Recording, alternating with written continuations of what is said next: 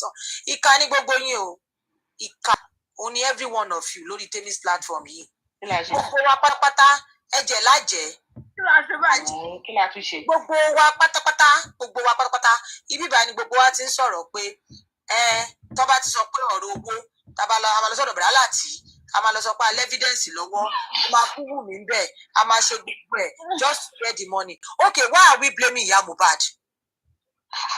ó yá mo fẹ́ kẹ́ dá wa ẹ dáhùn ṣé yàn kan ṣé ènìyàn kan ní ìyá Mohbad alágbára. Blame ìyá Mohbad now. Okay ṣé ẹ blame wọn. Comment section. Blame ìyá Mohbad kí lè sọ báyìí síta kémi. I've not been sleeping ẹ jẹ́ sùn mi ò sùn ẹ má pa mí tó iná dé ta ló disturb yín. bẹ́ẹ̀ bá ṣe distance call gan lé ayé tó wáyé pé kọlù ní wáyé pé kí lórúkọ ibi iṣẹ́ yìí tó máa ń mékì kọlù yìí gan customer service tó wáyé pé òun gan mò ń ṣe wàhálà lé ayé ò gbọdọ̀ pọ̀ tó yìí lẹ́yìn ọ̀rọ̀jọ́ 24 hours kí ló dé. ta ló ń pè yín. àwọn ogun ọ̀run gbogbo wọn ló ń pè mí Mohbad gan pè mí. ọ̀run. amúlé dúró lónìí o ẹ̀rí pé ìgbà kò ṣẹlẹ̀. ẹ jẹ́ kí Mohbad sọ fún yín. happiness. Mohbad ti wà pàpà pé yín. ọwọ́ ọ̀nà bóyá kí n sọ. Mohbad ti wà pàpà pé yín. Sísá Tẹ́mi, ẹ̀yin náà máa yín jẹ ni, ẹ máa yín jẹ díẹ̀díẹ̀. Gómìnà mo fẹ́ bí Mohbad so ó ti ń bá mi sọ̀rọ̀ ṣẹ́ mọ̀. Ẹ máa yín jẹ ni o, ẹ máa yín jẹ díẹ̀díẹ̀. Etí ilé tún ń hó yìí, bó lọ́tún ti ń pè mí báyìí torí ọdún. Àbí ṣe máa lọ sọ fáwọn láti nǹkan tí Mohbad sọ fún yín, kọ́ wá lè dáwó fún yín. Kò pè mí sọ́run, ó kàn mí àjọṣọ. Lórí fóònù ẹ ṣàlàyé fún wọn láti máa sanwó yìí. wọ́n lè sanwó call owó receiving call yeah. So I don't understand. See then a ti sọ tẹ́mi náà bá réyàn èèyàn bá fẹ́ bí àwọn kan sọ lónìí pé kéèyàn kan mú fídíò wá wípé wọ́n máa fún ní 1 million wọ́n máa fún ní 2 million. Tí bá ní fídíò èmi náà ní ẹjọ́ mo ní fídíò ẹ kọ́kọ́ credit account mi o tẹ́ bá ti credit account mi o mo máa gbé fídíò yẹn jáde. See a ti wà nínú cruising everybody anything for money ni ìdí wọ́n tún mi láyé ìdí jẹ́ because then ẹ ò lè ṣàdédé kàn send owó sí àkáǹtì mi sì kò ní ṣe ti rówó àfọyín ni o ẹ jọ owó kíni ǹdẹ́fẹ́ gbọ́ láti sọ fún yín yẹn so wọ́n ti ṣiṣẹ́ owó náà mọ́mí mo ti ṣiṣẹ́ owó tẹ fún wọn so what else why you people voice note ṣáà ti jáde voice note ṣáà ti jáde ṣe bẹ́ẹ̀ ti bẹ̀rẹ̀ question ó dẹ̀ ti sọ owó náà fi ń ra information wọ́n ti fowó ra information. Say na that one pa Mohbad. What's our with that? Sister Tẹ́mi ní alẹ́ yìí Kudi ní ọ̀dọ̀ Kudi boss rat ní there was a woman tí wọ́n ń pè ní láyàtì yẹn ó máa gbé àwọn báńgà kan jáde tó máa lágbára ní kó gbé jáde. We gallant and do it. Àwọn náà retí ẹ̀. Ó mad gan-an. Oh mad gan. Like boss right ni pé Karimo, I know that lady, she's a strong member of Wunmi. Mo pe strong member tó ní number Wunmi. She's a strong member of Wunmi team. Ọmọláyà ayé ẹ ti bàjẹ́. She has voice note that she did. Àwọn eléyìí wọ́n ní wristwatch recorder. Wọ́n ní chain recorder. Wọ́n ní chain recorder. Wọ́n ní wristwatch recorder. Wọ́n ní brain recorder. Láyà ayé ẹ ti bàjẹ́. Run on back strong member kankan pẹ́ ju 2 months lórí Temi platform. Irú strong member wo ni ẹ tó ní fún number mi? I don't think so. Strong member my foot. Ìjìmù gan olójú kan àtàbà gan lè sọ pé òun strong member Wunmi. Karimo wa rojọ́ ó ní ìgbà pé olóyún méjì àbí ọkùnrin àtobìnrin tó yẹ kán lọ ṣe tẹ́ẹ̀sì tí wọn ò ṣe tẹ́ẹ̀sì tó wáyá kán lọ BSS tán BAS. Mi mọ nǹkan tọrọ yẹn papọ̀ pẹ̀lú nǹkan tó ń sọ. Okay, ẹ ti gbà pé sọ pé òun ti mọ̀ wọ́n máa jà fún wọn tí ìyá àti bàbá wọn divorce. Ìyá àti bàbá làwọn àwọn tó bá jẹ́ ọmọ tó product brokio ló ń fẹ́ máa jà fún sí. Ó ti di Fẹlá o. Ó ti di Fẹlá o Karimo ìyàwó VDM. Ó tún fẹ́ Sister Tẹ́mi ó tún fẹ́ ta àdúrà fún dragging. olórí burúkú ó ti ẹ wo látàárọ̀ bó ṣe ń káàkiri gbogbo àwọn kí náà pé ó tún ti wà lórí láìpẹ́ ló ti wà báyìí ó ti ṣí láìpẹ́ tiẹ̀. ìyá ẹ rí bọ́mọ ẹ ṣe ń sunkún ni bọ́mọ ẹ ṣe ń pariwo ni. ó wà ń bẹ̀ tó ọgbọ́n tó ó ti lọ lọ́dọ̀ láti látàárọ̀ ó ti lọ ọ̀dọ̀ Kúdí lálẹ́ yìí ó ti lọ ọ̀dọ̀ Búkì kò síbi tó lọ tán lónìí yìí ọ̀run nìkan ló kù tí ò tí ì lọ. tó bá wà kẹ́hùn social service máa gbọ́ ọmọ ẹ̀ tó ọmọ ẹ̀ bá ń kíkọ wọn níbọ̀ ẹ̀ lọ́wọ́ ọ̀run nìkan ló kù káfí tí Kàrímù ò tí ì lọ lónìí. because kò sígbà tí ò ní débi ọ̀run yẹn gan mo ṣe ń wo yìí. Because if you are wicked and you keep going after somebody who doesn't even have your time, you will hurt yourself in the process. I'm telling you. Because if you are wicked, you'll be consumed by it and you will irun tí Wùmí ṣe sórí yẹn gan lè mú kó dorí èèyàn kó lè máa sá káàkiri irun yẹn gan gbẹ́gẹ́dẹ́ irun yẹn ẹ tún wá wo jíǹsì yẹn nígbà tó ń ya fọ́tò yẹn bẹ́ẹ̀nu jíǹsì yẹn ṣe kẹ̀ẹ̀bẹ̀ ẹ wá ní kéèyàn má ẹ wo. Kàrímù gan ń sùn Kàrímù ń sùn mi ò bí ó ń jẹun gidi gan ó ti rù mi ò bí ó ń sùn. wọ́n ló ti ráyè láti sùn. ó ń torí bá kò wá mu kọfí ó kò wò tí ì dúró lálẹ́ yẹn kó wàá mu kọfí tó ní bá kò wàá mu kọfí mo ní ilé abẹ́rẹ́ Ọlọ́run tó bá mu kọfí báwo ló ó náà ni ò jẹ́ kó sùn. Ọlọ́run gbogbo ọmọ ó ṣe wà yẹn orí àti nǹkan kan ti mọ rìn nínú orí ẹ̀ báyìí nínú ọpọlọ. Ọlọ́run ò ní fún yín sí ní ọjọ́ méjì ọjọ́ mẹ́ta wèrè nìyẹn. Ọlọ́run kan ti mọ rìn láti mọ pé ó ti ń dà lára àwọn àǹjàn. Gbogbo ọmọ ọ̀tá mi ẹ ní nísìnyí bíi Kàrímọ́ gbogbo ọ̀tá ìdílé bàbá ìdílé màmá ẹ ní nísìnyí bíi Kàrímọ́ Ọlọ́run ní fún yín sí níbi Kàrímọ́ gbogbo ọmọ ọ̀tá mi Ọlọ́run ní fún yín sí níbi Kàrímọ́ bí Kàrímọ́ ṣe ń gbọ̀n kiri bí ewé ojú omi bẹ́ẹ̀ ṣe máa gbọ̀n kiri ni èèyàn tẹ́ bá ti ń gbàdúrà ẹ máa fi Kàrímọ́ ṣe rẹ́fẹ́rẹ́ǹsì o bó o ṣe nísìnyí yẹn bọ́wọn ọ̀tá yóò ṣe ní nísìnyí yẹn tọ̀sán tó lọ́wọ́ ṣe máa rìn kiri yẹn wọn ò ní nísìnyí wọn ò ní rójú ráyè ọ̀rọ̀ ara wọn. àmì o àmì. Kàrímọ́ máa go on sàn jàre máa go on sàn na you dey rain now wọ́n ló ń rìn ìwọ ni wọ́n là ń wò ń sìn ìwọ ni Netflix táwọn èèyàn ń wò ń sìn àwọn èèyàn tiẹ̀ wọ́ mi ò bá àwọn èèyàn subscribe gan mọ́ wọ́n ló ń wò ń sìn má gbádùn ara ẹ lọ wọ́n ló ní yẹ́ ẹ bá ṣe òun kò fi ṣe nobody go ask you ṣáà fi Wùmí lọ́rùn sílẹ̀ kó fèsì ìyá ẹ̀ àyí get your mama tó bá wọn ẹ̀kọ́ ara tó bá wọn ẹ̀kọ́ fi ṣe just leave Wùmí out of your stinking mouth nǹkan tá à ń béèrè lọ́wọ́ ẹ̀ nìyẹn and you can fight for justice for Mohbad justice for Mohbad ti di tajà tẹ̀rọ anybody can gbẹ́nu sí but má fi Wùmí má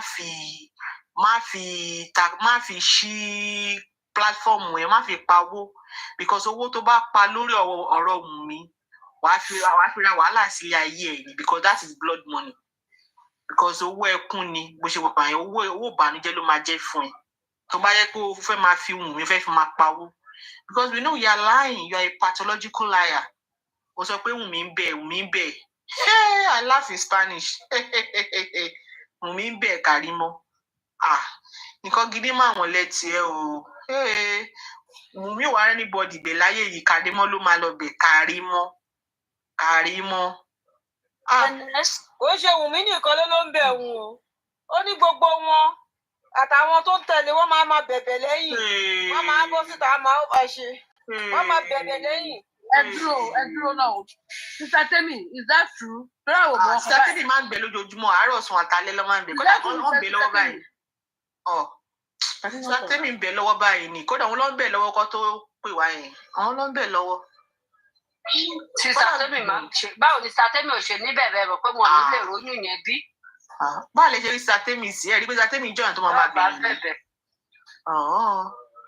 Kàrímọ́ máa wọrí a máa bẹ̀ẹ́ lórí newspaper a máa lọ sí Punch a dẹ̀ máa ṣe billboard fún ẹ ní beside Tọ́mẹ́lá bridge yẹn pé Kàrímọ́ forgive Temi platform a tún máa gbé sí Guardian newspaper a máa ní Kàrímọ́ forgive Temi platform ṣùgbọ́n a máa bẹ̀ẹ́ sódà kó má bàa lè kú kò ní dáa fún ẹ ká ló fẹ́ bẹ̀ẹ́ mọ̀dà fọ́ká bẹ́ẹ̀ fún kí ló ṣẹlẹ̀.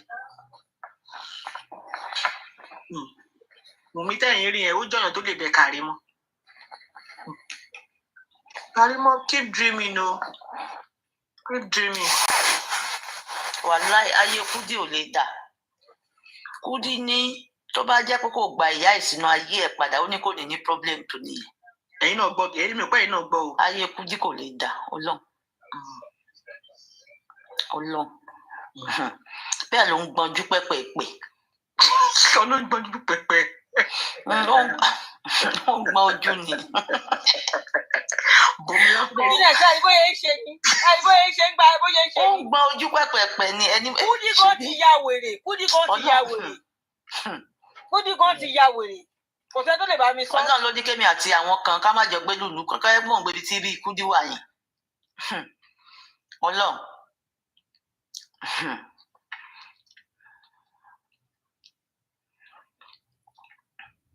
Bó ṣe ń ṣe yẹn tó ń ṣe ìgbà tó jẹ́ pé òun ló kó gba àwọn èèyàn jọ yẹn. Mi ti ẹ̀ mọ ẹdún irú ìyàwó àbí ṣé bọ́sùrà yẹn ṣé kò ní ìyàwó ni.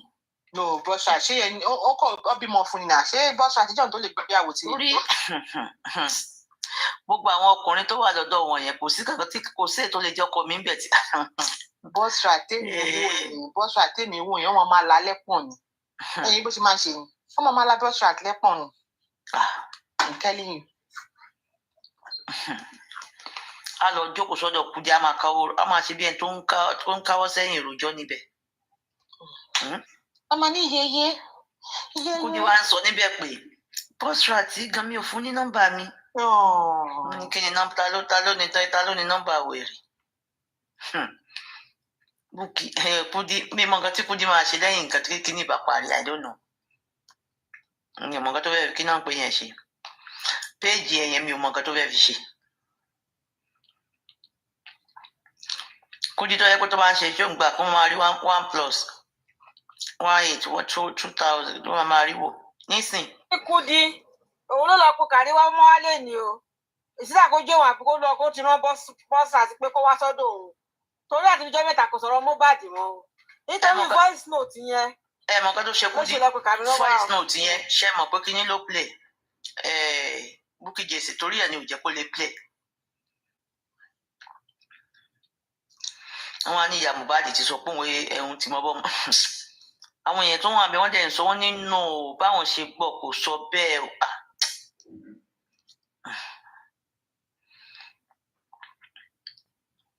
Àwọn olórí burúkú. Tọrọ wa Kúdí náà sọ náà ó ní voice note yẹn gan kò rí lè ṣe ó sọ náà ó náà wọn ò rí nǹkan tó. Ó ní ṣe nǹkan tó ẹ mọ̀ nǹkan tó ń ṣe wọ́n tí wọ́n bá rí nǹkan wọn kí n lè fi gbogbo ẹnu sọ̀rọ̀ torí tó bá ti fi sọ̀rọ̀ àwọn fíwàzọ yẹn máa lọ wọ́n lè fẹnu sọ̀rọ̀ wọ́n lè sọ délé wọ́n máa ń mọ̀ nínú ọkàn wọn pé bí nǹkan yẹn ṣe jẹ́ ní ìbọn wọn lè sọ. Ó sọ náà nínú voice note yẹn gan orí ibi tí ó sọ pé ó pa Mohbad òun ò rí náà. Ó ní nǹkan kì í sínú voice note yẹn o ìyá ti balẹ̀ jẹ́ gan o ṣé ìyá balẹ̀ jẹ́ ṣé evidence wà mẹ́ láti mú lọ sí inquest ní àbíbò àbí ó ṣe mú lọ nǹkan wo náà fi balẹ̀ jẹ́. Ó Kúdí sọ pé òun ò dà pé voice note yẹn gan. ọ̀rọ̀ tí mọ́mí mò ń sọ nù ẹ̀ wọ́n lè sọ lójú Ọmọwùmí dáadáa kò sí nǹkan tí wọ́n lè sọ lójú ẹ̀ ọmọ ló jẹ́ sí wọn.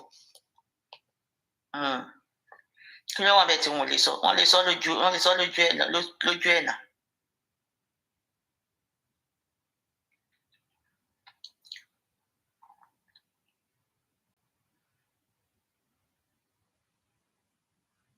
Èmi ti sọ pé voice note yẹn kò sọ̀rọ̀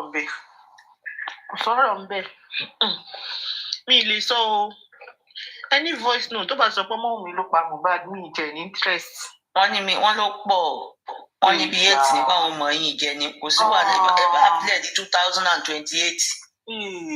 Kán ní jẹ́ ti 2040 ṣọgbọ́n. Wàhálà tí yín nìyẹn.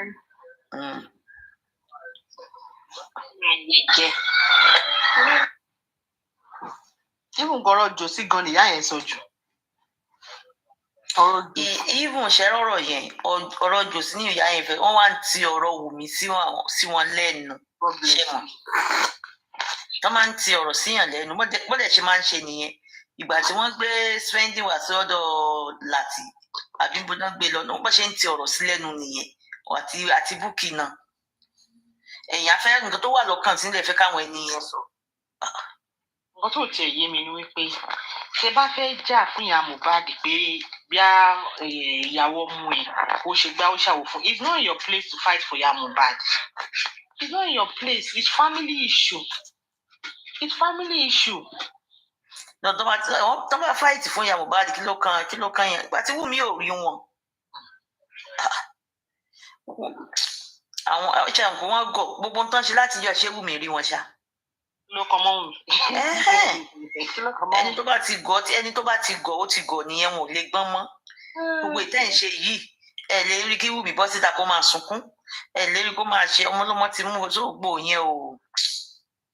Àní wọ́n sunkún lọ́dọ̀ Jòsí ni ó lẹ last week ó múra ó tún bá ya pé ṣọ.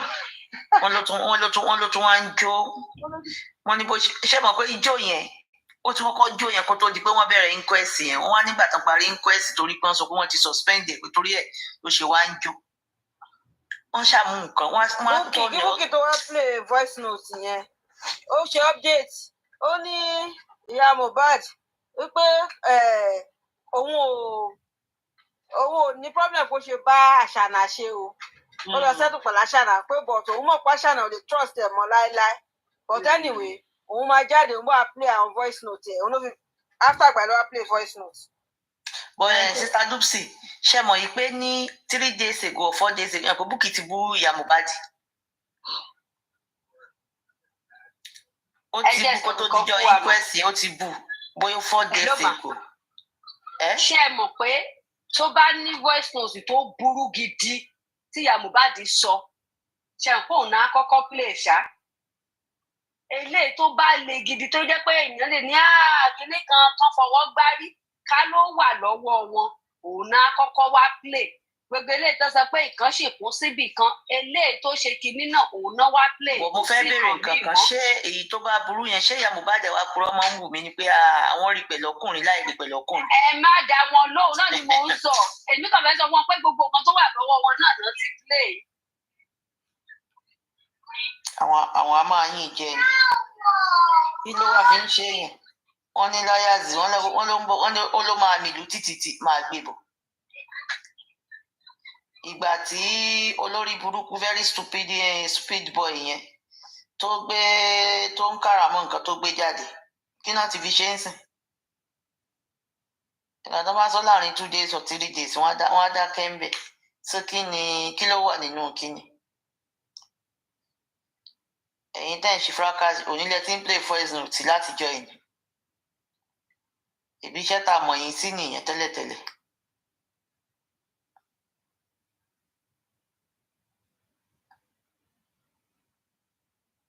Olórí burúkú tọ́mọ ẹ̀ wà níbi tán ti ń tọ́jú ẹ̀ tíyìn ò tó láti gbọ́ ọ̀rọ̀ lọ́rọ̀ tí ò kàn. Ojú Bukky ti fọ́ tẹ́lẹ̀tẹ́lẹ̀ náà kò ní àjẹgbodò tó ń wẹ́ ni kúnra ni báwo ni tẹlómi náà ó ṣe bàjẹ́ ni òun ló ń wá. Bukky ti mọ̀ kó ti tán fún un. Ẹni tó bá dẹ̀ gbáyé tiẹ̀ lẹ́ẹ̀kan bá bàjẹ́ ni. Kúdí ìwọ nítorí pé nìkan gbà yẹ ẹ padà ló ṣe rí bó ṣe rí yẹ pé kìnìún kan so that irú èpè tó ṣẹ́ níjẹta tó tún ráyè lè máa ṣẹlẹ̀ ìyá ẹ̀ àbí irú ọmọ bẹ́ẹ̀ náà máa yà síwájú ẹ o. Má rò pé léyìí tó ṣì kó tira wọn yẹn pé ó ti escape o ti bọ́ o ò tí ì bọ́ o. Tí wàhálà bá wà nínú ẹbí wọ́n máa ń tó pé kó lè ṣe kinní ni wọ́n sọ pé torí kékinní kan o ṣàfẹ́ kí wàhálà túbọ̀ máa ṣẹlẹ̀ sí kó máa ṣe irú ẹ̀ náà máa yà tí tó bá ti jẹ́ nǹkan rẹ ni o rí pé nǹkan rẹ nìyẹn lẹ́ni yẹn ṣe yẹn ó máa irú ẹ̀ náà wàá rí ṣùgbọ́n tó bá ti jẹ́ nǹkan rẹ ò ní rí ṣùgbọ́n tó bá ti jẹ́ pé nǹkan rẹ ni nǹkan tó sọ yẹn wà ìwọ náà kò ní tiẹ̀ níwájú lágbára Ọlọ́run ìyá yẹn dẹ̀ máa da fún ẹ torí ó dáa.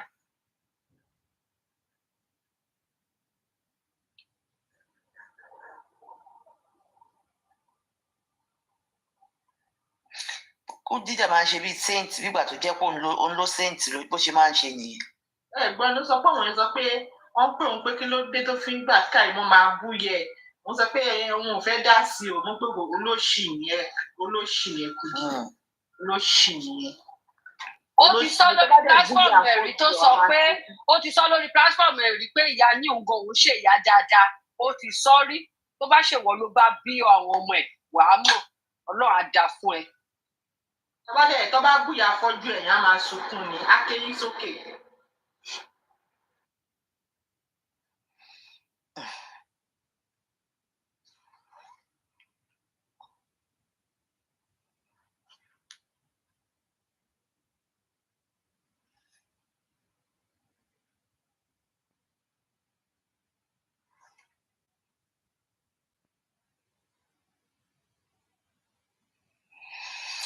Happiness ẹ kún nǹkan fún ẹjọ́. It's happiness. Ó ń gbọ́ yín. Ọ̀túnba gan wà lọ́nà mi mọ̀ bóyá ṣe òun ọ̀ ti lálẹ́. No, ẹjọ́ ṣe lè play ibi tí àwọn kíní tí gbogbo wọn ti ń sunkún pé ọmọ òun mi múra yẹn. Ṣé ẹni rìkọ́dì yẹn lọ́wọ́? Èwo ń bẹ̀? Ibi tó ti ń ké kódà pé ọ̀dọ̀ àwọn làtí àbí ọ̀dọ̀ àwọn wà báwọn jókè ń bẹ̀rù. Láti ń ké wà ó. Ẹkún yẹn pọ̀ mi ìmọ̀ èwo ń bẹ̀? Ẹkún yẹn pọ̀ èwo ń bẹ̀? Ẹkún wà lọ́dọ̀ láti ẹkún yẹn kú. Ẹni wọn tó ti sunkún anywhere tó ti sunkún. Ẹkún yẹn tún pọ̀ torí Ọlọ́run. Àwọn neighbor sister Tẹ́mi ò tiẹ̀ lẹ̀. Ibẹ̀ ni mo jáde àwọn nìkan náà wà bẹ́ẹ̀ tó ń dá orojọ́ bí egbére. Wọ́n sọ pé ẹkún yẹn pọ̀. Ẹkún mélòó lẹ ní lẹ́nu? Rẹ́kọ̀dì ẹkún mélòó lẹ ṣe báyìí? Ẹkún pọ̀. Àní mo já sọ́dọ̀ neighbor sister Tẹ́mi. Òun nìkan ló ń dá sunkún bí egbére ń bẹ̀ báyìí. Sáwọn tó ju 20 lọ yìí. Àní mi ìrèyàn kankan ń bẹ ṣé kí n. ẹjọ́ jẹ́ àtàpù power tap please. Kò séèyàn kankan ń bẹ oníkan ló máa ń dá orojọ́ bí egbére. Ní ìyí tó ń sunkún gbà yẹn pé nílẹ̀ lẹ́sìn. Thanks for tapping, Esho. Thank you for tapping. Let's take it to 1,000, please. Mo ní ẹ jẹ́ kí n wò. We are almost there. Fún wa ká kẹ́kún wọn fi mu gàrí lálẹ́. Ẹkún kan náà wà ní inquest sọ yìí pé wọ́n fi mọ́tò wọ́n fi kíná ń pè gbé lẹ. Ọlọ́pàá 25 ẹkún oní Prado yẹn ni kẹ́ ẹ jẹ́ ká rí àwọn ẹni pé Prado wù mí Prado yẹn máa ń láìtọ̀ bọ́ sunkún yẹn. No, kíní kan ló wà ń bẹ crime boy kan ló wà ń bẹ o. Good evening, no. Ẹ kalẹ́ o. Ẹ kalẹ́ ẹ kújọ́ mẹ́ta o. Ọjọ́ mẹ́ta tàbọ̀ pẹ̀lú ẹ̀ o. Ẹ kú ọjọ́ mẹ́ta o. Ọkọ ọ̀gá wa. Ẹ kú lẹ́yìn màmí o. Ẹ jẹ́ sà. Yes ma, adẹ̀kú rògbòdìyàn lọ́tún lọ́sì. Rògbòdìyàn náà ó lágbára nígbà pàtàkùrà. Àákú gbogbo yíyín jẹ yìí o. Àkú ti voice note o. Àwọn àyè àyìn jẹ ni o. Hi Leila, good evening, how are you doing? Kò dẹ̀ dáa náà fúyàwó yín lóyún tẹ́ wá gbérọ́ bó lẹ́ lọ. Kò ṣe òun ni gbogbo ẹ ti ń sọ̀rọ̀ ẹ fẹ́ plan kinní kan, ẹ fẹ́ plan baby shower, ẹ fẹ́ plan gender review, ẹ fẹ́ ṣe kò ṣówó la máa fi ṣe gbogbo ẹ ní ṣé mo lè lọ tẹra mọ́ṣẹ́ ni. À ṣe DNA gan. Nǹkan ta ní ká ṣe ní bòńkẹ́lẹ́ tọmọ àlè kan dẹ̀ ti lọ túdé èèyàn síta. Àlè ti lọ túdé mi síta. Àwọn kan á máa sọ pé kí lé tí mo bínú sí Kàrímọ́. Ilé tí mo sọ pé máa yìnbọn ká Kàrímọ́. Ogun ẹ̀ náà nìyẹn. Bọ̀ tó dẹ̀ wá yà mí lẹ́nu ìyàwó yìí wá lóyún Canada wá lọ́wọ́ àfẹ́ẹ̀tì ilẹ̀ ààbò ní Nàìjíríà. How come?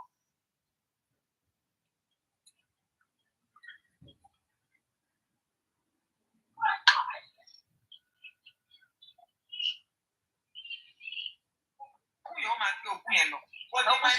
Spiritually, ó ti gbé ogún yẹn lọ spiritually. They are just looking at it. They will not use all this thing more than 1 year. So my parents. They will not use it more than 1 year. The front part. Ó tún lẹ́gbọ̀ọ́ sí ẹ̀yin wo kí ẹ mí. ẹ máa gbà ṣe olùṣọ́jọba mi sùn mọ́ ẹ ó dà pé ó ṣe nails pàápàá.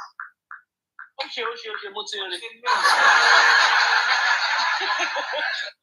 Ó ṣe nails èmi ò dẹ̀ ṣe nails. Èmi ò ṣe nails. Ẹ wọ̀ wọ́n shameless. Ṣé ẹ mọ̀ pé àti cry more than the bereaved báyìí? Ẹ ti cry more than the bereaved ló fi ṣe sí. Mọ́mí Aniki, olórí 2.5 floor ti sọ fún yín lọ́dọ̀ Paparano ló ti make statement yẹn tí mi bá gbàgbé tí ẹ said you can confirm it. Ọ̀dọ̀ Paparano ló sọ wípé we cannot cry more than the bereaved. Ara ti bẹ̀rẹ̀ láti yẹn late come àní bọ̀dọ̀ Paparano ló ti kọ́ make statement. Ni pé àtijọ́ ti mo wà lórí Paparano ńgbà tí Paparano ń bú mú ìwà náà. And I asked me one question that day. Ó béèrè. Ẹ wo tọ́pìkì ìṣẹ̀lẹ̀. Ẹ wo tọ́pìkì ìṣẹ̀lẹ̀. My wife. Ẹ ń pè our wife. Ẹ petition our wife ni. Mo ní ṣe ẹ̀lẹ́ sẹ́ṣọ̀ àwa lórí ọ̀rọ̀ lọ́rọ̀. Olúwa ṣàánú wa lórí ọ̀rọ̀ lọ́rọ̀. Àmì kíbi tí mo tún ti bá mú ìwà sọ̀rọ̀ òun ni lórí ẹ̀jọ̀ jókè níjọ́ tí wọ́n pè tán ní pé ká advice ká bá sọ mo tún béèrè wọ́n ní Mr. mú ìwà pé lóòótọ́ lẹ́tọ̀ mọ́ wọn ẹ̀tẹ́tọ́ mọ́ bàbá Mohbad tẹ́tẹ́ ṣàánú bàbá Mohbad tẹ́tẹ́ ẹ̀bẹ̀dà justice mo gbọ́ tó bá yẹ pé other side lẹ́ ń ṣiṣẹ́ fún lóòótọ́ ẹjọ́ ẹ̀rọ ọlá alájọbí ẹ withdraw kúrò ní other side ẹ bá wà ní line justice. Ẹ fún wọn ní àdúrà advice. Ọlọ́run kan tí mo sọ nìyẹn ní ọlọ́dọ̀ advice àwọn èèyàn lọ́wọ́ fowó gbà. Òun lẹ́yìn fún wọn lọ́pẹ̀ ló fò yẹn. Hàn tí wàá mo lò. Náà ó mà ṣe òyìnbá yìí wò lọ. Àṣé wọ́n yín mú sí wa ni ẹ máa gbọ́dọ̀ tá a ti sọ̀rọ̀ ìkó ń ṣàná kó ń ṣe ní o. Àti ìgbà yẹn láti irú láti àkọ́ntì tàgbà wà ní anti justice títí dàsìkò tá a wà yìí. Àwọn tẹ̀ gba orúkọ tiwa ní last week. Àti last year làwa ti gbà á. Àtìgbà tó ti gbọ́ yí pé kí lorúkọ ẹ̀ wọ́n ti gbọ́ pé kí ló lòun jẹ́ Olúdáyọ̀ Pearls ó ń bá ní kí sọ̀rọ̀ ó dẹ̀ máa ń lọ sọ́dọ̀ Àníkí dẹ̀ máa ń lọ sọ́dọ̀ Paparano anti justice ni àtìgbà náà ti táàgì wà láti justice àdẹ̀gbà. Paparano ti fún mi ní fọ́ọ̀mù mo lẹ̀ ti fílẹ̀ mo ti submit ẹ̀ sí wà lórí tí wọ́n fún mi fọ́ọ̀mù ọjọ́ kan ni.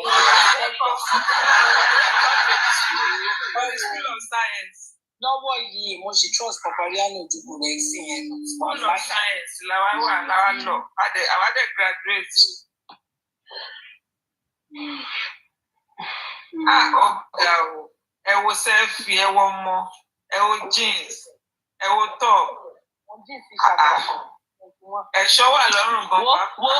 Ọlágbóyà mo bóyá máa ní justice yìí ò ṣọ́ọ̀kù àmọ́ so má bèèrè pẹ́sẹ̀ ọ̀dọ̀ wà lórí kọ́mẹ́sẹ̀ fàájì là ń ṣe é sí. Ó ṣáàtì rí tọ́pìkì wa Olúwa gba ọpẹ́ wa lórí ọ̀rọ̀ lọ́rọ̀. Àbó òrí ni. Olúwa ṣàánú wa lórí ọ̀rọ̀ lọ́rọ̀. Nítorí àmọ̀mọ́ àti fi ọ̀rọ̀ lọ́rọ̀ lọ àti fi lọ fà á. Lórí ọ̀rọ̀ justice náà lèmi àti Sẹ̀lẹ́kù lákùsíra lójú. Lóní àwọn ìyá àdèjì ṣáyà yẹn àwọn ìyá tó náà pera wọn ní ìyá Sẹ̀lẹ̀ ṣé bólújọ mímọ́ ṣe kọ́ yín nìyẹn tẹ́sán Ọlọ́run àti olóògùn. Àníkì tẹ́ bá mọ̀ nǹkan tó dùn mí jù lẹ́nu Mọ́míláìtàn ń sunkún báyìí lẹ́nu Mọ́míláìtàn ń ké ní kí ló dé Mọ́míláìtàn kí ló ń ṣẹlẹ̀ gangan. Mọ́míláìtàn is crying more than the bereaved. Ọmọ àdúyà yẹn náà because she bàbá sọ pé you spend owó she really spend money and she spend that time. No 100. Ṣẹlẹ̀ bá àpàtà fún Mọ́míláìtàn that woman really spend that money and time and everything. Yes, Mọ́míláìtàn náà tún máa bọ́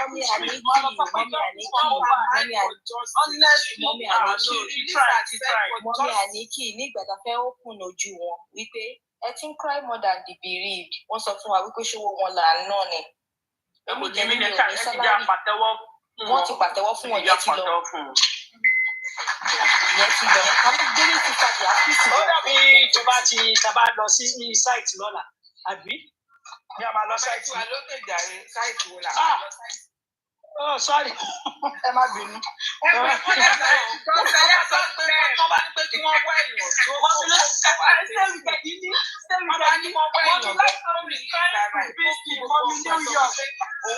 àyànfẹ́ kí ló ń sọ? Ìmọ́lẹ̀ wait. Abọ́kí please o gẹ́gẹ́rẹ́. Ìmọ́lẹ̀ wait. Mo try láti appreciate Mọ̀mí Láìtàn. Tó bá ní pé kó ń wá èèyàn tó fi gbogbo ọkàn ẹ̀ sọ wípé tó bá yẹ pé gbogbo ọ̀nà tóun lè fi ṣe justice tó bá yẹ pé owó ni òun rẹ́jì. No, me, I give it to that woman. I gave it to her 100. Yeah, she tried. She did it. Mom, like, I'm trying. No. I'm trying. She really did it. Ẹ máa wo account wọn tí wọ́n gbé sílẹ̀ tó bá fẹ́ fi mú ọ̀tá wọn lọ sẹ́wọ̀n nǹkan. She released it for justice. She did it. Now, this is more than, she cried more than the burial. And that is the reason why Paparano has been saying it. That's why Paparano has been saying it. Only guide your mental health. Because you don't know where these people are going to come. They don't know how to announce it. That something is going on the ground, but they don't know how to come to the public to say it. Therefore, guide your mental health. Because some people, with what happened today, I want to me my first sick. I want to prepare they will fall sick. And this is what this family did not continue on realizing it. Mommy, mo níyàn kan ké ní àròwò pé mi ó dẹ̀ bó ṣe pé bọ̀dá láti tán báyìí ó dẹ̀ ó ń sunkún gidi lórí òun láti end the call because everybody fẹ́ máa ké I had to end the call. Àwọn èèyàn máa sunkún àwọn tí wọ́n wà prepared tí wọ́n guide mind wọn pé this family did not want justice. Àwọn tí wọ́n ti feel pé àwọn tí wọ́n sọ kókó láti for the past 6 months yẹn àwọn gbogbo ní anti-justice tó ń feel pé ẹjẹ́ máa tẹ̀lé bàbá lọ. They will cry and they will feel the pain. They don't cry more than they believe. That's how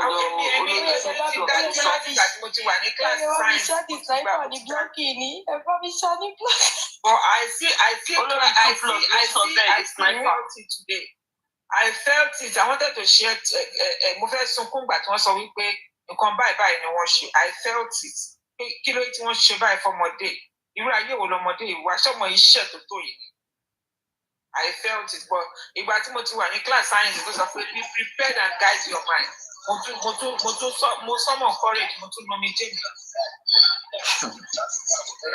Ẹ̀wẹ̀ tó wá justice kọ̀ọ̀pẹ̀ tó sọ pé wọ́n cancel inquest until further notice. Ẹ wo selfie, ẹ wo ìkànnà, ẹ wo sunglass lójú. Ẹ wo màmá náà wọ all stone. Ẹ̀kẹ́ màmá ló yọ yìí.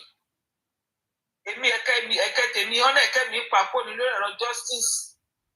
Wọ́n bèèrè lọ́wọ́ mi lé pé ṣé mi kì í jẹun dáadáa. Àǹtí mi rí mi ní àná yẹ báyìí lórí fídíò yẹ báyìí tó kì í jẹun kí ló tó rù báyìí. Mo ní iṣẹ́ wo ni ọmọ pé mo ṣe justice for mo náà jẹ́ rọra. Justice yìí olúwa gbọ́pẹ́ wa. Àmì Jésù. Mọ́mì ẹ mọ̀ nǹkan tó fọ́ọ̀nì jù ní wípé gbogbo àwọn tó fọ́ọ̀mù campus yìí wọn ní wọ́n nira nínú owó GoFundMe àbí access wa. Nǹkan tó ń dùn mí èmi tó ní mò ń fọwọ́ sínú lásìkò. Àwa tó náà pàbó. Lẹ́yìn owó tẹ̀sán sí justice for Mohbad ẹ mọyì àwọn tó wá ń bá yín ní DM yín tẹ̀ ń ṣoore fún tẹ̀ lè sọ síta. Tí mo mọyì àwọn tó wá ń bá mi tí mo téèyàn fún lówó tẹ̀ lè sọ síta. Ara àbọ̀mí ọjọ́ tìyẹn ò tí dé o. Everybody máa collect lọ́wọ́ mi. Èmi fúnra mi mo fẹ́ ṣí live mi jọ yẹn. Everybody máa collect. Èmi tó yẹ pé wọn ti ẹ̀gbẹ́ mi ra náà wọn tọ́ tànà sí mi lára. Àti ìmọ̀ tí kéèsì bá over lọ́dọ̀ gọ́ọ̀mẹ̀ntì kéèsì ò tí ò bá lọ́dọ̀ Mohbad ó máa dín pẹ̀lú àwọn people yìí. They are just toiling with their self. Òun ló máa dín pẹ̀lú ọ̀bẹ Mohbad máa dín pẹ̀lú ọ̀bẹ. If government refuse to give him justice, he will do the justice by himself. Gbogbo owó tí wọ́n rò pé àwọn fẹ́ gbà tán gbójúlé yẹn ó máa ba owó yẹn jẹ́ mọ́ wọn lọ́wọ́ bí wọ́n fi ṣe business ó máa crumble bí wọ́n fi kọ́lé wọn nílé ìrìlé yẹn gbé. Àmì Jésù. He will destroy everything. He will take his property along with him. Amen. Since they refuse to give him justice. Ó máa jẹ́ kí ìgbà wọn kó dàbí ìgbà olówó àná ni. Since they refuse to give him justice. Ọ̀rọ̀ ọmọ àdàbí olówó àná ni. Nígbà tí Mohbad kú, a máa rí nǹkan jájẹ. Àwa náà la wá dìbà ẹ̀. Wọ́n lọ bèrè níbo ni Yada Green wà lẹ́nu. Ọ̀rọ̀ lẹ́sọ̀ Yada Green. Wọ́n lọ bèrè níbi tí Yada Green àtàwọn olóògbé Yada Green yìí bó ṣe ṣetán tí wọ́n dá sí. Ẹ mọ̀ wípé there was a time tó bá yẹ pé wà lórí TikTok dáadáa tí Naija ṣì máa dùn tún gbé Yada Green. Happiness. Tó dáwọ́ fún Yada Green. Tí a dáwọ́ fún Yada Green lẹ́yìn níyì pàpà fíṣe. Bá mi ti kìíní because I don't understand nǹkan tẹ́ ń gbọ́ náà ká. Ìkànnì gbogbo yín mo ti sọ fún yín tẹ́lẹ̀. Kí lẹ sọ? Wọ́n lè jáde, ṣáwọn lè jáde sí public. Mo ní mi ò fẹ́ gbọ́ nǹkan tó ń gbọ́. Àkútúkú wọn lọ. Mo mọ nǹkan tẹ́ ń gbọ́ ń bẹ̀. More of Wumi's happiness nìkan tó máa rí so ìtàn analyze yẹn kàn máa retí mi very soon. Now we get where the pain is coming from. Wumi lọ inquest ọjọ́ kan. Tó jàjà múra dáadáa lẹ́yìn ọdún kan tọkọ ẹ̀ ti kú. Ẹ̀yẹn wo gbogbo bórí social media ṣe dàrú. Lẹ́yìn after 1 year tọkọ ẹ̀ ti kú ọgbọ́n ṣe analyze látòrí èékánná ọwọ́ dórí frontal dórí aṣọ gọ́gù tó wọ̀ mọ́tò tó gbé wọ́n tún jókòó wọ́n tún káyé security tó tẹ̀lé ní one by one like ọmọ Wùmí á ti mọ nǹkan tó jẹ́ pàṣán báyìí o and we need to put more effort in that because now it's glaring that these people don't want you to smile and your happiness and your smile is a priority while some of us are out. Ìdùnnú tiẹ̀ òun ni ìdùnnú tàwa kankan. So ìdùnnú ẹ̀ àwọn tó bá jẹ́ bànújẹ́ fún bóyá kan ṣe kíni kan lọ rest in peace. We don't give to F about that. She guess. So a ti gbọ́ kíní tẹ́lẹ̀ now. So why are we going back there again? Then ẹ má bínú. Mi kò gbọ́dọ̀ máa sọ̀rọ̀ náà ni. Hi baby, how you doing? Kí ló ṣẹlẹ̀ throughout the night now because I don't get it. Gbogbo ẹ ṣe wá dàrú báyìí, ẹ ṣe wá dà gbogbo ẹ̀rù báyìí tó yọ lọ. Kí ló ṣẹlẹ̀? Kí ló le tó yìí? Ọmọ Wùmí gbọ́dọ̀ wá bí lọ́lọ́la o, kó múra kó ya another video fún wa o.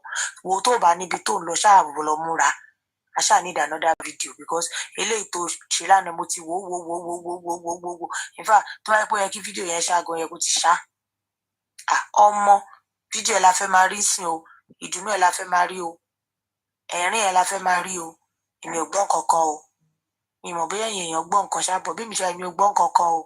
In fact, inú mi dùn léni tó yẹ pé mo tiẹ̀ feel so strong because then pé èmi náà bá máa fò kiri láti máa lọ wo nǹkan tó ń ṣẹlẹ̀ káàkiri.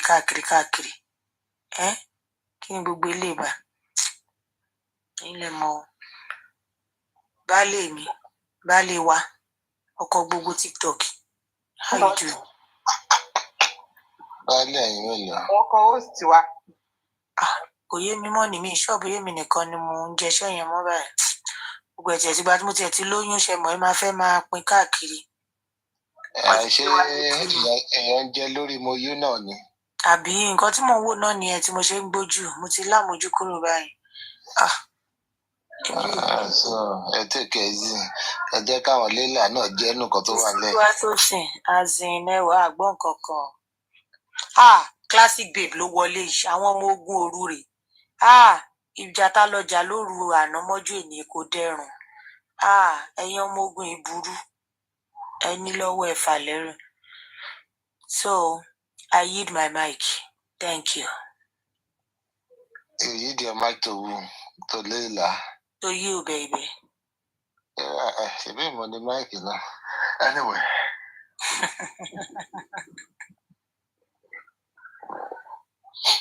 Ẹ kú àtàárọ̀ ẹ kú gbogbo ẹ̀. It's nǹkan tí ó yẹ ká máa ṣe náà lẹ ti sọ yẹn. What we should be interested in is I think there is a verse of the Bible that says finally brethren, whatsoever things are pure, whatsoever things are good, whatsoever things are holy, whatsoever things are of good report, if there is any virtue in it or any praise in it, think of those things. Also, that is what we should be thinking of. Lórí ọ̀rọ̀ ibi tá a dé dúró ní Justice for Mohbad yìí. Things that are of good virtues, things that will bring joy to Omowumi, to Liam, to Mama Mohbad. Those are the things we should be thinking of at this point in time. If truly we are committed in our support, we are steadfast in making sure this girl gets out of the wood completely. That is what we should be thinking about. That is what we should focus more on. Anything that will bring joy, succor to her, that is what we should be looking at. We should try and take our attention away from things that we want to create more crisis. Yes, of course, there will be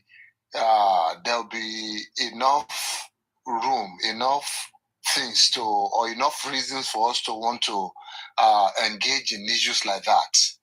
But then at the end of the day, even if we're engaging ourselves in things like that, the only thing we should want to bring out of it, whether it be conflict, whether it be joke, whether it be anything, it should be about, at the end of the day, giving succor, giving joy, happiness to this young widow, giving support to the to ọmọ tí olóògbé ìfisílẹ̀ láyé.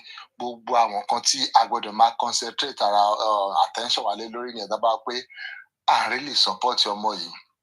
Not issue tí ò really kàn wá, because whether we like it or not, àwọn issues kan wà tí yẹn pé they are beyond our scope.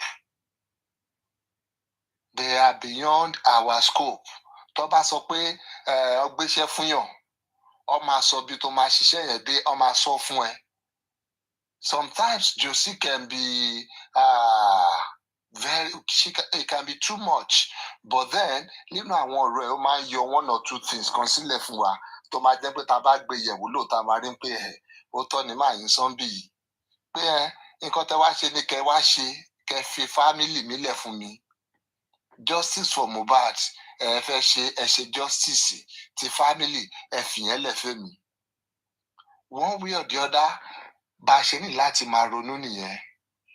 And I'm saying this to most of us that wants to a fẹ́ tójú wọ family yìí ju bó ṣe yẹ lọ. A fẹ́ mọ nǹkan tó jẹ sùn, a fẹ́ mọ nǹkan tó jẹ láàárọ̀. I think we are going beyond our scope. We are going beyond our scope on these things. A fẹ́ mọ ìdí tó jẹ́ tẹ́lẹ̀ fi ń ṣẹlẹ̀. Why is this one happening? Why is that one happening? We are going beyond our scope.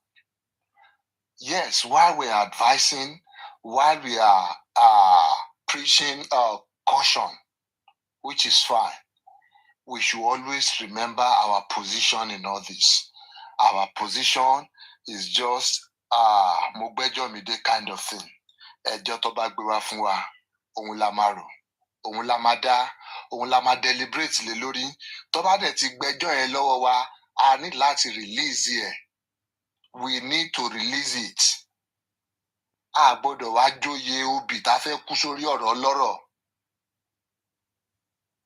Tí ẹ bá ti sọ pé tọmọ tó yí nǹkan ń ta lẹ́rọ̀ ibi báyìí ni bàtà ti ń ta mí lẹ́sẹ̀, tá a bá bu òróró síbẹ̀. Tó bá dẹ̀ ti sọ pé òun ti wà okay for the moment, let us be okay too.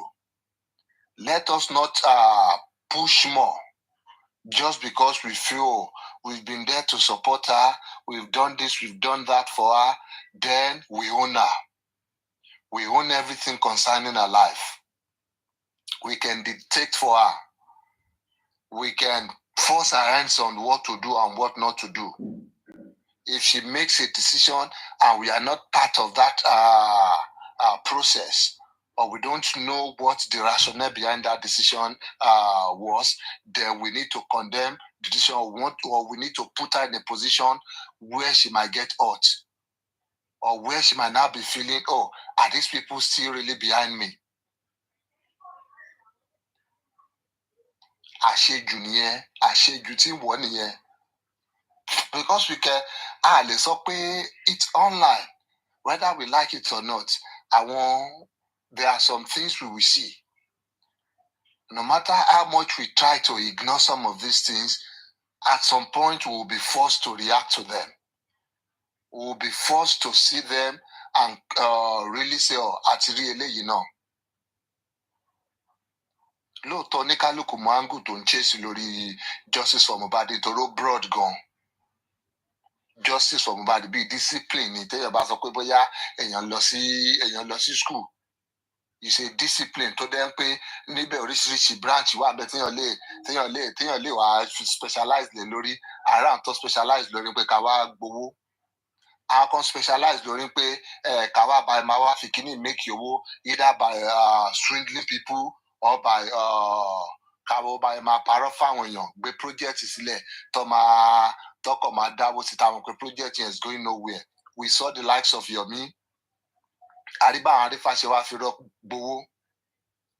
And I'm sure there will be different peoples too here and there tó jẹ́ pé a lè máa mọ̀ gan tó jẹ́ pé lórí ọ̀rọ̀ justice yìí their own aim is to make money whichever way. Bóyá good way ni o bad way, they just want to make money.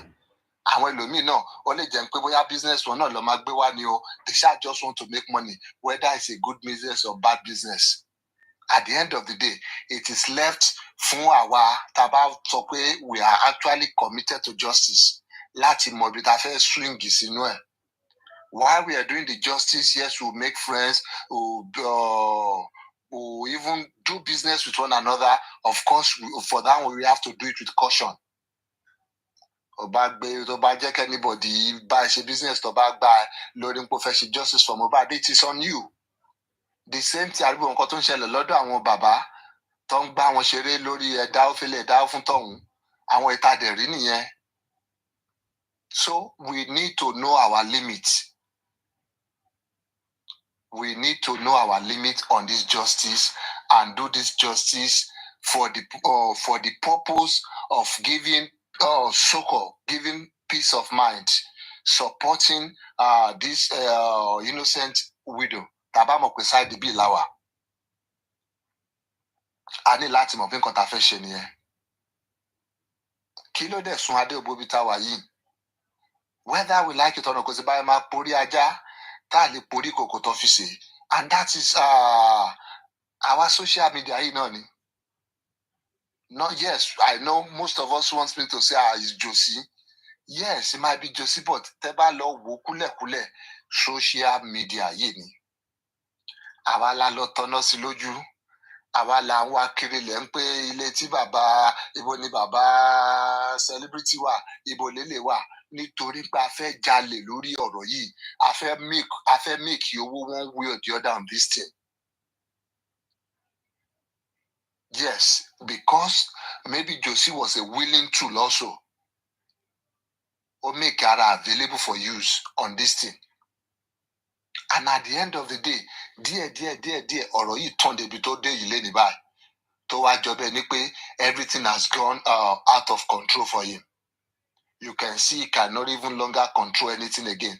The other day, ọ̀nà sọ pé káwọn èèyàn lọ bá òun wò ta ni kó tó lè bọ́ ta nu court. Because ó ti ju agbára ẹ̀ lọ báyìí sí. Yes, maybe because of his greed. And because of our own greed too. I mean, our social media. And we keep on doing this thing at every opportunity we get. We might not see it, but tó bá ti wá dé stage yẹn, you will now want to push it back to some of these people that, because of their vulnerability sometimes, they might not even know what they are doing. Bóyá Josie ní greed ni o, àbí it was just a moment of weakness for him. But ẹ̀yin kan lẹ lọ fi ọ̀rọ̀ olówó dè lọ. Ẹ̀yin kan lẹ lọ fi hàn pé you can make this situation more than maybe he's thinking about. Ẹ̀yin kan lẹ lọ gbé contract síwájú ẹ̀. Ẹ̀yin kan lẹ fi travelling sọ pé gbogbo àwọn ẹlẹ́ máa kó jáde, gbogbo àwọn ẹlẹ́ máa ṣe visa fún. Òun gan fúnra náà bá ń gbé lọ sí UK lẹ a máa gbé lọ sí US. Ẹ̀yin kan lẹ bẹ̀rẹ̀ kínní náà. The same thing some of us are still doing and we are still trying to do, both on the part of Josie and even here. Because tell me, why we would think Tamaronke at this stage, at this point of this justice, some people will be calling Wumi's mom to come and condemn one thing or condemn the other thing. That at this point of this justice, like your mom, she Wumi ò níyà ni, ṣé kò ní kíní kan ni, kí ló táwọn ìyá wa sọ̀rọ̀, kí ló táwọn bàbá wa sọ̀rọ̀. At this point, we are looking for something more. Are we looking for a show, or we are looking for how to end all this? So that's why I said our social media, our Golanko Sikini. Yes, we'll keep pushing these things. Imagine that some of us have access to this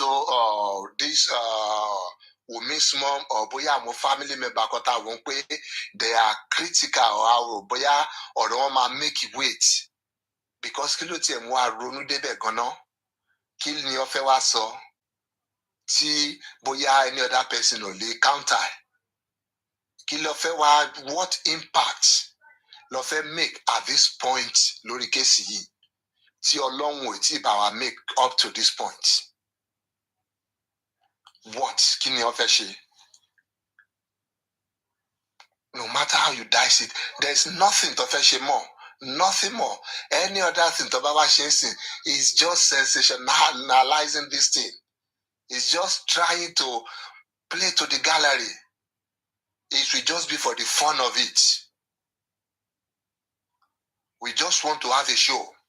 We just want to have this thing going on and on and on and on. It was sorted, it can be sorted. Kajo Fakotora won. Yes, it's good sometimes. It's healthy sometimes. O ma fun ani gbogbo get gbogbo energy ta need yen. But that's báwọn ẹlòmíì ṣe ń get their daily energy nìyẹn. For some people, their income. For some people, maybe that's what they use in catching fun. But ṣá ní láti wá máa lo grieve àwọn ẹlòmíì láti máa ṣe gbogbo kìíní yìí. Is there no other way to do these things? Bóyá èmi lè mo get ẹ̀ dáadáa o. Kí ni at what point báwo la ṣe dé ibi tó jẹ́ pé the so-called àwa tí ó yẹ kí a máa put out support for this young lady tó jẹ́ pé àwa ẹ̀ la máa wò ó pé okay o, it is high time pé we now want to look inwards láti wá àwọn tá ní láti bájà from our camp, from our family. Àwọn tá ní láti wo bá fẹ́ drag wọn because we feel they have not done enough. Yes, maybe they have not done enough. Maybe we are right. But we'll come in to social media with that makeup for whatever thing they have not done. Will it tell, maybe somebody should enlighten me.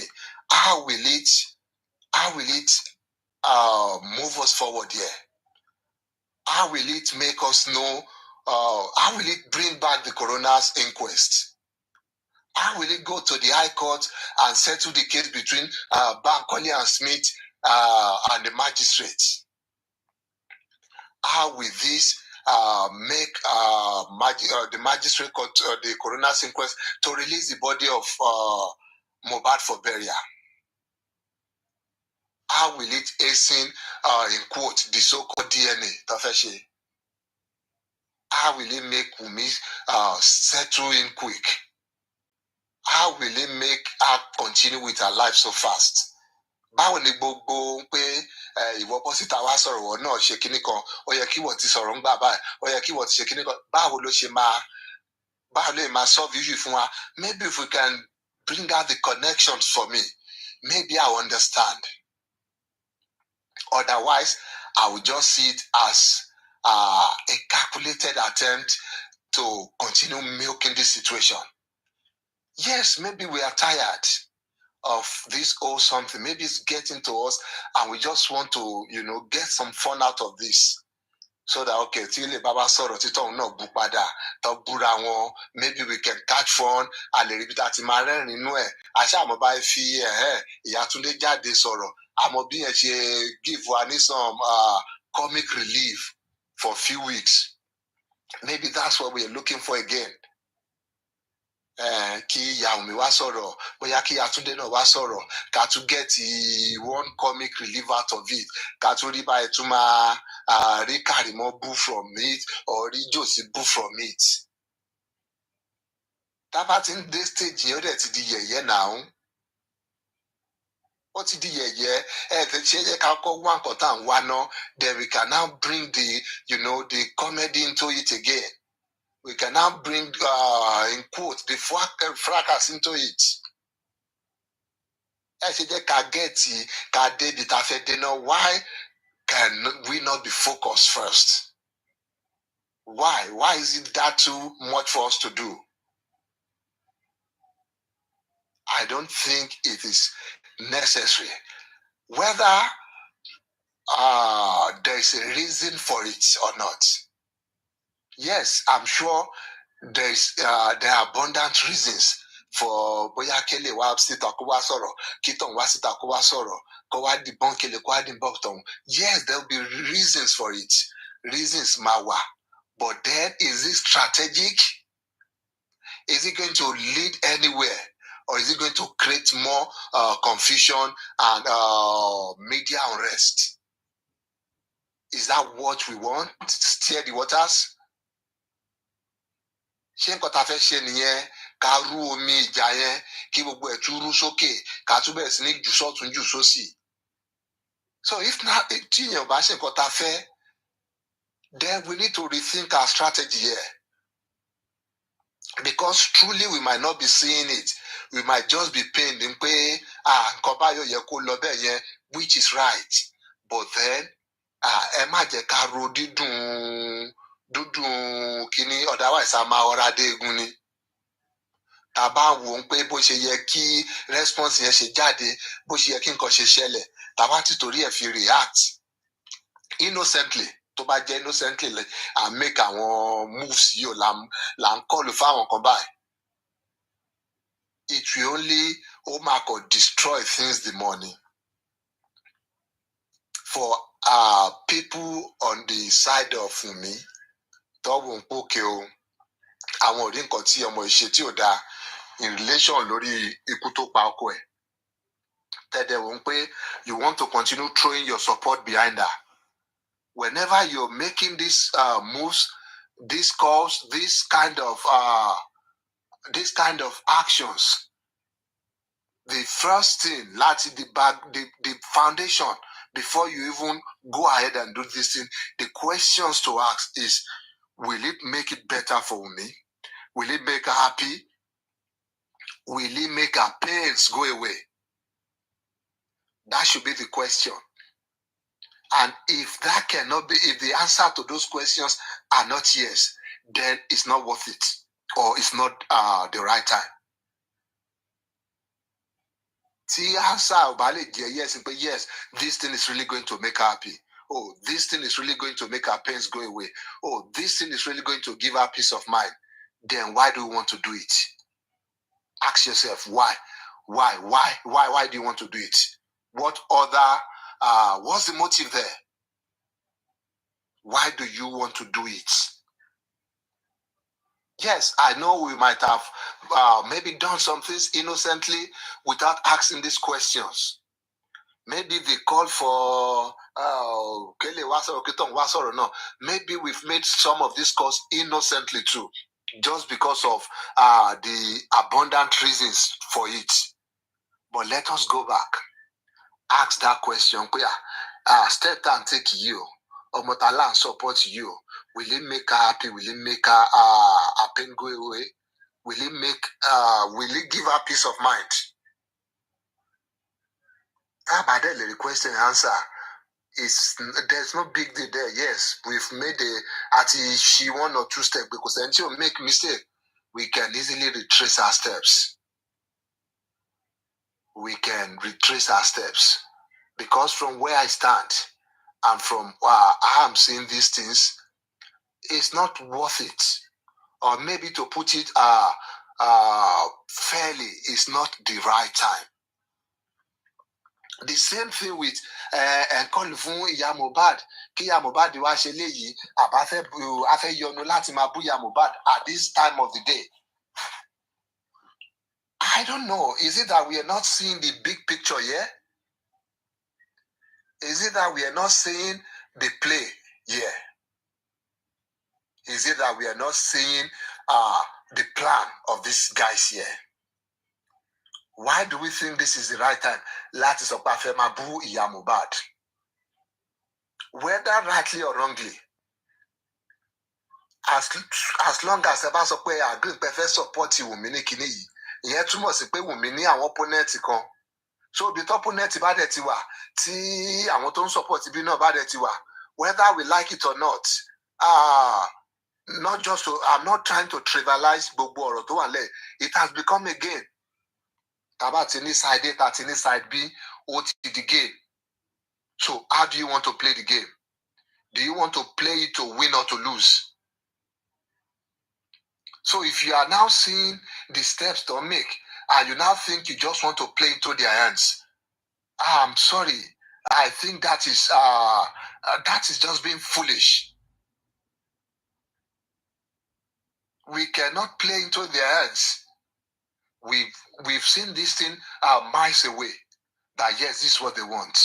Ká gbé voice note síta, ká gbélé síta, kí pẹ̀lú gbogbo maybe àwọn nǹkan tá a rò bóyá ìyá ẹ̀ ti ṣe sẹ́yìn, àwọn nǹkan tá a ti pe this antecedent pé ká lo gbogbo yẹn, ká lè fi judge, ká lè fi come at her, and maybe in their own thinking she'll come back to her senses and come and support them, and maybe, you know what, put more heat on this innocent girl. So she got a I'm asking, I want to believe her, thank me, our support the innocent widow ini. Ta fẹ́ kó gbé Ẹ̀bífálárè. So àwa tí mo ń bá sọ̀rọ̀ nìyẹn o. But àtàbá mọ̀ pé bóyá we've now seen something wrong in her. Àti rí pé ó jẹ̀bi lórí ọ̀rọ̀ tó wà nílẹ̀ yìí one way or the other. Mo bẹ́ yìí sọ̀rọ̀. Whether you're still parading yourself to be Wunmi supporter or not.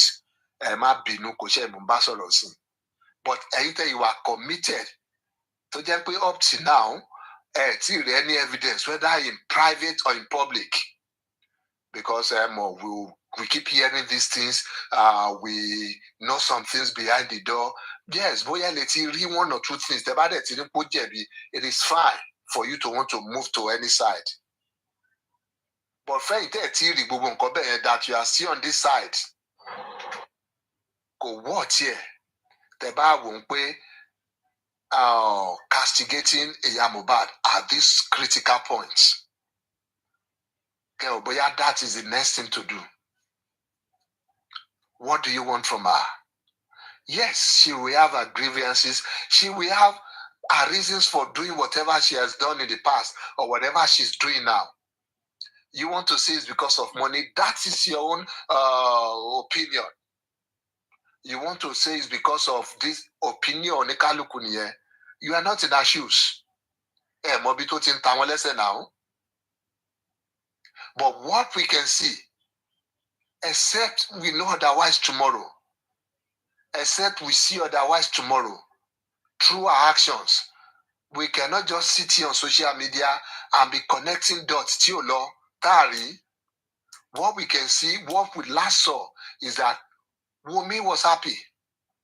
And she was with this woman, or this woman was with her. They were both happy together. Yes, maybe not happy at the whole situation or how things are turning out, but they're happy that they have each other's company. And to us, that means they have a united front. So what do we expect? Agbogbo nǹkan táwọn náà ṣe látọjọ́ ọjọ́ tí lórí social media pé Aries èèyàn burúkú ni o, láti ò like African TV. What are we trying to do? Whether we know it or not, whether we are doing it strategically or we are just doing our own, what we are doing is that we are pitting them against each other or one another. That is what we've been doing. We are trying to divide and rule. That's why some of us, we feel comfortable to go to Aries' platform, láti lọ hear one or two opinion, so that bóyá tó bá tún gbọ́ from our side, a lè fire àwọn bàbá lè fire lágbájá, a lè fire. We are pitting them against one another. That is the game. Whether we are doing it knowingly or unknowingly, nǹkan tá à ń ṣe nìyẹn látọjọ́ ọjọ́ yìí. And that is what they've been trying to do too. Pit ele against ele. Sọ pé lè ṣe báyìí fẹ́lẹ̀, eléyìí ẹ gba information lọ́wọ́ eléyìí kẹgbẹ́ fẹ́lẹ̀ yìí. And that is what they're doing now. And because they saw that they are losing at that game, that's why you're seeing all this desperation from them, releasing private conversations. Voice note, it is desperation. There's nothing more. Whatever might have been said in the voice note, or whatever we might have saw, try láti connect in ọ̀rọ̀ tó sọ, private conversation. As far as we are concerned, all things are passed away. Bible sọ pé if a man is in Christ, he's a new creature. If Iya Mohbad is with Wunmi, we don't care. She is a new creature. All things are passed away. All things, everything. Àti tó ti sọ sẹ́yìn, àti tẹ́ṣẹ̀ gbọ́ lẹ́nu ẹ̀ níjẹta kan, tẹ́sáré gbé síta, àti yìí tá rò bóyá àwọn tó rò bóyá ó ìwà in support, àbá nǹkan tá rò bóyá ó lè ṣe tí ò tí manifest. Gbogbo ẹ̀ àti ó ti dohun gbàgbé. We don't care. We should not care, at least from this side of things. Because what they are trying to do is divide and rule. So are we going to fall into this trap? Shama Sopari from miles away. We are intelligent people here. We actually killing you. Then why are we falling into it? Why are we allowing our emotions to take control of our mind, of our brain? Why? Why Tyro Boya Taba drag Iya Mohbad for kids here kini benefit am again at this point in time? Lórí láti drag Iya Mohbad àbí láti drag Iya Wunmi sí gbogbo issue yìí. Benefit wo ló fẹ́ mú jáde? Boya taba lè list here how to start the debate on it. Maybe I can see the sense in it. Otherwise, up to this point, kò sí sense kankan nínú ẹ̀. And for anybody to engage in little Kobai, we need to check yourself. What are you in this thing for? Or what are you still in this thing for? Yes, maybe you joined this thing for the right reasons, but are you still in it for the right reasons? Are you just there because Komada Benipe, yes, Lotomo you share, but Komada Benipe and your got here go against here, but then let me just be catching my cruise here. Or let me just be catching my fun, or let me just be making my money, or making my name, or making my fame here. So we need to check. Am I still in this race for the right reasons? Have I lost my passion for this? Am I just okay?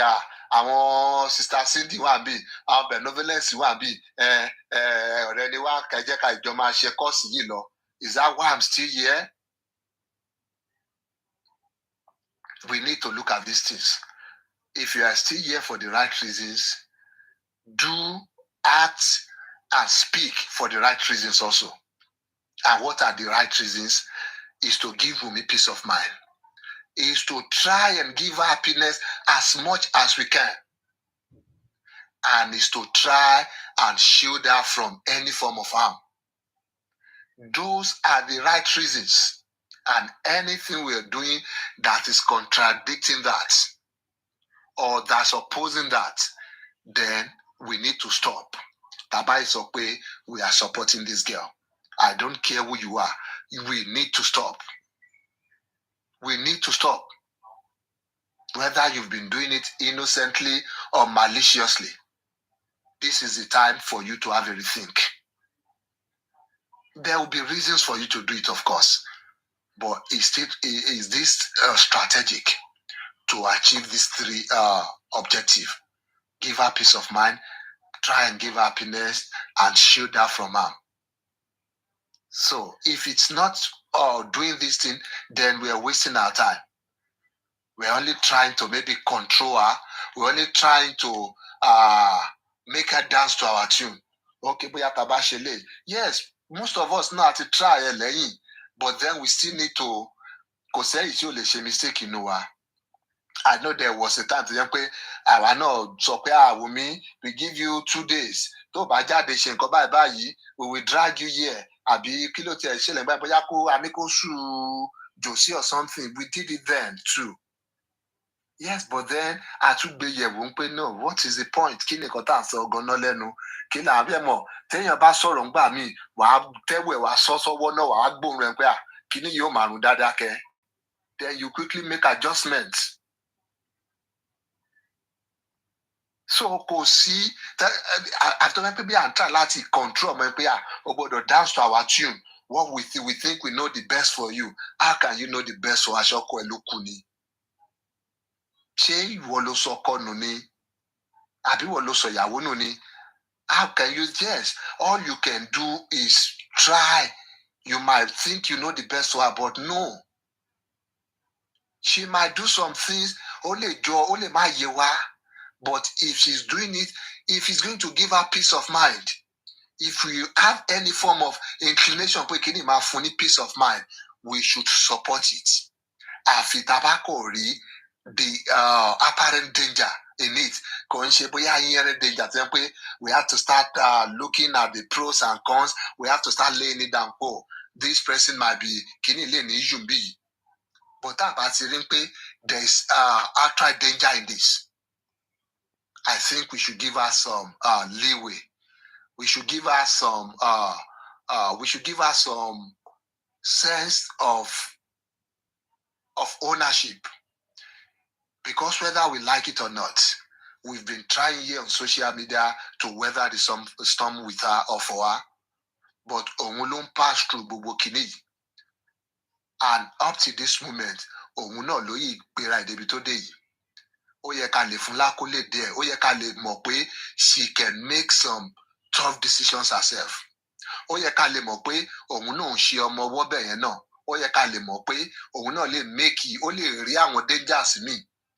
There are sometimes you do some things, yes, maybe not for the immediate reasons or the immediate benefits.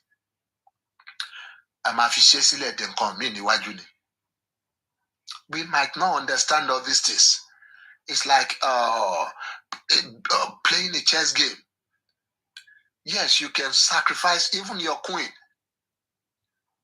in the middle of the game, just to gain some comparative advantage or some checkmate advantage in the next maybe 10 or 5 moves or 7 moves. So gbogbo kini yi ani láti máa look into it. Ani láti máa ṣíra wa níyè lẹ́ẹ̀kọ̀ọ̀kan. There's no hard feeling there, but some of these things ani láti sọ fúnra wa lẹ́ẹ̀kọ̀ọ̀kan. Ani láti yẹ ara wa wò. What are we doing?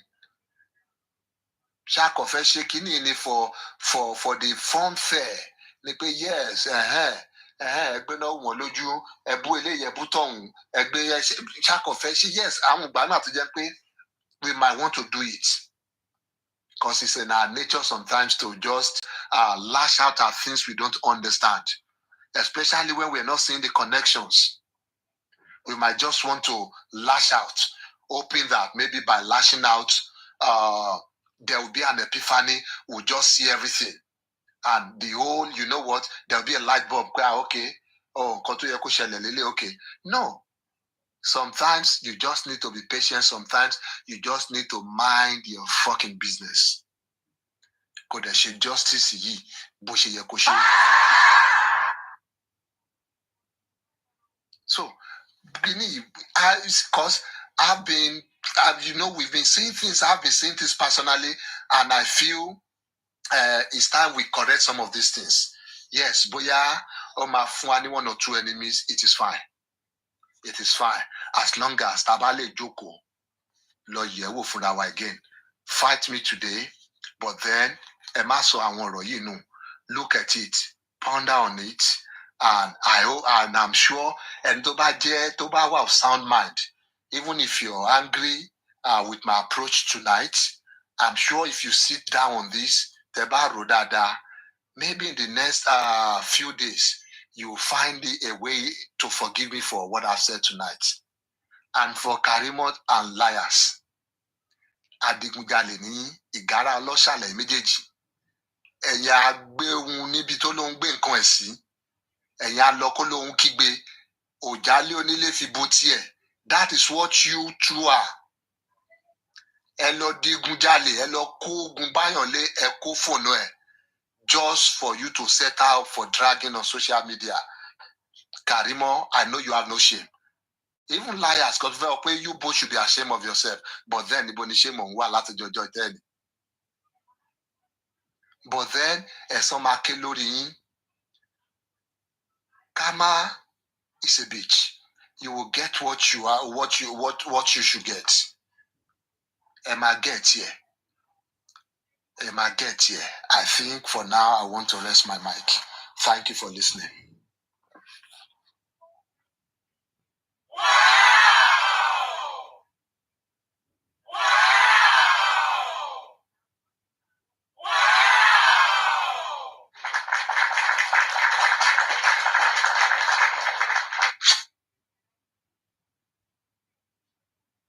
Babe, I don't have much to say. Eba mi nínú inner room. A ṣeré fún yín lé ní ayáyájá. So ẹ̀yin tó kù ẹ lè máa sọ̀rọ̀ lọ lórí platform. Àwa máa join yín later. Thank you. Ẹ jọ̀wọ́ ẹ dẹ̀ máa para yín mọ́ torí Ọlọ́run tí ó bá tẹ̀ já ṣànà yín àti ẹ̀ ní decorum. Ọkọ máa ṣe àṣànà tiẹ̀ ìyàwó náà. I don't know. I don't understand though. How come àṣànà in this case? Ọkọ àti ìyàwó ni wọ́n mẹ́. Báwo ló ṣe àṣànà? Bẹ̀nẹ̀ ọ̀gá mi ìyàwó tó ga náà ṣé òun náà dẹ̀ tún ní kán pàdé ní ìlú yàrá. Ó ga ọ̀. Ọ̀gá mi lè ṣe sọ̀rọ̀ tó ń sìn sílẹ̀ tí ìwúlò yẹn. Wọ́n ní ká mind business yín. Mo ti gbọ́ o.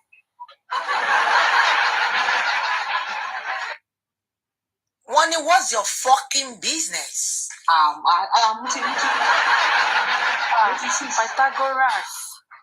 Pythagoras. Oh my goodness. I wish I can give you a hug and a big hug and a kiss at the same time. Ṣé fẹ́ gbọ́kọ̀ ó sì ni? Ṣé pé kakọ̀ hug ni? Sísá Kémi ẹ ṣọ́ra fún sísá Síndí o. Ẹ ṣọ́ra fún sísá Síndí o. Ọ̀gá mi deserve it. Sísá Síndí ẹ ṣe jà mí. It deserves a big hug. Síndí màá sọ fọ́túnba o.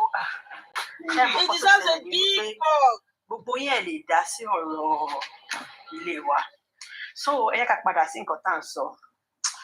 Pythagoras, God bless everything that concerns you in Jesus' name. I'm sure that she cannot pay you for everything that you've been doing. Honestly, God bless you. My own submission. We're on a long thing, though, everybody. This is not ending anytime soon. I can feel it.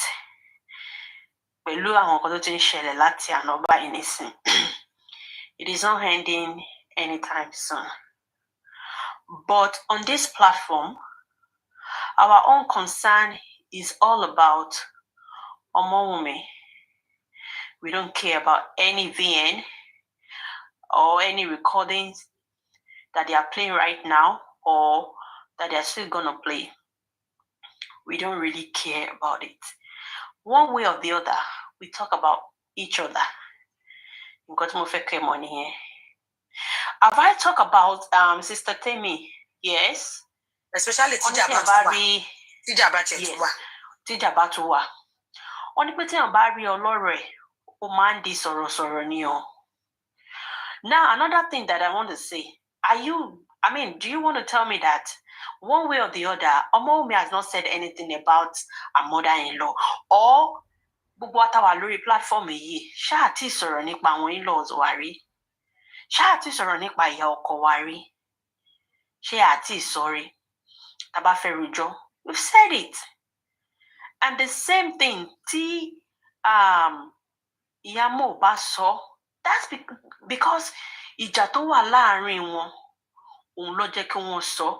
Even our own parents sometimes, when they talk about us to our siblings, the bá gbọ́, you be like, Mommy dẹ̀ sọ báyìí nípa mi, Daddy dẹ̀ sọ báyìí nípa mi. Momsi did something to me last week. Wọ́n report mi fún ìyàwó ẹ̀gbọ́n mi, as in my in-law. Tó máa ń pè mí, yọ ọkọ mi, náà máa kí mi dáadáa.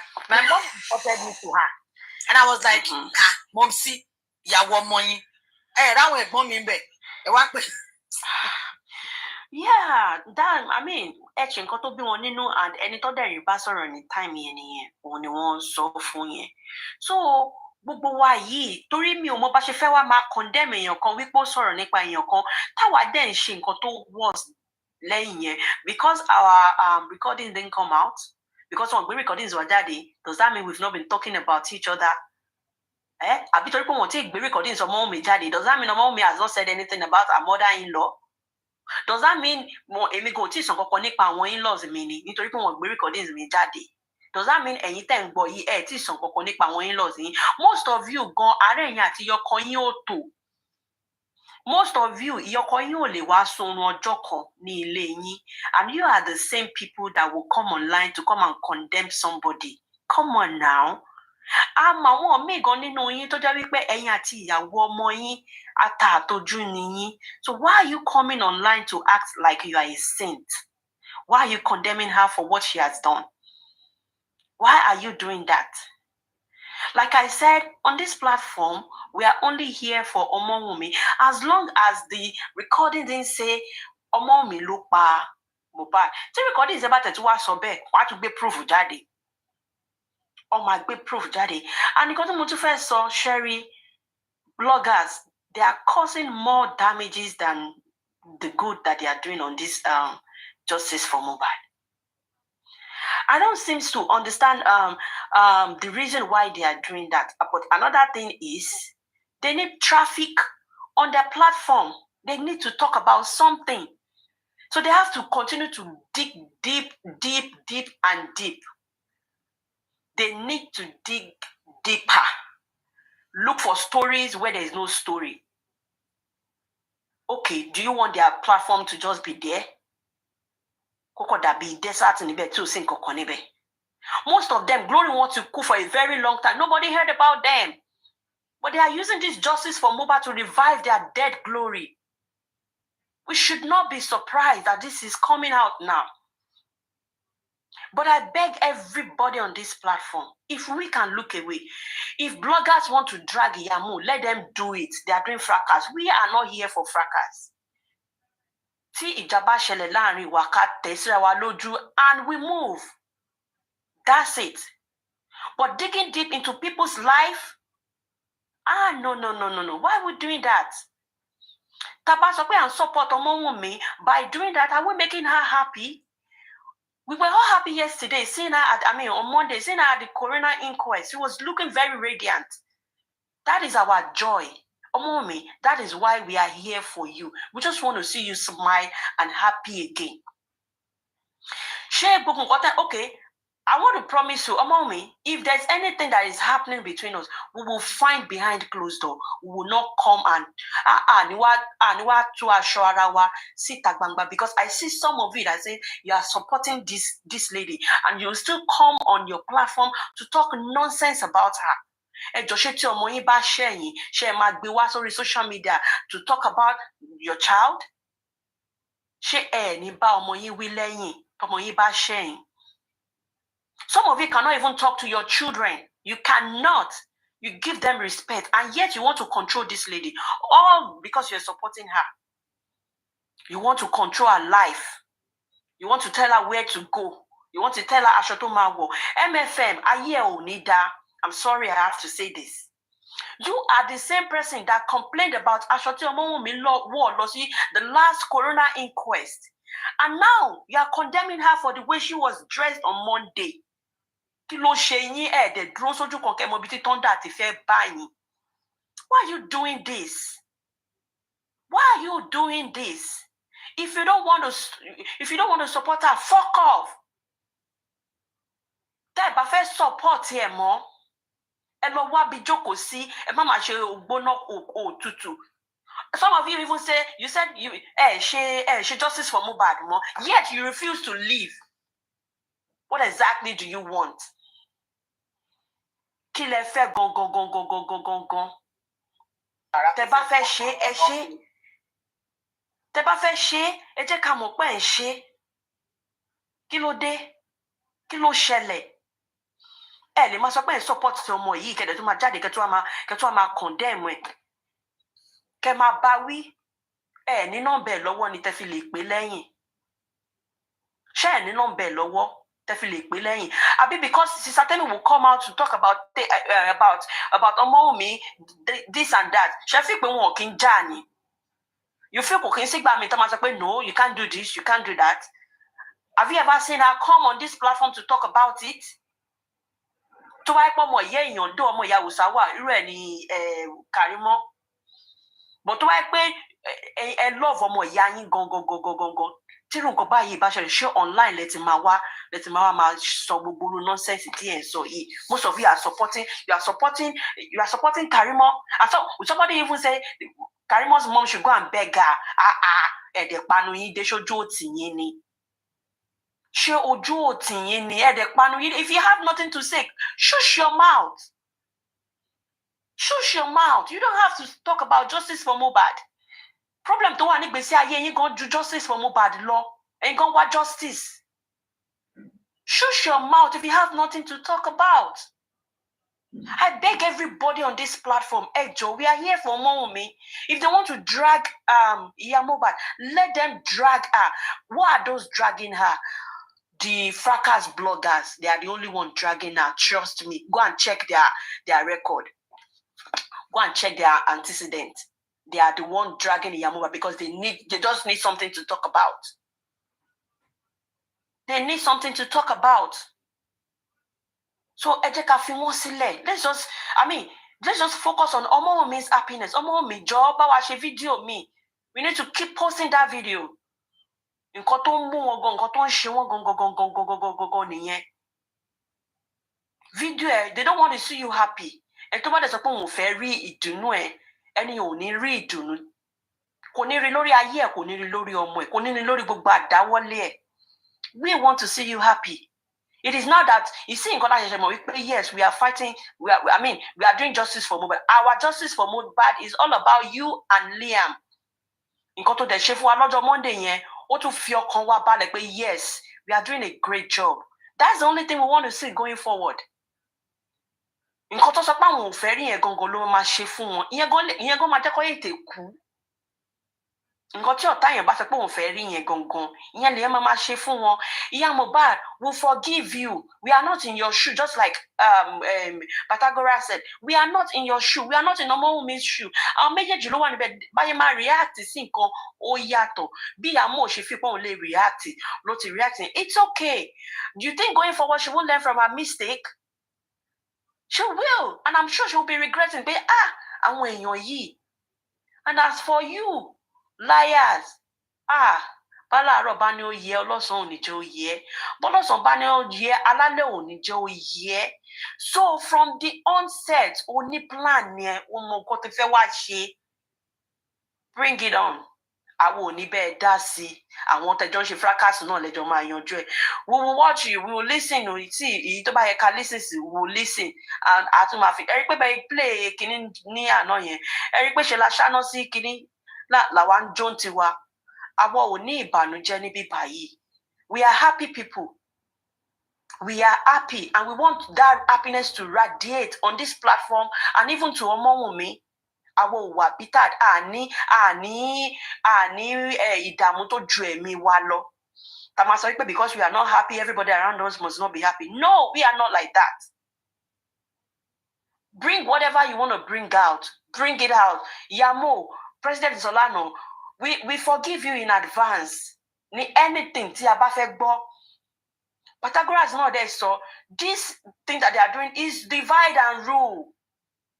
Ọfẹ gbé wá ni so that àárín wọn ò ní settle gbà táàrin wọn ò bá ní settle kó jọ àwa ní ìfọ̀kànbalẹ̀ níbí báyìí àwọn tí ayé wọn ò bá ní ìfọ̀kànbalẹ̀ àwọn náà lọ́mọ bá yín máa share lọ́mọ bá yín máa ṣòṣì lórí burúkú yín. Most of the things that were said yesterday I didn't even hear it. Ibi tá ti gbọ́dé lórí platform yìí tá sọ pé àfẹ́ gbọmọ ibẹ̀ mo gbọ́dé. Nǹkan tó yẹn ò bá rí òkè rí ọ lára.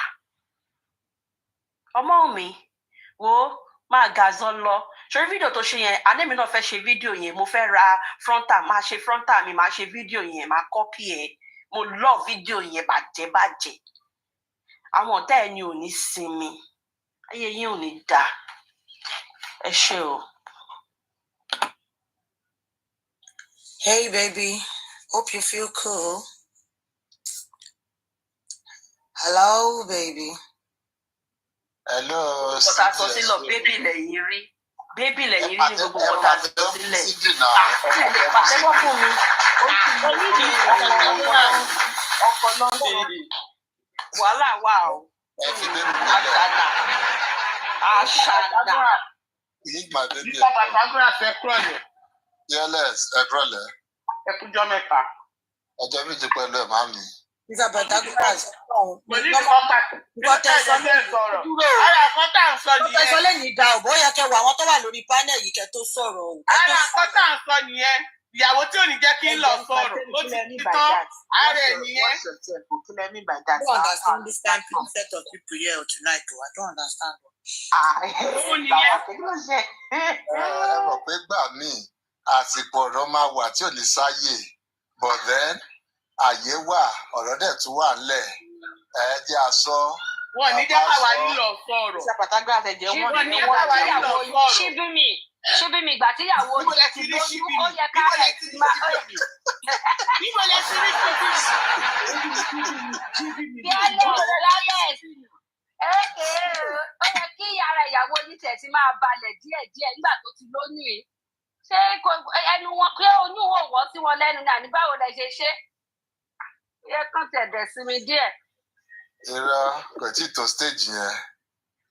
Mo rí kọ́mẹ̀ntì kan téèyàn kan ní Kẹ̀rímọ́ o post twin mi ṣé èyí tí mo ti bí tẹ́lẹ̀ ni àbí tó fi wà ń kàn mí ló bá mi post ṣáwọn ìbejì ti tẹ́lẹ̀ ni àbí ti. Ìṣòro pé star tí lè bá mi mí tẹ̀yìn mi mẹ́jọ wí.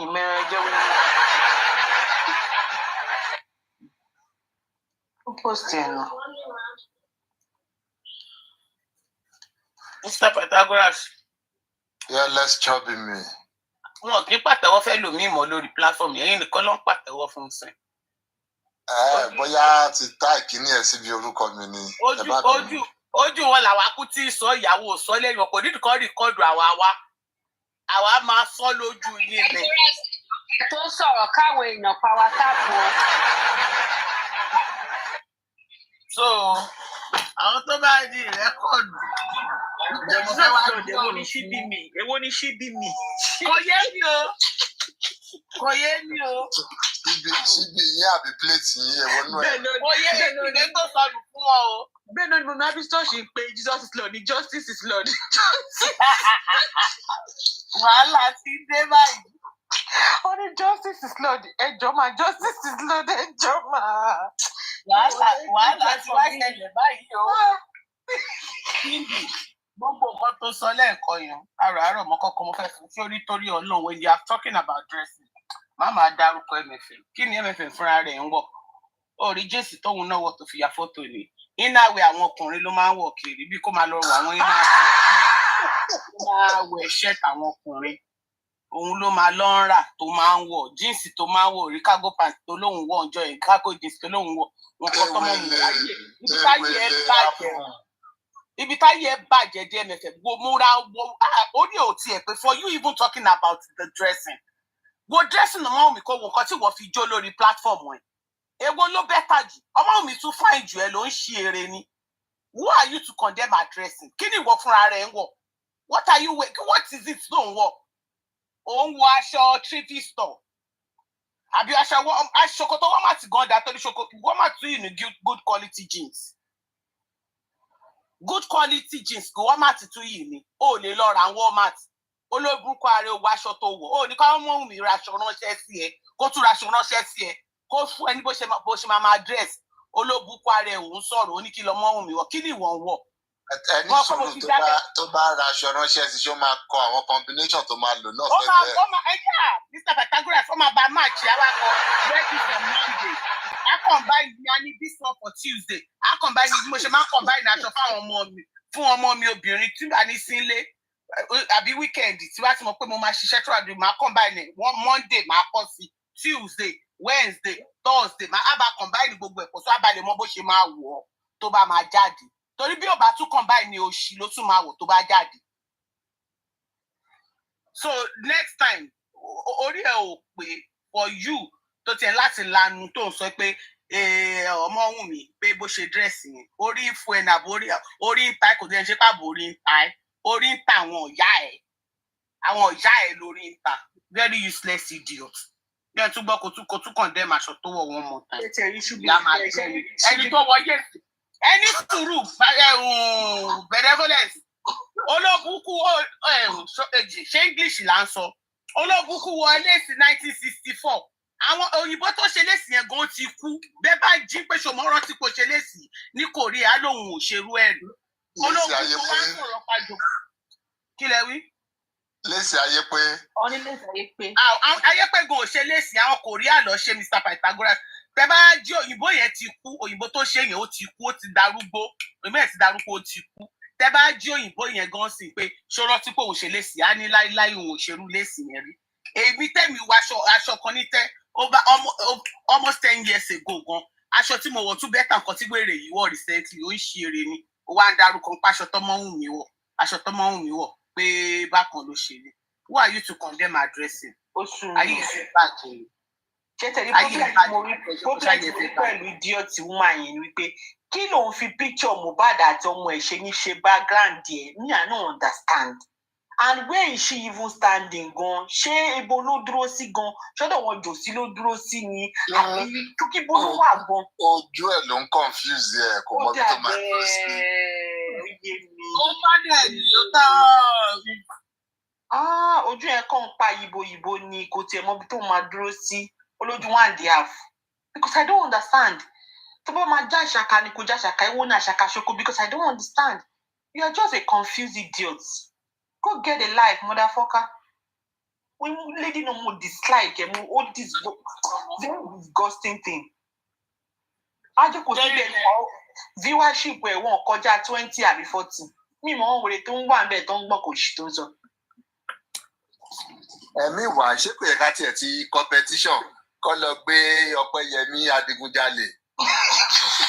Ẹ̀yin náà lè sọ pé ká má petition ká má jẹ́ kí ni ká má business wa ẹ̀wọ́ ẹ̀gbọ́n lẹ́yìn gan ṣe gan Mr. Pythagoras ẹ̀ ní kí ṣe oògùn kan. Kọ́ lọ yọ̀bọ sí oníyàlé.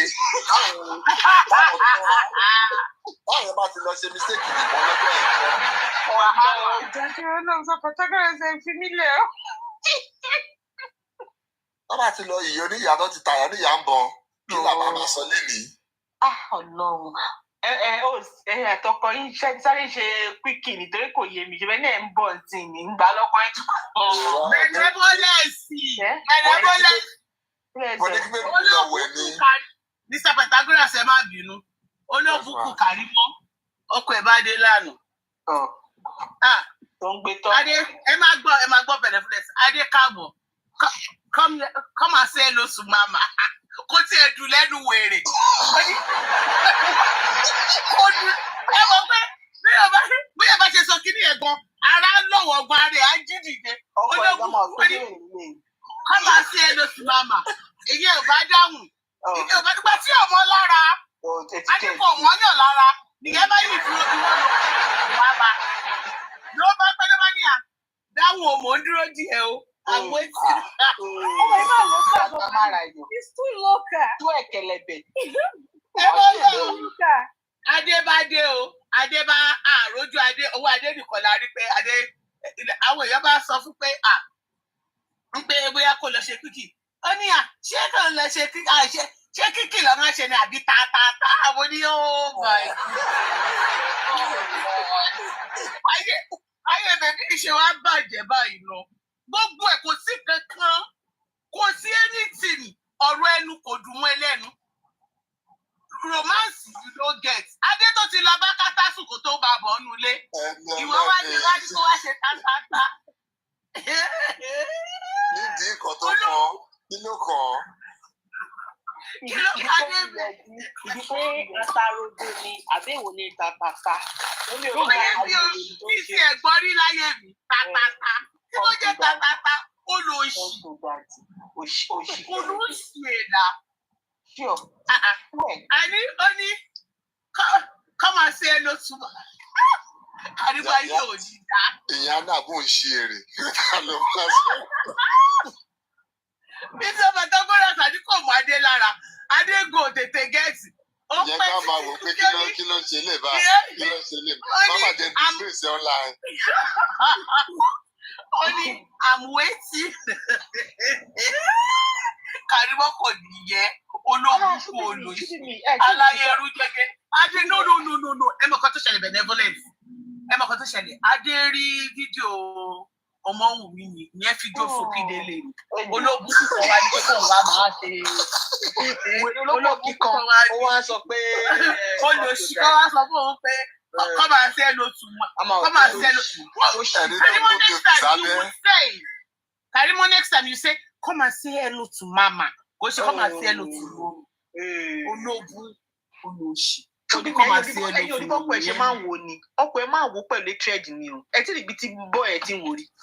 Ó máa wo Karimo pẹ̀lú pure hatred. Ó máa wo Karimo. Ibùn tó bọ́ píṣọ́ òṣì tọ́jọ́ máa ń yàgàn yẹn máa wò bí ìkẹlẹ̀bẹ̀ báyìí ni o. Karimo ò mójú òmòra o. That guy no like you. Ṣé bó kọ́ tẹ̀ wọ́n ti máa ya píṣọ́ ọkọ tẹ̀ máa. Ọmọdún kò mọ́ra bí olóko ńlá. Ó ga o. Arẹ́rìn asma á ṣe. Ọdún kò easy náà kí o máa jẹ kan big fried rice kó tún máa lá pílẹ̀tì tó ti kan. Má yẹn mú ó máa yí. Kọ́ máa mú mi òkì sí. Ẹ ti jẹ́ ìtẹ̀ mo understand. Ìdìmọ̀ is a severe pain. Ó tó kí máa yẹn máa kanra Ọlọ́run mo understand. Jẹ́ kí n sọ kankan fún yín. Jẹ́ kí n sọ ní ìkunra ayérayé tó máa nọ́ọ̀sì tọ́mọ mi bá máa ṣe wedding yóò máa ní síbẹ̀ Karimo ò ní síbẹ̀ tètè máa lọ rò ó gbogbo àwa ìyá máa wà ń bẹ̀ ò tiẹ̀ ta. Àmì ìwà ìjọ bí mi mo gbọ́pọ̀ ní kí wọ́n lọ fọkùnrin tán Ọmọwùmí àbí báwo. Ọwọ́ wèrè ọmọ mi set up ọmọ mi set up. Èmi lè fúnra mo lè fira mi sílẹ̀ fún wọn kọ́ lómi. Ó sì ẹ̀yẹ̀ dákẹ́ ṣé ẹ̀gbọ́n kan kọ́kọ́ yìí sọ ni. Náà ṣe bí iṣẹ́ assignment ni náà kí ló tiẹ̀ máa ń ṣẹ̀yìn èèyàn. Ó sì ṣe ẹ̀gbọ́n ní ìpẹ́ẹ́dẹ̀ ọ̀rọ̀ yín ti sú mi o mi ìmọ̀ kan tí máa ṣe sọ̀rọ̀ yín mú. Ó dà ṣerú àwọn engineer tí ò lè mọ̀ pa assignment làkọ́ kí ló yẹ mi ìgbọ́kọ̀ tí mi ta Pythagoras sọ mi ìgbọ́kọ̀ tó wí. Wọ́n máa fara wọn sílẹ̀ ọ̀hún máa lọ ṣe boyfriend wọn máa ṣẹ̀tẹ̀ ọ́. Àní mi ò kọ́. Ṣẹ́ta àwọn ọkọ̀ máa lọ wá. Ọmọ kan tó ń sọ náà. Ó dà sí àwọn engineer ní ká fi sílẹ̀ fún kinní ni. Wàhálà. Àbíkọ́ lọ mú wèrè alátọ̀dọ̀ wọn. Ọtún alátọ̀dọ̀ wọn láti ní. Ṣé kọ́ lọ mú wèrè wá látọ̀dọ̀ wọn láti ní? Àbí bóyá kí lọ ẹ̀ǹbẹ́ẹ̀dì ara mi sínú káàmpù wọn kọ́ lè lò mí fúnṣẹ́ yẹn. Grandchild dẹ̀ ni Ọmọwùmí jẹ́ sí Ọ̀túnba. Ló bá kún. Wàhálà ti wà báyìí ìjà wà gbọ́ngàn fúnra kálá máa ṣe fún báyìí. Èwo lẹ́sà ń dárúkọ Ọ̀túnba ṣe ṣàfẹ́ ẹ fẹ́ gbọ́ nǹkan tí Cindy máa sọ ni. Ṣèbí Cindy náà wọn náà ti tẹ̀ ìdààmúlá. Àyìnì náà ọmọ ń fẹ́ ìyá yìí ni pé àdèrán Ọ̀túnba. Bàbá ìyàwó lọ́túnba. bàbá ìyàwó ti lọ sọ́gbà orí social media kò gbé family wa social media so lè wí níbẹ̀. anyway ẹ jẹ́ bá mi sọ fún ọ tó bá yìí wọ́kùnrin tó máa lò kó sọ yìí tó máa san. àwọn òpònú wọn kàn fúláfọ́ọ̀mù yẹn pẹ̀lú síbẹ̀ ní agboolé àwọn òwe. sí tẹ bá tún fẹ́ gbọ́ láti tẹ bá fẹ́ gbọ́ tẹ bá rọ́kùnrin lọ bá wù mí alàjẹ àlà kò dẹ̀ sí nǹkan tó máa ṣẹlẹ̀ mọ̀ pé yẹn lè fẹ́ gbọ́ ẹ fẹ́ gbọ́ ní boyfriend àbí ó máa lá ọkùnrin tẹ bá rán lọ alàjẹ ìyẹn tún máa expose secret yín fún. wàhálà ìyẹn gan á tún dọ̀dẹ̀ síbẹ̀ ìyẹn tún kọ́ ìyẹn á tún gbowó lọ́wọ́ ìyẹn á tún fi tọ́jú ọmọ wù mí ìyẹn tún kọ́. ìwà tún ní wálé wọn. ajẹ́ pé yẹn gan bọ́nu káàpù àwọn òde ní wọ́n mọ àfúrúsẹ́ǹsì yẹ. ìyá ẹ tún máa pè é tún bá ní pé ẹjọ́ ẹ má bayọ̀ mi jẹ́ ẹ kó ṣì lọ ibi tí last bus stop mi mo dé yìí ẹ fi mí sílẹ̀. ìyá bá gba sẹ́ǹsì alákùnrin agbolé ìwé. ìyá dọ́dọ̀ mọ́ mi kò lè rí bẹ́ẹ̀ntì. ó sún mi o.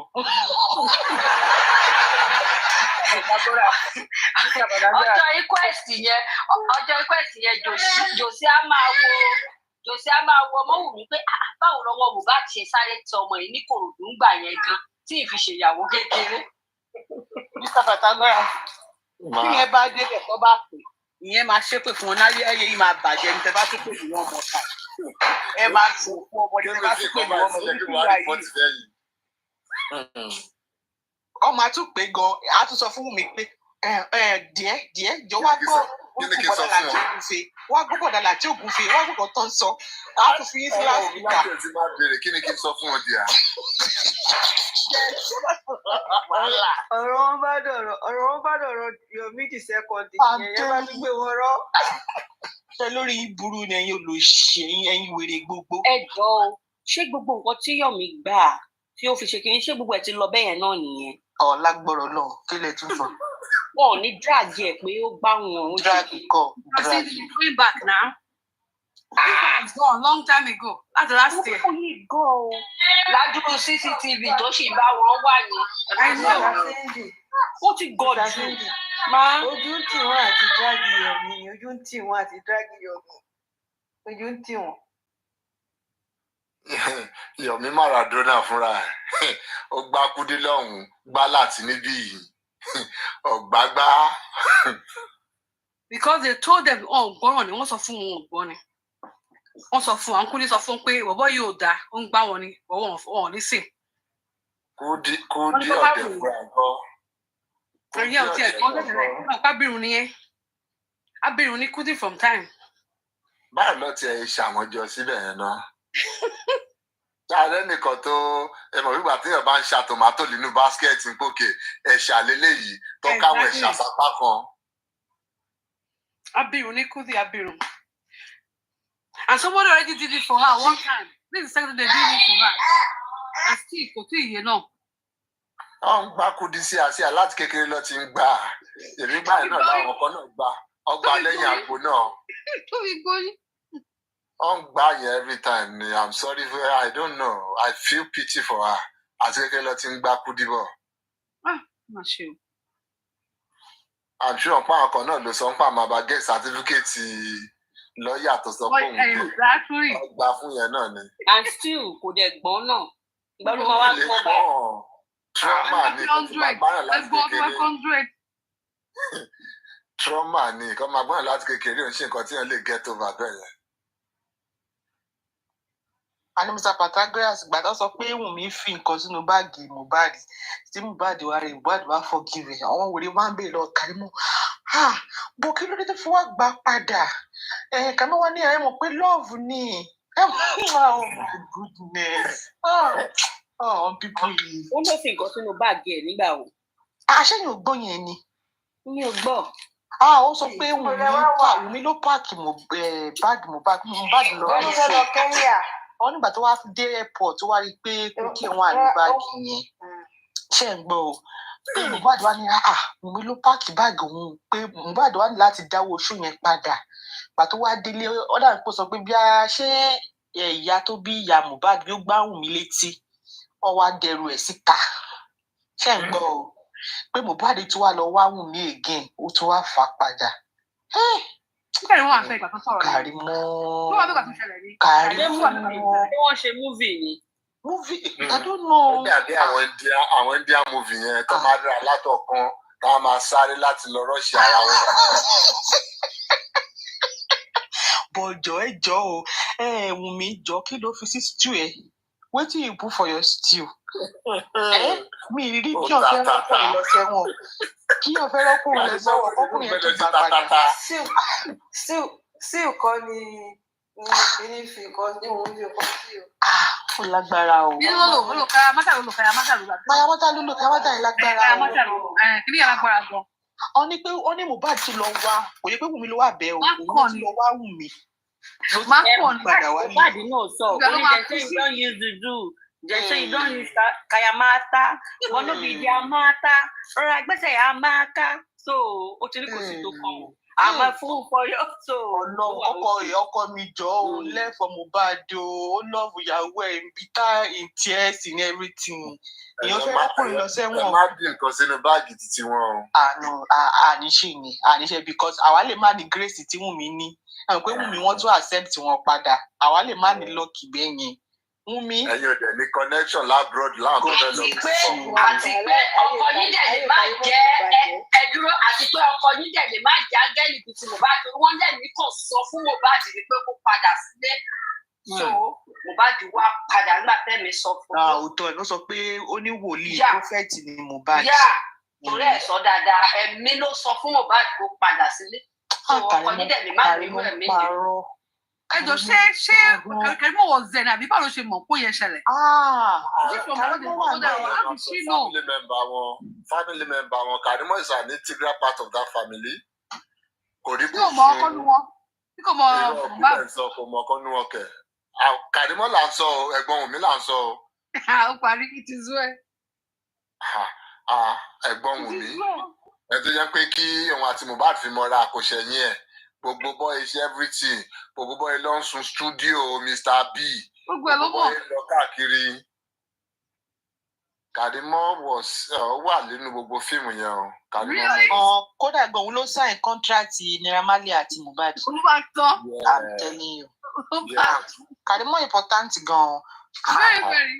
Kódà òun ló introduce Mohbad sí Bella Smuda. Exactly. Ọmọ gangan ló introduce Wùnmí sí Mohbad. Ó parí. Case close. Jẹ́jẹ́ ká àbúrò mi fẹ́ bọ̀bọ̀ tó máa di star lọ́la yìí. Case close. Àbúrò mi náà ẹ mọ̀ she meant well for àbúrò ẹ̀ ń pé náà ọmọ yìí ó mo gbọ́dọ̀ make sure pé mo sì lè tẹ́lẹ̀ sí nígbà. Kódà gan èyí tí Josie sọ pé is my confidant Kàrímọ́ gangan ni confidant Mohbad. That's the Mohbad tí kò sọ fún Kàrímọ́. Mohbad ò lè gbẹ́sẹ̀ kan tó máa kọ́ sọ fún Kàrímọ́ náà. Kàrímọ́ ló máa kọ́ mọ́ o Josie kàn ń parọ́ ni o Kàrímọ́ gangan ni best friend Mohbad kí lẹ fi ń ṣeré yìí. Kàrímọ́ kọ́ láì kó máa proud ni. Wọ́n sọ fún wa ọwọ́ Kàrímọ́ ló ti ń gbà torí Kàrímọ́ ló ní gbogbo information yẹn lọ́wọ́. Kàrímọ́ kò jẹ́yàn tó wọ́n bù ni kò proud. In fact ọ̀bù yẹn pọ̀ ọ̀bùnútì yẹn pọ̀ gan. Òun gangan ní gbogbo kinní yẹn òun ló máa ń plan everything even gan show tí Mohbad lọ di ọ̀dà tó fi jà ń bẹ̀yẹn Kàrímọ́ ló bá gba show yẹn. Olúbàgbà òun náà mọ̀. Olúbàgbà ó mọ gbogbo ẹ̀.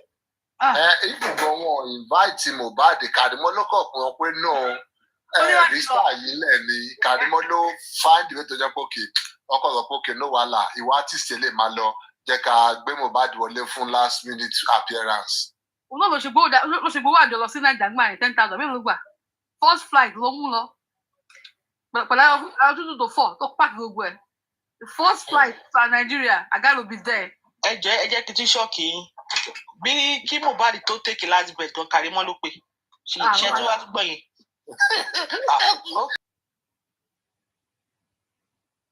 Sami Jojo ó ní kò sí bí èèyàn ṣe máa kú tí ò lè sọ̀rọ̀ kẹ́yìn náà. Kàrímọ́ ló sọ fún Mohbad fẹ́ sọ̀rọ̀ kẹ́yìn fún ata ni mo lè pè tara láṣìírí mi. Kàrímọ́ ló pè Mustapha Taboras. Mo ṣe collection yẹn ni. Karimo, I don't know why you are not truthful to Josie people. Yes. Mohbad bẹ́ẹ̀ sọ̀rọ̀ 1 hour ó dẹ̀ record it. Why are you not releasing it? Karimo, kódà o. Àbíkó tiẹ̀ sọ́nù ẹ̀ fún wa kí ló sọ níbẹ̀? Ó fún wa ní snippet bó ti jẹ́ 10 seconds. Mohbad sọ ó pè é lórí fóònù Karimo, àwọn èèyàn sọ mo láṣìírí yẹn lọ́wọ́ but statemi mo dẹ̀ ń béèrè owó wọn fún mi tó bá fún mi lówó yẹn mi ní release it. You were the last person Mohbad call because you are Mohbad's confidant, you are his best friend. Kó tó kú báyìí gbogbo ẹ̀ ló ṣàlàyé fún ẹ. O dey keep record yẹn o dey fún wọn Josie. Karimo alájọbí ò lè dá fún ẹ. Ó ti lè pè ní. Orí Mohbad ló máa dá fún Karimo. Pythagoras, èkó ló fi wá ṣe ni. Pẹ̀lú nǹkan tó ṣe yìí, ẹ̀mọ̀ kéèyàn fi ń tọ́yàn. Àìsí. Ẹ ò gbọ́dọ̀ pé ogun náà dọ́yọ́ pé ó pé ogun yàn ló pé ìjọ yẹn tó ń pass fóònù to everybody. Ó pé everybody lára ìjọ yẹn. Ló ń pè. Ìwọ kò fi trọ́sà mílẹ̀ fún ọ. 24 hours ló fi ń pè wọ́n. Kódà ó pe Láti Ògúnfe. Ó pé everybody náà. Ẹ̀gbọ́n ẹ̀ nìyẹn. Láti ẹ̀gbọ́n mi ni Láti. Karimo just release it, release the evidence. Ó sọ fún Josie, dádì mi, ẹ̀yin lẹ́ni bàtà tó wà níbi ẹnu ọ̀nà yàrá yẹn, ẹ̀yin ni mo fi yẹn lẹ̀ fún. Bọ̀tẹ́ máa fọkàn jíǹsì ìyàwó mi. Bàbá bò wọ́n nǹkan tó ń sọ nìyẹn. Ó lè lọ bá dé wá wọ̀. Ìtìlera wọn ni. Bàbá dẹ̀ kó gbogbo ẹ̀. Ibùgbọ́ góòdù yẹn gan náà. Góòdù resort yẹn. Góòdù yẹn. Ó wá ní kí Dàmọ́lá mú headset. Òun ló fún Dàmọ́lá lẹ́sẹ̀ tó pé ìwọ ni olú headset. Gbogbo nǹkan yòókù Karimo ló release ẹ̀ fún. Karimo, come and tell us, ibo làwọn assets Mohbad wà tó mọ̀. Karimo sọ fún wa o, even Mohbad gan ó ra lé méjì sí ẹ lọ́wọ́ l'Amẹ́ríkà, ọwọ́ ẹ̀ ló wà. Ibo ló fi dọ́kúmẹ́ǹtì lé yẹn sí Karimo. Follow account ẹ̀. Ẹ̀jẹ̀bẹ̀ ló moving sí báyìí. Follow account àbí o. Nǹkan tí ò ṣe lè ṣó wa ní pálọ̀ ẹ̀ dáadáa nìyẹn torí àwọn frame Mohbad máa wà ń bẹ̀. Òun ló wà ń bẹ̀. Ṣé Pythagoras ẹja náà. Karimo ò dẹ̀ fẹ́ jọmọ ẹ̀ máa yẹ o tún wá lọ́rùn ojúmọ́wọ́ ọmọ ẹ̀ again. Karimo kò dá o, bẹ̀rù kò rántí àti sùn kò dá o. And you were Mohbad's best friend. You were his confidant. You were his 5 and 6. Tí Mohbad bá ṣù ó ló máa pè, tó bá tàn ó ló máa pè. Àní Mohbad ò lè dání tí ì ṣe lẹ́yìn Karimo sẹ́. Yeah, I mean, for her to have all the evidences, that means there's a lot of stuff between her and Mohbad. Àbíkílẹ̀ rò pé àwọn bàbá àwọn Josie team tó ń romance tó tó yìí. Kódà ìgbà tí Mohbad ó fẹ́ jábàálẹ̀ ìwé for the first day. Karimo ló kọ́kọ́ mọ̀. Nígbà tó já gan fi hàn pé wo mo ti já o. Kódà aṣọ ẹ̀jẹ̀ yẹn gan Karimo ó send ẹ̀ through DHL sí Karimo. Karimo mọ̀ nǹkan gan o. Hey, that girl. Ẹ má bẹ̀rù girl yẹn o. Tell me platform, you guys, you should be scared of that girl. Information wà lọ́wọ́ ẹ̀. Ó kàn yí jẹ ni ọ̀rá fún wa. Bẹ̀rẹ̀ gbọ́dọ̀ tẹ̀ má jákàrà yọ nímú èèyàn. Gbogbo ẹ̀yin ará Josie, ẹ mú Karimo dáadáa. Ẹ mú dáadáa ó mọ̀, ó gbọ́dọ̀ sọ fún yín. Ilé Mohbad méjì wà l'Amẹ́ríkà. Karimo ló rà sí Amẹ́ríkà. Gbogbo recordings wà lọ́wọ́ ẹ̀. Ó là tight, ó là. Ó sì kan nu ilé yẹn sílẹ̀ fún àwọn justice for Mohbad. Karimo dẹ̀ fẹ́ kó méjèèjì. Ilé rẹ̀ kó. Ó jẹ́ káwọn justice for Mohbad mẹ́yọ kan nu ilé yẹn náà. Justice for Mohbad ẹ má gbà o. Ó Karimo wẹ́wẹ́. Ó là wẹ́wẹ́. Ìwọ́n tó ń wálé àwọn justice for Mohbad. Ti kọfí wà ní Lẹ́kí. Ìrọ̀ kọfí ti ní pé kò ṣáà lọ nìyẹn. Rírí? Ìbá ló sọ bẹ́ẹ̀. Ìjẹ́ gbọ́ Kọfí ti ní pé kò ṣáà lọ nìyẹn so. A ní láti direct attention Kọfí sí ibi tí ilé wà lọ. Kọfí ilé méjì wà l'Amẹ́ríkà. Rọ́dàlà ló wà. Rọ́dàlà Karimo dẹ̀ lẹ́ni tó òun ni olówárẹ́ ọ̀tọ̀. Olúwa lẹ́yìn sílẹ̀ fún wọn. Orúkọ ẹ̀ lọ́lò. Orúkọ Karimo lọ́lò. Orúkọ Karimo lọ́lò. Òun ni 5 and 6 Mohbad o. Kódà Mohbad gan tí Mohbad bá fẹ́ lọ gẹrun, á kọ́ sọ fún Karimo kó tó jẹ breakfast. Karimo gbọ́dọ̀ mọ̀. Karimo mọ everything mọ̀. Nǹkan tí Jàpá tó sọra ṣe dúró tán nìyẹn pé gbogbo nǹkan tó wà nílẹ̀ yìí mo lè wá kúrò sí yìí o regardless of nǹkan tí Kàrímọ́ lè máa ṣe nǹkan tí ènìyàn náà ṣe dúró tán nìyẹn. Kàrímọ́ kẹ ó mọ gbogbo ẹ petition ẹ ní pé kó wá sí Nàìjíríà wá gbẹnu sí máàjì ẹni kó wá testify Kàrímọ́ ní evidence. Ó wá dìbọn nǹkan tá à ń sọ yìí. Kàrímọ́ tá a bá parọ́ mọ́ ẹ sùn wa. Competition against wa tá a bá parọ́ mọ́ ẹ sùn wa ṣùgbọ́n Kàrímọ́ sùn wa. Kàrímọ́ ò lè ní ìgárá ọlọ́ṣà òjálé onílé fi bó tiẹ̀. Ó lè Kàrímọ́ release ilé Mohbad tó wà lọ́wọ́ ẹ̀ Kàrímọ́ ọ̀rọ̀ ìgbẹ́yìn wà lọ́wọ́ ẹ̀ náà kó fi lọ́wọ́. Kàrímọ́ ọ̀rọ̀ ìgbẹ̀yìn yẹn release ẹ̀. Owó tí Bukky sọ pé wà lákàntì kì í yan ọwọ́ ẹ̀ ló wà Kàrímọ́ ò lè ní ẹ́ $172 million ọwọ́ ẹ̀ ló wà. Gbogbo streaming income ẹ mọ̀ pé dọ́là àkáǹtì ni PayPal àkáǹtì ọwọ́ Kàrímọ́ ló wà. Ọwọ́ Kàrímọ́ ló wà. Kàrímọ́ gan o bóde wá sọ̀rọ̀. Kàrímọ́ release gbogbo ẹ̀ fún wa. Legal team ó là ń wẹ̀ ó là ń ta Kàrímọ́ get secret. ọwọ́ ẹ̀ gbogbo ẹ̀ wà. You get evidence. Everything for her. Yeah, evidence is full of work. Gan bó ṣe sọ nìyẹn. Owó tó wà tí láyà ti fẹ́ ná nìyẹn. Tó ẹ fẹ́ pa ìyá ọmọ yìí. Àbí oyórí ìyá. Tó fi ń kó fóònù ẹ̀. Yes. Gbogbo yẹn ni woman ti sọ fún wọn pé ẹjọ́ ẹ bá release ilé ọmọ mi tó wà l'Amẹ́ríkà. Àwọn dọ́là tó wà lọ́wọ́ yín ẹ bá wa kónú ẹ̀ náà ká tiẹ̀ fi tọ́jú ara wa. Gbogbo voice note ẹ lọ try láti bẹ́rì tọ́ ẹ lọ kó fóònù wa ilé pẹ̀lú kan. Kàrímọ́ ọ̀rọ̀ gbẹ̀yìn ọmọ ní diamond wish ó wà admissible in court. Yes, is the dead speaking from the grave. From the grave, release it Kàrímọ́ mo lọ sí kóòtù o Kàrímọ́. Ẹ̀yin legal team mọṣẹ́ yín o. Legal team jòsí mọṣẹ́ yín. Ẹ̀kọ́ máa lé jù nìyẹn pé ọ̀rọ̀ kẹ́yìn Kàrímọ́ jọ fi sílẹ̀ fún wa. Ẹni àpòjẹ́ bá tiẹ̀ máa fún Kàrímọ́ bóyá kó dáwó fún Kàrímọ́. Kàrímọ́ sọ̀rọ̀ náà ṣé kó dáwó tíkẹ́ẹ̀tì fún ẹni àwọn ọmọ jòsí ọmọ bó ṣe kówó sílẹ̀ dáwó kú nation níwọ̀n. Àwọn làtí adáwó fún. Tíkẹ́ẹ̀tì fún Yọ̀mí. Àwọn làtí adáwó fún. Torí ẹ̀gbọ́n ni wá sí Nàìjíríà. Olówó ni Kàrímọ́. Come and help us.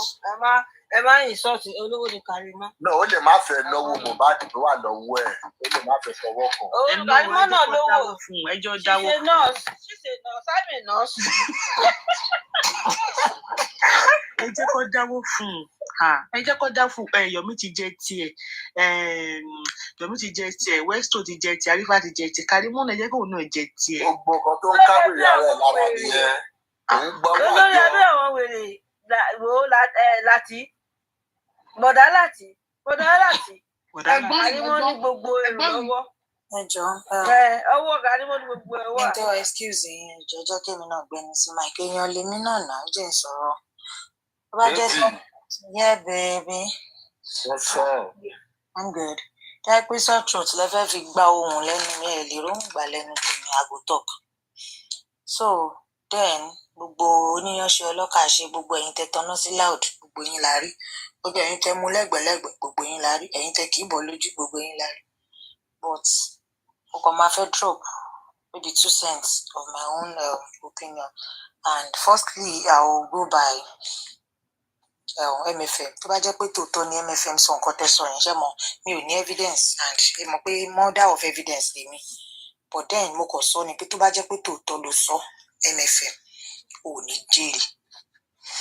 In as much as I've been trying not to even have anything to do with you because I feel like no, you are not even in that position tí màmá bá máa exchange ọ̀rọ̀ pé àwọn high class àwọn yẹn ló dà pé wọ́n fẹ́ máa ṣapá bíi tán not even you at all because mo rántí I still have that video till tomorrow on my phone someone sent it to me then níjọ́ tí Wùmí wọ skirt àti top ẹjọ jẹ́ kíkíní ìwọwọ hẹm o tí ò bá ti wọwọ hẹm tó bá ti dà yín nù lóru mo fi ìyọ́nú títóbi Ọlọ́run bá bẹ gbogbo ẹ mọ̀ pè mí o ẹ ṣáà hang around bóyá kí Júmi ṣí platform everybody wà ń bẹ kẹjọ ẹ má jẹun kú báyìí ẹ jẹ́ ní sound sleep lálẹ́ tí n bá jí fúnra mi I will on it trust me but ẹ bá jí mi yẹn má rí bákan ẹ jẹ́ kó dé one hand so that kò ní dànù tó bá dé one hand ó ṣọ̀ fún mi pé wọn ní dà yín overnight You understand?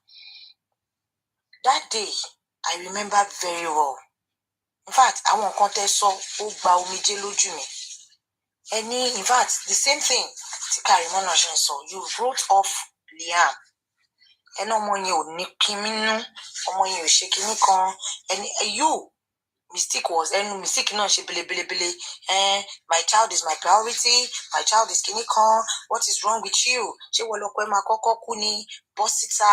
Just, I can still play it. I still have that record till tomorrow. Bọ́sítà, kí ló ṣe ẹ́ tó ń ṣọ̀fọ̀, tó ń ṣe kíní kan. O ti try now. You are close to a year now. Boy, ọgbọ́n aṣọ ìranu wo ló wọ̀ yìí? Brusketi wo ló wọ̀ yìí? Irú kíní kan. In fact, justice for Mohbad yìí, mo ti kọ́ ẹ̀kọ́ púpọ̀ o. Ó jẹ́ kí n mọ̀ pé this world is nothing. Ilé ayé ilé asán ni. Tó bá kàn ń wò pé you want to live your life to please people, ó máa tètè kú. Just do you. Now mo ẹ̀ṣẹ̀ wá ń láìkì ìgbà tí bàbá ọkọ mi máa ń sọ kí ní ẹ̀ ń gbà yẹn, mo máa kí fọ́kọ mi pé dáàdì ẹ burú, wọn á máa sọ pé àwọn òkè ẹ̀kọ́ táwọn èèyàn bá sọ do you. Dáàdì ẹ burú ni jàre. Kí ni my father-in-law no send you. Wọ́n máa ṣe nǹkan tó dùn mọ́ wọn nínú ni. Around my bakery, àwọn ló dà pọ́n máa help àwọn èèyàn. Ó jẹ́ pé ó dà pé láti build, he is into building and constructing and everything like that.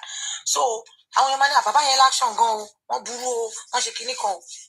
Máa jíjọ́ kan máa fi bàbá ọkọ mi gbà dáàdì ẹ máa take it easy because mo sọ fún yín pé mo blunt gan. Ẹ̀rín ni mo máa fi sọ, I was like dáàdì ẹ máa take it easy.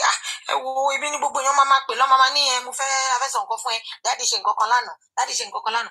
My father-in-law said to me one day and said, see, báwọn ṣe wọ́n á sọ, báwọn ò ṣe wọ́n á sọ, kúkú jẹ́ káwọn ṣe tó máa dùn máwọn nínú. Mo wá wò wọ́n báyìí, wọ́n ní yes, wọ́n ní jẹ́ kí n ṣe nǹkan tó máa dùn mọ́ mi nínú, kẹ́mi mi lè gùn fún yín. Tí n bá tún ṣe àwọn náà lọ tún máa wá báyìí. And then kí ló dé tán wá ń bá ẹ, tán wá ń bẹ ẹ sọ àwọn nǹkan báyìí, ìwọ fúnra ẹ rò. Ìjọ yẹn mo ní délé mo sọ fọ́kọ mi pé mo bá dáàdì sọ nǹkan báyìí, nǹkan tán jẹ́ sọ nǹkan tó ó ní bọ́ ṣe máa ń sọ láti kékeré àwọn ni. And ó wà lára nǹkan tó dà pé òun náà mo wá ń rí òun dájú. Òun give 2F about how anybody feels. First thing tó máa ń ní bóun ṣe feel láyé ara tòun lòun máa ń kọ́kọ́ rò, not about how anybody feels. Bí dáàdì òun ṣe máa ń sọ nìyẹn, kí nìyẹn jẹ́ ló dà pé mo máa ń rí ni mo ṣe máa ń sọ pé òun dájú. So when I listened to that chat that day, omi bọ́ lójú mi. And that was the same inquest tí Wùmí lọ, tọ́ní Karimona lọ jíjó ọpẹ́ church. Wípé tó bá rí àbúrò òun tí ò gbọ́ràn sóhun lẹ́nu, ó ti rí yàmàyàmá, ó ti rí ráhùnráhùn, tó bá rán aṣọ tó wọ̀, tẹ́ bá rí bó ṣe ṣe kinní kan. Kọ́ńfì náà gbé fídíò yẹn gbà yẹn, ó gbé sọ́dọ̀ ẹ̀, ó ní ẹ wò ó ti ń tẹ̀ lára ẹ̀, ayé ẹ̀ ti bàjẹ́. Mo play tẹ̀bọ̀dágà mi mo bẹ́ ẹ come across fídíò Kọ́ńfì tó ṣe bára ṣe jó tó níjẹ̀ta gbà torí fídíò wọn yẹn. Ó ní ṣó ti wíìnì ni mo ní ta ló wà nù competition. Kí ló ń dùn nú ẹṣọ tí wíìnì ní ṣáàntà tẹ́tẹ́ ni. Àtà tẹ́tẹ́ ni o. Lánàá yẹn ẹ mọ̀ para kan ó dún gan. Ó dùn gbogbo wọn ò sọ sí. They were in tears. Kí ló ń dùn lọ́nà jẹ́ ń jó ní ṣó ti wíìnì ní mo pé ṣeré ìje la tún wà nú ẹ̀ ni. Èwo ni ṣó ti wíìnì.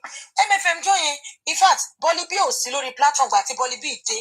Bọ́lí bí sọ nǹkan kan lè mọ̀ pé mo máa ń rántí ọ̀rọ̀ dáadáa. Bọ́lí bí ní ṣe sọ pé nǹkan tó wọ̀ ò dáa ni pé bọ̀tú òun fi pé kò yẹ kó tì máa dress so nǹkan tó wọ̀ yẹn ó wà òkè. Bọ́lí sì dé bẹ́ẹ̀. I'm saying the same thing. Dé jọ yẹn ó wá sọ pé ṣe sọ pé aṣọ tó wọ̀ ò dáa ni ó kóòtù ó béèrè lọ́wọ́ wọn ó wá dá oní I don't expect any colorful or fancy dress for now, not until bóyá tọkọ ẹ bá pé 1 year. That was the only sensible thing tí mo gbọ́ lórí platform yẹn jọ yẹn. It was all no. Everybody. MFM ò jẹ́ kán wí tó ṣe ń tọ̀tọ̀ máa wáṣọ tó rà we need to move on. You need to move on. You've mourned enough. You ṣe kíní kan. So if truly you are condemning what Ọmọ́wùmí has put on together níjẹta, then èṣù ni ẹ ò ń ṣèyàn. Èṣù òun ni Ọlọ́run á jẹ̀bi ẹ́ because ẹ̀yin lẹ ní ká dádé ògùn ẹ̀yin lẹ dádé ògùn ẹ̀yin lẹ tún dádé ògùn mọ́. Who are you people to judge anybody? Ọlọ́run fi àṣìṣe èèyàn sí yín lọ́wọ́ ni. who are you to say nǹkan téèyàn kan wọ̀ ò dáa, nǹkan tó wọ̀ ò dáa, nǹkan tó wọ̀ ṣé Ọlọ́run sọ fún yín pé bẹ́ẹ̀ ṣe máa live ṣé ó ní higher education bóyá ó ní ìwé kan tọ́lọ́run kọ pé ilé ayé tí gbogbo yín lọ yóò bẹ́ẹ̀ ṣe gbọ́dọ̀ live ẹ̀ ni. I'm still looking out for that thing. That some people will say, yeah, bó ṣe gbọ́dọ̀ live life ẹ̀ ni, bó ṣe gbọ́dọ̀ live ẹ̀ ni. Níbo lọ́lọ́run ti bá yín sọ? Ọlọ́run gan tó dá wa sílé ayé kò múlé ayé le koko mọ́ púpọ̀ nínú yín lára. Some of you ẹ múlé ayé yẹn koko bí gbà pé ẹ ní lọ mọ́. You are fast to condemn people. To say kí ló dé tó ṣe bẹ́ẹ̀ tiẹ̀ kí n wò pókè bóyá ká kò sọ fún pé nǹkan tó ṣe yẹn o there's a mistake there some next time o kò má ṣe bẹ́ẹ̀ mọ́. But kíkọ́ sáré condemn èèyàn yẹn ẹ máa sáré tan ring light ni. Ìbàjẹ́ èèyàn lẹ máa ń wá kiri, ìṣubú èèyàn lẹ máa ń wá kiri. Nígbà tó ọmọ èjì tó jẹ́jẹ́ gan ti lọ gbégbá ọpẹ́ ní church tó ń dunnú pé ṣe báyìí bọ́mọ yẹn ṣe múra lé mi kí lẹ́yìn èèyàn fẹ́ gan. Ó tún wá bọ́ síta níjẹta ẹ tún wá ń jà kúrò kiri. Òun lẹ́yìn kí n sọ pé tó bá pẹ́ mfm sọ statement yẹn sí òun gangan nìkan ni mo kàn máa sọ̀rọ̀ lé lórí because ìwọ ni host and you were not sensible enough even to what Bolly B did. Bolly B gan tún dé ó tún sọ pé no she's fine nǹkan tó wọ̀ wá òkè náà kí lẹ́fẹ̀ẹ́ mo ìfẹ́ àníjọ́ yẹn mo ń wò lọ́kàn mi pé ṣé tà ìlaṣọ ni èèlò lọmọ mi fẹ́ fi wọ aṣọ tó fẹ́ fi stand out èèlò ni obìnrin máa fi wọ aṣọ tó máa fi wà òkè but torí ẹnu aráyé yín náà ẹnu ṣọṣọṣọ yìí náà ni and you are out now to condemn what she has put on. Kò tiẹ̀ tún wọ kátẹ̀ ló wọ bíi tank top tó wọ transparent kínní ọmọ wọ round neck polo wọ jeans ó wọ silpers. Ẹjọ́ tó bá wá jẹ́ pé ó wá bóyá one nice micro mini tó look sexy tí ẹ mọ̀ ẹrù wà láyà náà tó kó tí yẹn lé ṣe mọ̀ bí sister náà ṣe máa ń like láti ṣe yẹn ṣe mọ̀ mi ò ní kíní o but ìtí mo ní yẹn máa fi sí abáyé yín jẹ́ ni o. People will still talk. Kọ́ fi ṣe yín ni.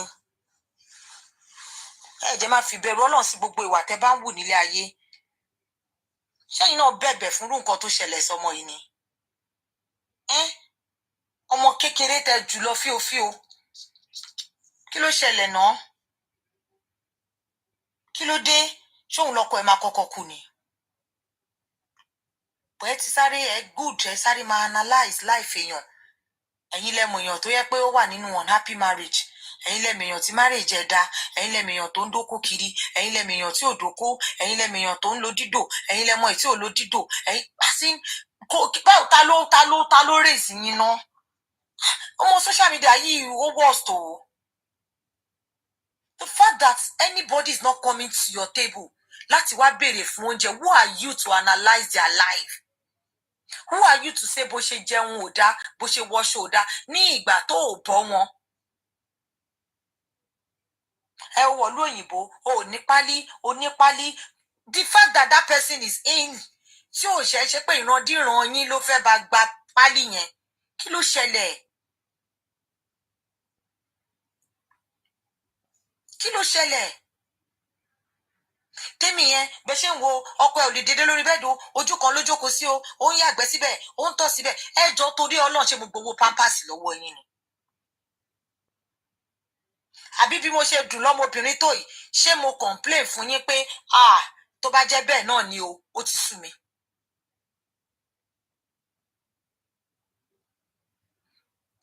This thing you people are calling fracas, you might feel that it's funny.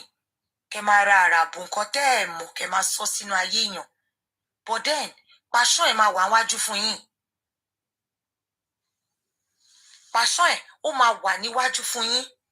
Ẹ̀yin máa ṣe inú yín máa dùn pé ẹ bà orúkọ èèyàn jẹ́ àbẹ wash èèyàn ní public àbẹ ṣe kinní kan jẹ́ wá wo ọjọ́ iwájú títí yín.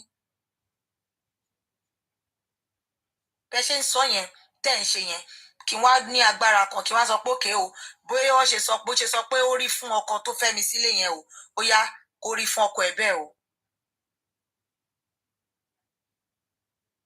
For crying out loud mi ò ń ṣe obìnrin tó bad mo lè má find you o but I'm not bad. So if truly I have such a man as my husband you should give me an award.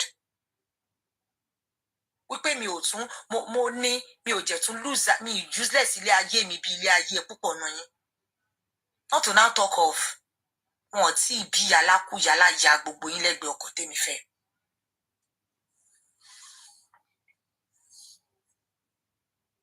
But for you to bring people down, you want to talk. Lè dá ìṣinṣin, but lè condemn èèyàn ẹlẹ́ran ara. All in the name of ẹ fẹ́ káwọn èèyàn rí yín pẹ̀ sọ̀rọ̀. You want people to know that yes, you can talk. Ẹ mọ̀ ebúbú, ẹ mọ̀ ẹnu yín mú. Sometimes I sit down and think of ṣáwọn people yìí ṣé ti gbàgbé pé ilé ayé ti yín nìkan kọ́ mọ́ báyìí. Tẹ́ ẹ bá tiẹ̀ tí lọ́mọ láyé bóyá ẹ máa wò pé yes, you can do how you like. Whatever you want to do, you want to do it. Because you want people to know that yes, you can talk. Jẹ́ wo gbèsè ayé àwọn ọmọ tẹ́ fi tẹ́tí bí sílé ayé. Okay, in all of this gbogbo rubbish tí àwọn ọmọ kéékèèké tàbí ń sìn tó bá wá dàgbà tó bá rá àwọn fídíò yìí. Ẹ jọ̀ọ́ kí la fẹ́ kàn bí wá gan-an. Ẹ yọ okùn lẹ́nu ọmọ lọ́rùn ọmọ Wùmí náà. Nígbà tọkọ ẹ wà láyé kò sí kankan nínú wa tó mọ bó ṣe ń live life ẹ. Gbogbo wa la rí picture kan tóun àtọkọ ẹ jọ dúró. Ẹ wo micro minute tó wọ̀ ńbẹ̀. So tó bá wọ̀ ń sìn inú ẹ máa condemn ẹ. But then ìgbà tá a rí picture yẹn gbogbo wa la like ẹ.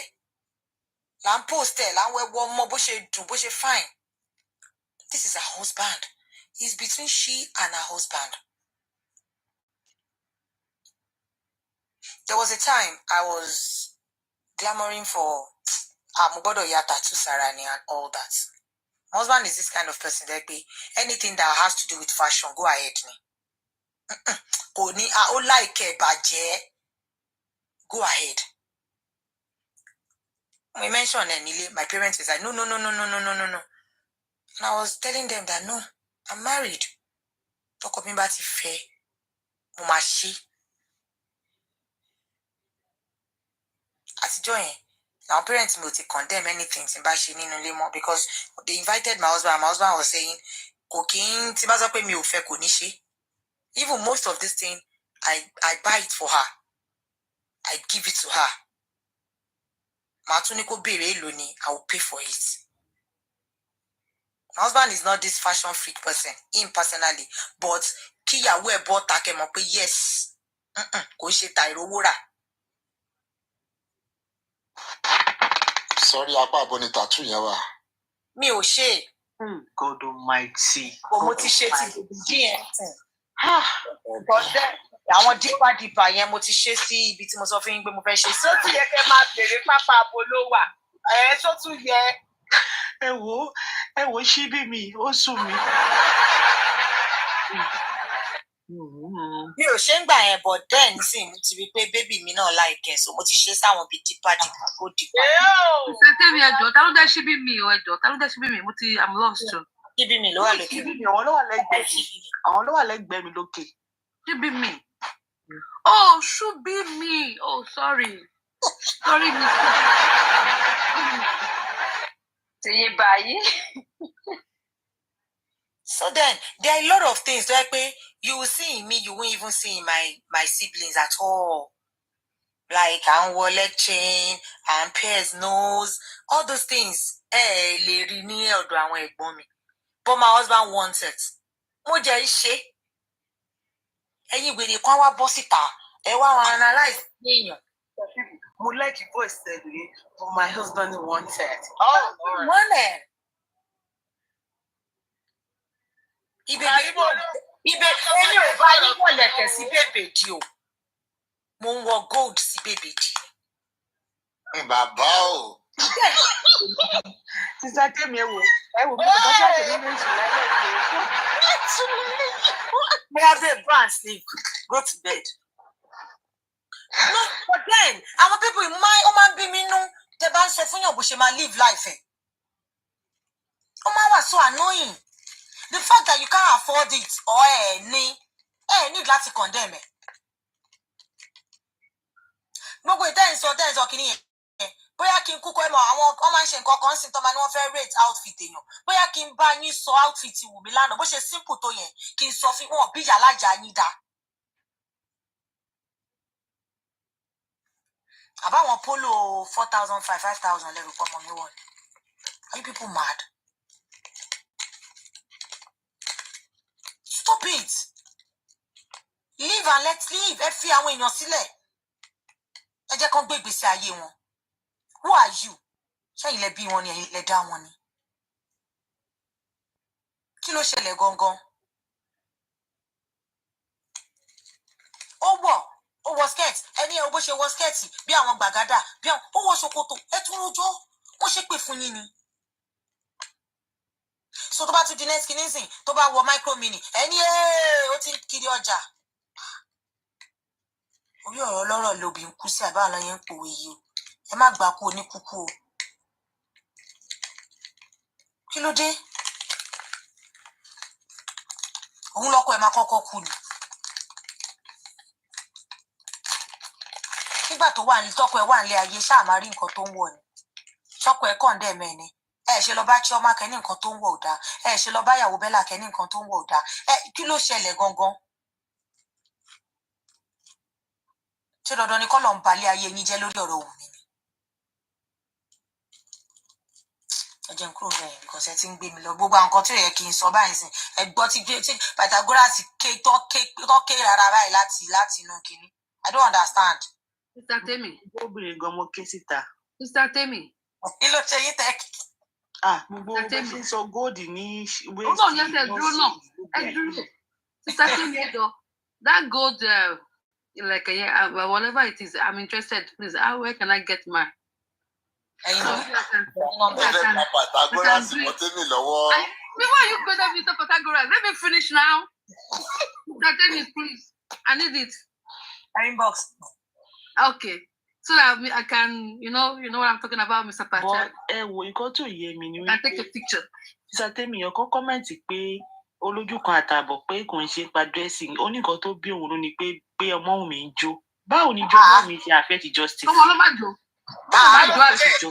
Kí lẹ sọ náà benevolence ní ìgbọ́yìn ẹ̀ tún fẹ́. Èèyàn kún kọ́mẹ̀ntì pé kò complain pa aṣọ. Ó sọ wípé ó ní pé ijó tó ń jó yẹn ló jẹ́ kí inú bí àwọn èèyàn tó fi da voice note yẹn síta. Ẹ ṣe jó yẹn ló affect justice ni. Níjà ò ló sọ yẹn. Èèyàn kún sọ kọ́mẹ̀ntì ni. Ní kọ́mẹ̀ntì. Ṣé jó yẹn ló máa obstruct justice. Èèyàn kan sọ fún èmi náà èèyàn kan sọ fún mi kó sọ bẹ́ẹ̀. ẹ jẹ́ tó gbé gbàdúrà ìyàwó lọ fún flyers orí platform ẹ̀ lọ fi show wọn live now kọ́ make up ó jẹ́ ń sọ́njọ́ yẹn náà pé màmá ti mú bọ inú òun dùn bó o tẹ̀ ṣe ń wò wọ́n yìí pátí ni eléyìí o inú òun dùn ó jẹ́ ẹ wo bó ṣe ń smile woman have tried she has moved on. That's good. Oh God. Sister Temi, even on Monday. Ẹ̀yin ló fẹ́ wá fún Sister Temi. Ẹ̀yin ló fẹ́ wá fún Kòńṣọmọ́wùmí. Ẹ̀yin ló fẹ́ wá fún. They know that the way Omowumi is looking pretty kò ṣẹ̀yìn Ọlọ́run kò dẹ̀ ṣẹ̀yìn so they know what they are doing. Ara ló ń ta wọ́n, ara ló ń tẹ́mẹ̀fẹ̀. Wọ́n kó ṣì dànù.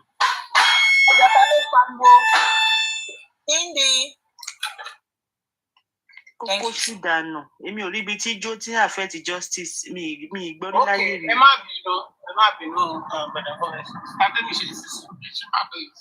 ẹ jẹ́ kí n kọ round up lastly 2 points mo fẹ́ pé mo fẹ́ ṣiṣẹ́ lé lórí kò yẹ kí n tiẹ̀ go deep báyìí lastly òun ni pé ìkà ni gbogbo ẹ̀yin tẹ́ wà lórí platform mo ti sọ lọ́sàn-án tẹ́lẹ̀ jẹ́ tuntun sọ lójú ẹ̀yin tẹ́ wà ń bí ìkà ni last week gbogbo yín ń pariwo ń bíbà pé ẹ fẹ́ lọ sọ́dọ̀ bàrálàtì ẹ fẹ́ lọ sọ fún wọn pé evidence wà kẹ́ lọ cash out kẹ́ lọ gbowó kẹ́ lọ ṣe ẹ jọ̀ọ́ mo béèrè ni sí igbó ẹ jẹ́ ká jókòó ìkọ́ máa ń fọ̀rọ̀ ṣírò ara mi wò bí mo ṣe wà yìí kí n kàn jẹ́ wórí fóònù mi kí n kàn rà láti 2 million kí wọ́n máa wò pa ṣé mo jẹ yahoo ni 2 million yẹn gan mi ìtètè mọ̀ pé zero ẹ̀yìn ẹ̀ pọ̀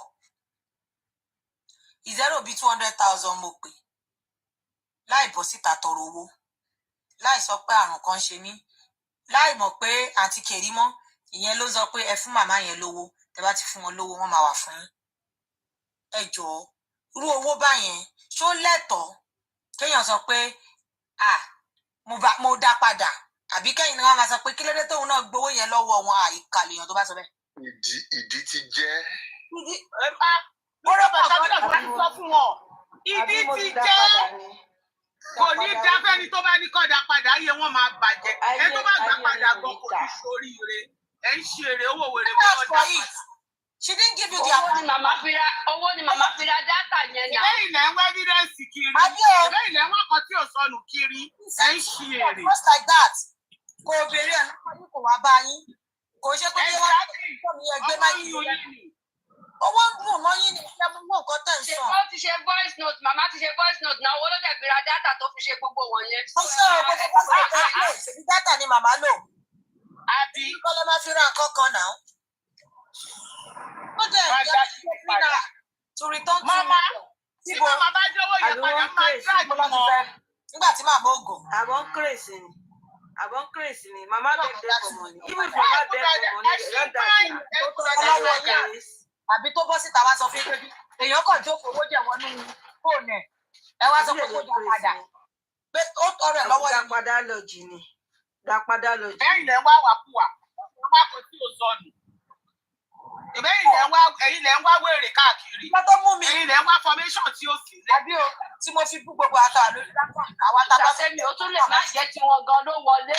Ó tún jẹ́ tàwọn míì ní so màmá ò lówó dá padà fẹ́ anybody. So nǹkan tó jẹ́ kó kí n kú sọ pé kà ní wá ń gbé tó bá yẹ pa sọ pé kọ́ da padà kò da o because èmi fúnra mi sọ pé tí n bá ṣì rọ́nà àti lọ gba tèmi náà ń lọ gbà á. Tí bẹ́ẹ̀ ilẹ̀ ń wá evidence kiri evidence pọ̀ lọ́wọ́ tèmi o. Àwa yìí lọ ọ̀dọ̀ bọ̀dá láti. Ohun ìgbẹ̀yìn wà lọ́wọ́ mi. CCTV tẹ́ ń wá kiri tí kìíní fi gbá yín ó wà Canada lọ sẹ́ǹdì ẹ̀ sígbà tó yọ. Tí Kébé Super fi gbá yín bí Wùmí ṣe fà á yọ báyìí tó. Bóyá bẹ́ẹ̀ là wá fún yín, bóyá bẹ́ẹ̀ là wá mú wá sí Canada lọ́dọ̀ yín. Exactly ẹ ti gẹ̀ẹ́tẹ̀ bí Wùmí ṣe pọ́n ládà tó gun òkè tán báyìí bó ṣe yọ báyìí ó sẹ́ǹdì ẹ̀ sí mi ó wà lọ́wọ́ èmi. Bọ̀kẹ́ tó rí gbogbo ẹ̀gbà èmi á gbà tó 20 million lọ́wọ́ yín àbí 15 million. Àwọn 30 million owó tó ń pè ẹyọ gbà wá. Canadian dollar ni o kì í ṣe kíní òtórí ibi tẹ́ wà lẹ́ẹ̀náwó ẹ̀ o Canadian dollar ní consent o. Ẹ̀yin wèrè Kàrímọ́ yíyí bákan Kàrímọ́ tó bá yẹ kí ẹ bá pọ̀ òun ní quest òun á dá wọn lóhùn gbèjègbèjọ. Inú ní ìlú evidence wà lọ́wọ́ ẹ̀. Kò sọ nǹkan kan. Pariwo wá bá yín tún ní kẹ́ mọ́wọ́ ẹ̀ tún mọ́wọ́ lẹ̀. Ẹ tún mọ́wọ́ wá. Tó ń pọlá fún yín ni. Ó tún ní ẹ̀fọ́ wá fún lòun náà fún wọn Kàrímọ́ tí ń lògùn fún yín ẹ̀yin wèrè. Ó ti ń lògùn fún yín. Ẹ fura ẹ̀yin wèrè. Ó lọ màmá dá yín ló gbèjègbèjọ kò mú bàní kò ṣe é ní ìjọba tó bá mú fún lẹ́gàtì. Wèrè wá sunkún òṣì kiri ikú ìgbẹ́mọ̀ ló máa pa gbogbo yín. Kí ni ìtumọ̀ gbèdégbèjọ o? Torí ọmọ Yorùbá yẹn ti pọ̀ jù. Kí ni ìtumọ̀ gbèdégbèjọ? Ẹ bá lọ bèèrè lọ́wọ́ Kàrímọ́ wà lórí gbèdégbèjọ. Ara oko bodibo nìyẹn náà gbèdégbèjọ. Ẹ lọ gbogbo ẹ̀ nínú dictionary Yorùbá. Olúwọ́ bá pò wúlẹ̀ kọ́ adá wọn lóhùn gbèdégbèjọ. Vocabulary ẹ̀ nìyẹn gbèdégbèjọ ọmọ àlè. Kò lọ dá wọn lóhùn wọ́n pè lẹ́ǹkan gan kò lọ dá wọn lóhùn wọ́n ní kó wá sí quest kò dáhùn èyí voice kò fi ránṣẹ́ èyí lukusim kò bá wọn sọ̀rọ̀ olóṣì yín wá ń pariwo ṣẹ́ tún sunkún ó tún wá bá yín ó tún gbé yín landicap kẹ́ dá 2 million ẹ tún dá 2 million ẹ wá ń sunkún òṣì ẹ máa ń pariwo wọn kò ní yẹ yín. Babe, why you not happy? Let's talk now, please. Ọlọ́mọ ẹ̀ kì í fi ta ní Ẹ bá kọ̀wé yẹn wọ́n bẹ́ẹ̀ ń bá a tap yìí o. Tap on your baby. Bisa Pythagoras ìwé ṣe ní Yes, darling. Bisa Pythagoras. Ọlọ́run ní jẹ́ kí ìfẹ́ kó tí o máa tap. Lórí ìpàtẹ́lì máa ní kó máa tap. Bisa Pythagoras ìwé. Èyí evidence wọn ò gbélé èyí ibi tí wọ́n so ìlẹ̀kẹ̀ mọ́ ní bèbè wọn ò jẹ́ kẹ́ rí èyí ibi tó sọ ọya ṣàtúnṣì ẹ̀rí kankan ẹ̀rẹ́ jẹ́ ẹ̀rọmìíra ẹ̀rí náà dà. Báwo lẹ ṣe mọ̀ pé wọn ò rí? Báwo lẹ̀yin ṣe mọ̀? Wọ́n rí wọn lóyún. Wọ́n ṣe bèrè pé ìtàtúwà wọ́n ṣe bèrè. Ìyá ọkọ ti yín ti ń tojú bọlé jù o.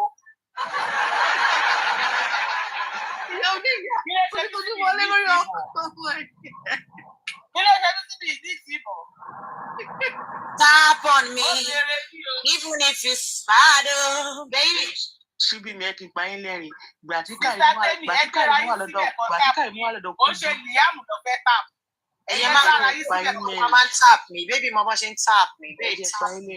Ìgbà tí ẹ má máa Kàrímù kọ́ wà ẹ má fi yẹ lọ́dọ̀ kó wa lóbi bí Kàrímù ṣe náà máa dá wọn lóhùn gbèjègbèjọ yẹn ẹ máa ní táwọn ọmọ bá ṣe ń tàpù yín wọn ò tàpù kankan. ọmọ Ìbàdàn ni. Don't be me ẹsẹ̀ náà àti bẹ́ẹ̀ mi sílẹ̀. I know how to tap on her. Thank you, baby. Èmi ò fi yín lẹ̀ o, mi ì fi yín lẹ̀. Mi ì fi yín lẹ̀. Tọ́bí mi máa padà bá wa mú ẹsẹ̀ dání. Táwa ti fẹ́ ṣe kìíní. Ó gbé wo bó ṣe máa ṣe ṣoṣo dáadáa bó ṣe dáadáa. Tọ́bí mi máa padà Ó máa mú ẹsẹ̀ yín dání tẹ́ bá ti fẹ́ ṣe tatata, ó máa ṣe tatata. láti confirm bóyá brother wọn ṣe ọmọ orúkọ dáadáa. Kò wá romantic ẹyọ kan, ó lọ sí, ó ní baby ó ní Adé káàbọ̀. Tọ́bí mi, ibi tẹ́ gbé mi lọ I only blame some set of people.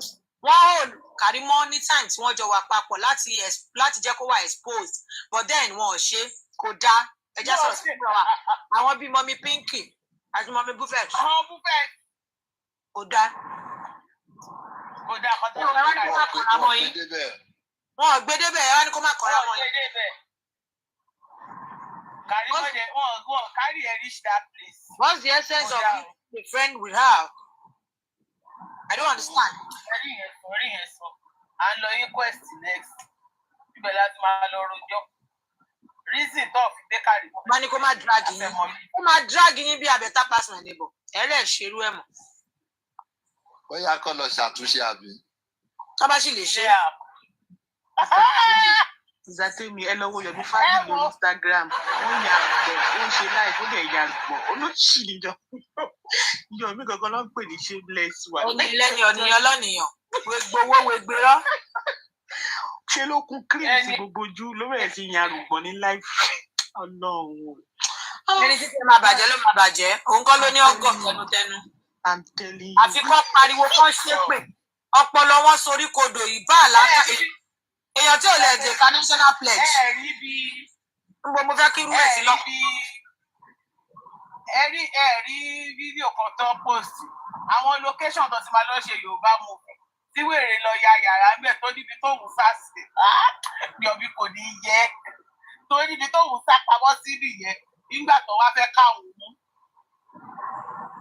Wọ́n sọ bẹ́ẹ̀dì, ṣé bẹ́ẹ̀dì lọ sọ sílẹ̀ ilé àbẹ̀ mi? Iye ohun ilé yẹn wíńdò ẹ̀. Bẹ́ẹ̀ pé tẹ bá kọ̀ tí pábọ̀ bó máa ṣí rírù bẹ̀ ni wọ́n lọ sá sí. Nígbà tó yẹ pé àwọn aláàbí. Ó tẹ́ blanket bí ilé àwọn homeless. Ẹ fi Yomi sílẹ̀ ọ́zù ní ó ṣiṣẹ́ owó ẹ̀ at least ẹ rajà ẹ rọ́jà tó tà fún yín o. Akọ ló rajà tó rọ́jà o. Kú sọ nìyẹn. Látìní kò ṣe pé kò dìlíbà gbogbo nǹkan tó lóun máa dìlíbà. Wọ́n ló ti dìlíbà. Àbí náà wọ́n ló dìlíbà. Wọ́n ló dìlíbà gbogbo ẹ̀. So kí lẹ tún fẹ́? Babe, me is getting cold in Canada. It's so cold right now. Yeah. Come closer, baby. Ẹ wò. Ó máa ń pé mo máa lọ ra tíkẹ́ẹ̀tì báyìí. Ẹ dáwó mo fẹ́ lọ sí Kòtò. UK àbí? UK.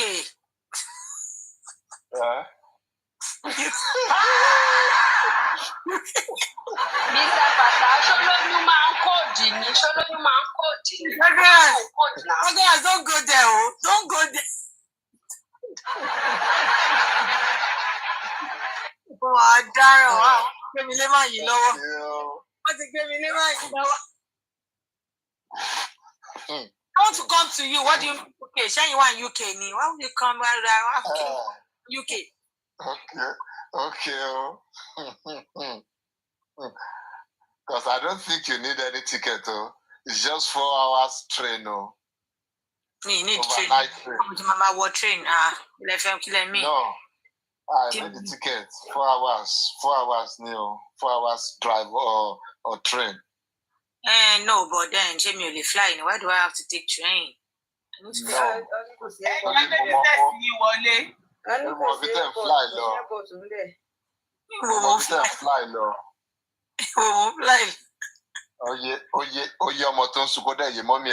But then there's nobody in UK.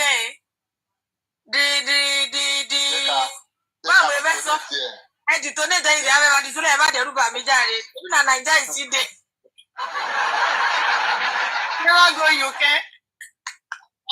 One day still need the private jet. Our commentator ló sọ bẹ́ẹ̀ o. Tẹ́ bá fẹ́ ká detonate ẹ̀ fún yín o. Kí ló kàn? Mo lè lájú mi sílẹ̀ o. Kíni kàlùbọ̀ owó ló ń kọ́ bọ̀ yín lójú kí ló ṣojú yín tẹ́ ẹ̀ pàdé. Kàlùbọ̀ yín ṣe bẹ́ẹ̀ bí ẹjọ́ yín kọ́ ni ìbíyàn tó rárọ̀ fún yín ni. Ló gbọ́rọ̀ sí yín.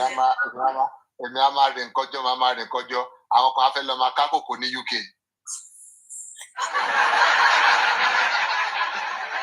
But then kò dáa o, Mr. Vitagraph Ọlọ́run kò dáa nǹkan tẹ̀ ń ṣe lálẹ́ yìí.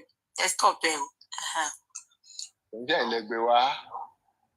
Mo ní mo fẹ́ wá bá yín. Ṣèwọ́ lẹ́yìn ìwé wá ní ọkọ̀ UK. Ṣé mo fẹ́ lọ bá Naira Marley ni àbí mo fẹ́ lọ bá Lámàlà? Okay. My eyes are on you. I'm watching you closely. Orin ìkà. Ẹ ṣe jàre Yíndé Federal. Àtọ́fẹ́ máa ibi tí wọ́n. Ẹ bẹ̀ bọ́ wọlé, ẹ mọ́ sọ̀rọ̀ mọ́, ẹ mọ́ sọ̀rọ̀ o. Ẹ mọ́ sọ̀rọ̀ mọ́ o. Ẹ mọ́ sọ̀rọ̀ mọ́. Gbogbo èèyàn jọba fẹ́ bá rẹ̀ lórí Instagram. Ẹ yé sọ̀rọ̀ mọ́ o. Ọ̀pá wọlé o.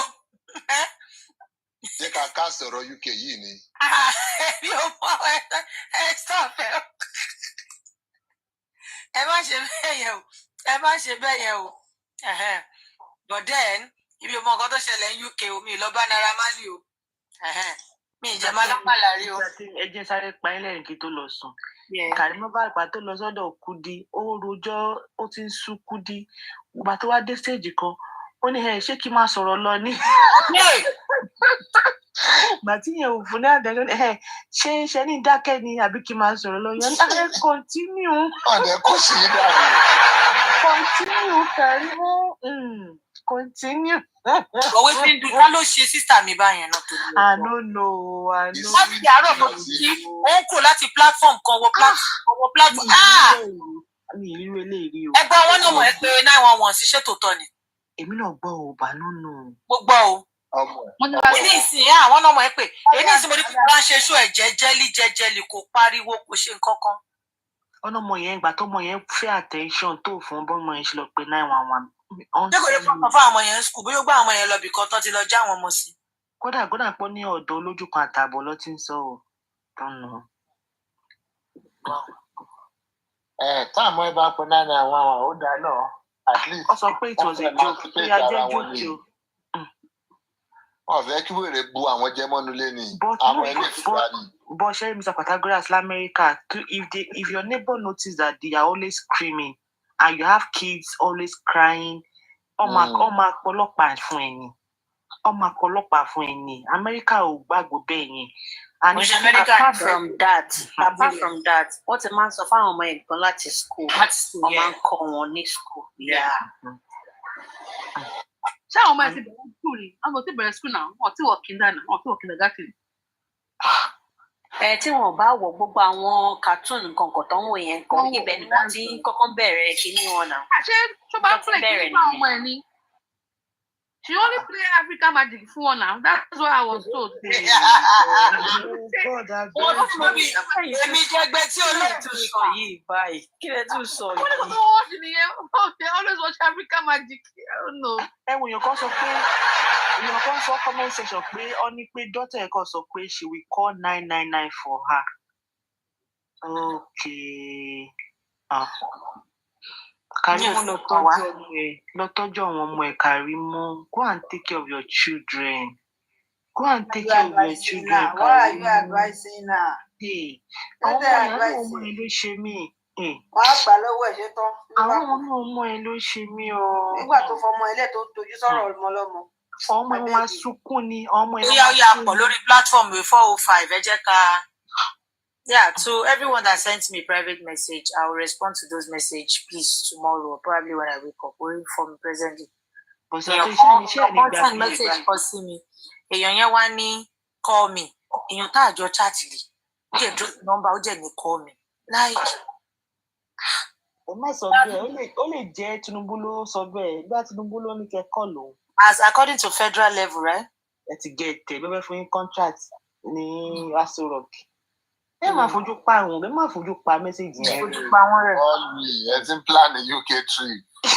Ẹ ti gbọ́ báyìí. So therefore, I need to be careful. Bó ṣe fẹ́ set àbúrò mi up, ẹ̀kọ́ yẹn kọ́ máa fọkùnrin set èmi náà up. Nínú ìta. Èmi tí ẹ wà. Ọ̀rọ̀ Pythagoras gan báyìí, kọ́ wáyé pé set up gan làwọn gan láyé tèmi gan báyìí. Wọ́n ṣàfẹ́ gba ọwọ́ mi sá. Ẹ̀gbọ́n nígbà tí Pythagoras sọ pé àwọn máa fi ara àwọn sílẹ̀ kán fa àwọn set ọmọ mi up. Àwọn ti sọ pé ẹ̀gbọ́n àtàbúrò làwọn fẹ́ ṣe.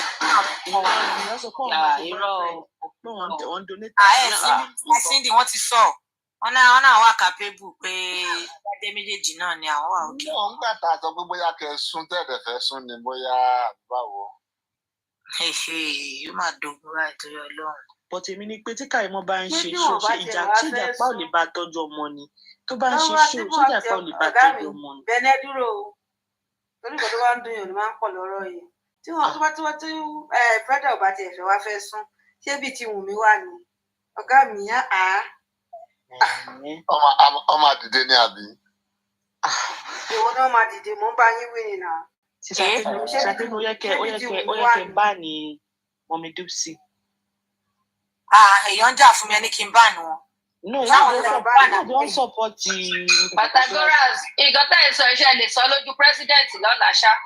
Ìyá Wùmí ṣe lè sọ lójú ẹ̀. Ẹ̀rọ kí ni president máa ló ṣẹlẹ̀? Tọ́mà ní mo dá tó lọ́mọkùnrin ni. Jesus sọ ẹ bá gbé yẹn wá, ọ̀gá mi ní bẹ̀rù anybody. Ọmọ àsọ pé ṣubí mi tuntun lọ sọ́dọ̀ MFM. Bọ́líbì ni wọ́n máa. Náà ní Bọ́líbì ti lọ sí Bọ́líbì ni Ìyá Dúpsì. Kẹ̀kẹ́ àpò ìbọn níbi òun pa tó bá tiẹ̀ ẹ̀sìn sálẹ̀ tó bá ti gbọ́ pé wọ́n sọ̀rọ̀ mọ́ òun báyìí ṣùgbọ́ ẹ̀ńtà ní oṣù. Èmi láì Bọ́líbì ò dá ṣe get mind o. Èèyàn tó lè lọ sọ́dọ̀ láti. Abẹ́go. Ó yá jáde wọ́n ẹ̀mí ẹ̀ kí n tó sùn ọjọ́ tó rẹ̀. Ẹ̀rọ ìjàpá ti fi Kàrí mọ́lẹ̀. Kò sígbà tí ìjàpá ò ní fi Kàrí mọ́lẹ̀. Kò tí ì fi ilẹ̀ kò tí ì fi ilẹ̀. Sígbà tó ní fi ilẹ̀. Why are you stressing yourself? Ta ló máa lá omi ògì abẹ́ àbí ìjàpá ń ṣí èrè ní? Ibo ló ń lọ? Ibo ló ń lọ àbí bó bá yé ẹ̀jẹ̀ tó kọwọ́ bòbò lójú gbogbo ọmọ aráyé wá lóhùn. Wọ́n ti bí ìjàpá kú wọn ti dá. Wọ́n ti bí mẹ́tàdínlọ́ èmi kan máa jà fún sísà mi nínú eléyìí. Nígbà tí wọ́n ti torí tiẹ̀ kọwọ́ bòbò publicly tó wá ló ń lọ mbó ló ń lọ. Bọ́sẹ̀ tèmi ìyá ọkọ ẹ̀ máa fi ṣe èyẹ o. But then ọkọ ẹ̀ máa wò pé ṣéèdì tèmi ń kókó sorry mi láì kí n máa go this way.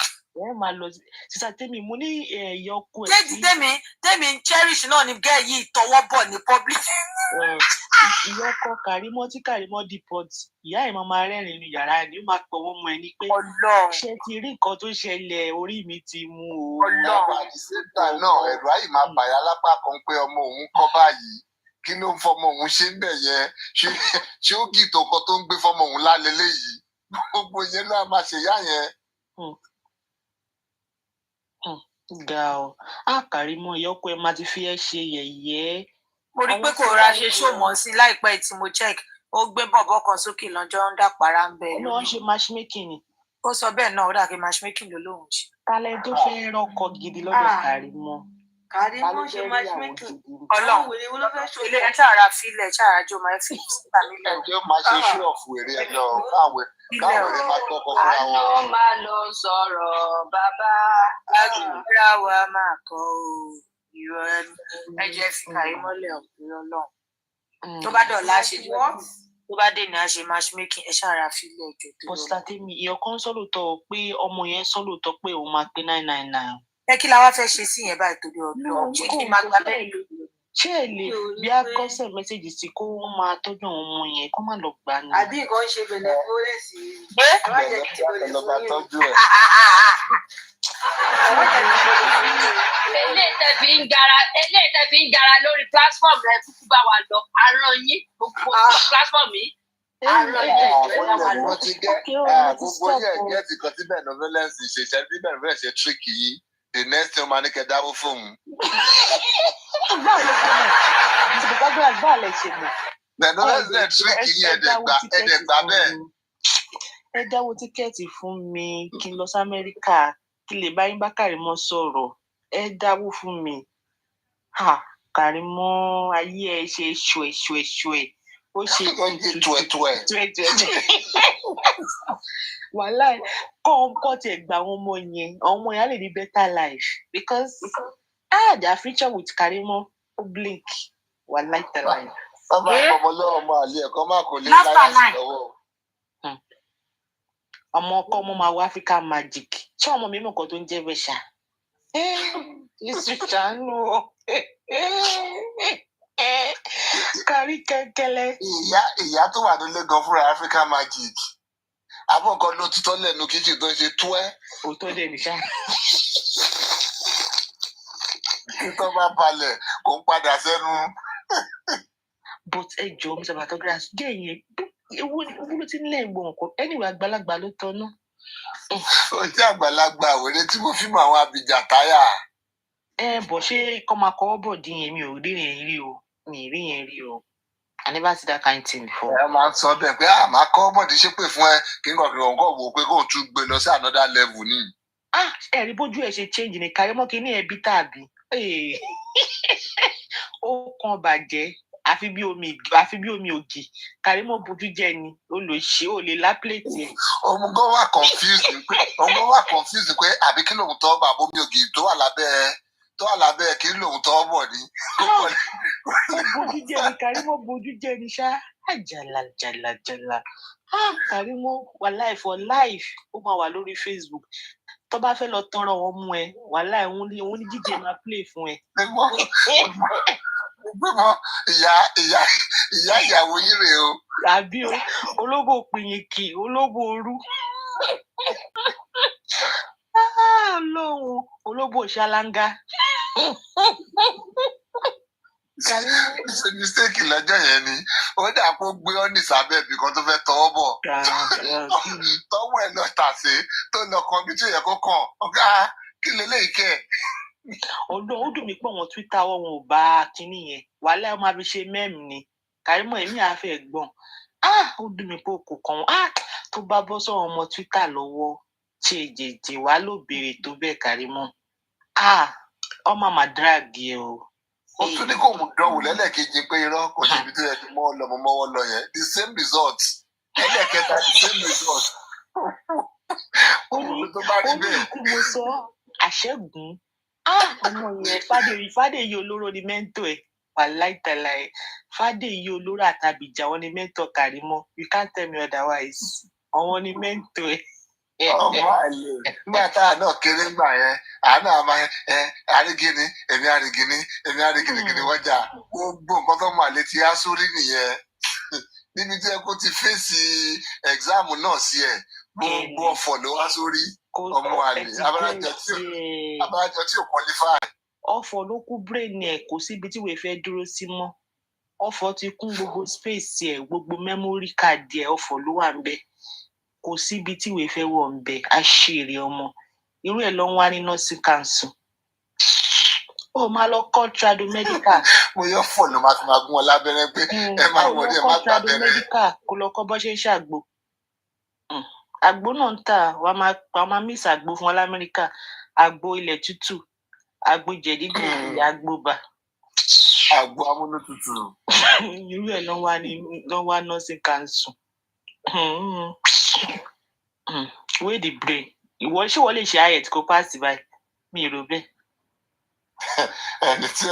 ẹni tí ò lè dá sentence kan make dáadáa. Ló fẹ́ lọ ṣe nursing ọmọ yìí gan ó láyà ṣá Kàrímọ́ báwo ló ṣe máa lálàpọ̀ fẹ́ di nọ́ọ̀sì Olaya. Reach for the sky ni. Yeah. Irú ẹ̀kọ́ ló reach for the sky yìí lọ wá kó lórí tẹ̀. Tó rí ọ̀dọ́ pọ̀lú ẹ̀ ti jọta tí ò sí nǹkan kan lórí ẹ̀. Iṣẹ́ kó lọ kọ́ Yorùbá education. Kó lọ kọ́ Yorùbá education Yorùbá ìṣẹ̀ṣe. Olórin ni òun ṣe nọ́ọ̀sìn. Irú ẹ̀ ló wá nọ́ọ̀sìn. Karimo, you get married though. Ìkánú ẹ̀ náà ló mú kọ́ nọ́ọ̀sìn. Ohun àwọn tó máa gún lábẹ́rẹ́ oró ni ọmọ àlè. Kò tẹ̀ mọ́ kó máa le jù bẹ́ẹ̀ yẹn lọ. Ó sì ń jẹ́ kalẹ̀.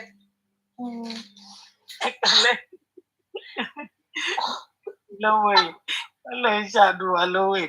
Ẹ mọ̀ pé ẹ̀yin ará social media lẹ já ráǹkì kàrí. Ó wá easy wọn ni. Ó ti gbọ́n pé àwọn nọ́ọ̀sì ń gbà. Wọ́n ti sọ ètò ń gbà fún nírọ̀ o. Bọ́ọ̀ ni Karimo ṣe máa láyà náà fẹ́ lọ ṣe nọ́ọ̀sì. Ọpọlọ dàbí wọn fi ṣe nọ́ọ̀sì. Ó lè mọ̀wé díẹ̀. Èmi kan tó iná ń gbà táàmù ètí tó nìyẹn. Bí kò jà kún un Forget about it. She's a nurse. She's a nurse. Ọ̀rẹ́ ẹ̀ ni Jesus is Lord. Àti Jesus is Lord bá rọ pé she's a nurse. Nurse òṣìwò. Nurse my foot. Ẹlẹ́fún sí nọ́ọ̀sì council. Ẹ ṣe bá lọ mú pẹ̀ wá jáde kẹ́ mú certificate jáde. Àkọ́ ló jẹ́ ara àkẹ́gbẹ́ nọ́ọ̀sì ni o. Ó fúnra rẹ̀ ló gbéyàn wá. Ó ti bá mú àyẹ̀kọ́ ọjà báyìí. Ó máa mú yẹn sẹ́nu ni. Ó jẹ́ kó wọ́n yẹn kọ́ nìyẹn wá jẹ́. Gbogbo àgbọ̀ sọ́jà nìyẹn máa sọ. Kọ́ lọ tẹ́ra wọn sílẹ̀ kó gún lábẹ́rẹ́. The advice ọ̀rọ̀ yín kó máa lọ kọ́ bọ́ ṣe ń ṣe àgbolilẹ̀ tútù. Ẹ má máa kó Jesus is Lord ṣẹjọ́. Babe, ẹ check in house. Mo ti gbọ́. Jesus lẹ jókòó síbẹ̀ ṣe ti gbọ́. Ẹ má yà bọ́lẹ̀ lórí panelist tó bá mú yín ẹ̀jẹ̀ yín máa gbé. Alákòóbá ni gbogbo yín alákòóbá. But Jesus Lord ṣó sì ń bá yín sọ̀rọ̀ báyìí. Ẹ má fẹnu já wáyà. Ó lọ ó dàárọ̀. Ó dàárọ̀ tó sì ní ìmọ̀ bẹ́ẹ̀ ṣe máa bá wèrè yẹn ṣọ̀rẹ́. Ẹ kú àmúra o ẹ kú báwo ló ṣe máa ń sọ àmúmọ́ra. Wọn kì í ṣọ̀rẹ́ o. Jesus is Lord nǹkan tó yẹ kẹ́ correct nísìnyí ẹ sọ yẹn dáadáa o ọ̀rọ̀ yẹn olóríṣà yé èṣù lẹ ń wá kiri. Jesus is Lord ti kábọ̀dí jàre ẹ ṣe máa sọ pé wọ́n ń ṣọ̀rẹ́ ti kábọ̀dí ọ̀rẹ́ Jesus is Lord. Ṣèbí gbà kan Sasindi akọ́fẹ́ máa dragi Karimo Jesus is Lord ìgbà yẹn lọ́jọ́ yẹn sọ pé wọ́n fẹ́ máa defend Karimo Sisatemi drop wọn dá. Ọdún ọ̀pọ̀ ní kò padà wá tára wọn bá ti tutù kọ́. Jesus is Lord. Justice is Lord. Justice is Lord. Ọdún ṣe kọ́líkì Karimo nìyí ni tẹ́fí mọ̀ pé nọ́ọ̀sì ni. Ṣé ẹjọ́ kọjá nọ́ọ̀sì mi kan náà ni? Eré ló ń ṣe. Ẹ má dá Justice is Lord lọ. Àwọn nọ́ọ̀sì kọ́ nọ́ọ̀sì ni. Karimo tẹ́ kó gbogbo ọpọlọ ẹ̀ kò sí kankan bẹ́ẹ̀. Bóyá nọ́ọ̀sì àwọn adìyẹ ni. Ọgbọ́n àti jáde nìkan ló kún bẹ́ẹ̀. Láfú ló wà ní brain ẹ̀. Láfú àtẹwédú kò sí kankan bẹ́ẹ̀. Àṣírí wá ṣe matchmaking yìí báyìí. Ṣé mi gan ní lọ bẹ̀ báyìí? Láti bá búfẹ́sì fàdé iye olóró lẹ máa rí ń bẹ àtàbíjà àwọn tẹ máa rí yẹn. Jókòó ní jẹ́. Àwọn káfíńtà.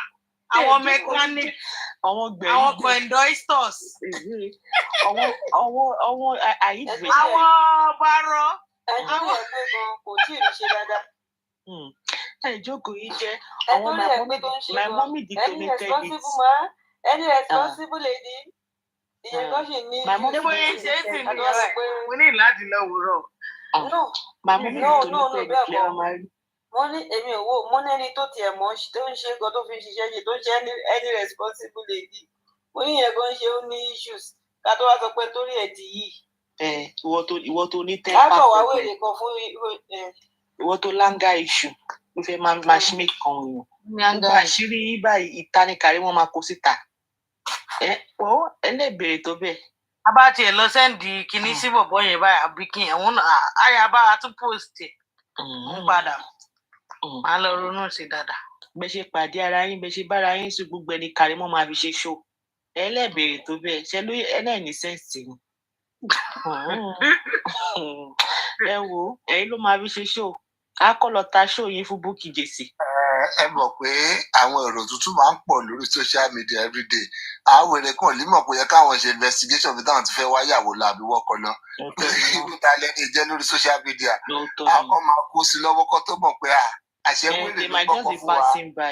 They might just be passing by and just ẹ mọ̀ pé ní alẹ́ báyìí àwọn ti Nàìjíríà yẹn wọ́n á kọ̀ jáwọ́ láìfù wọ́n á máa ní bí irú kúlódò tó wá jọ́ sí yẹn tó bá bẹ̀rẹ̀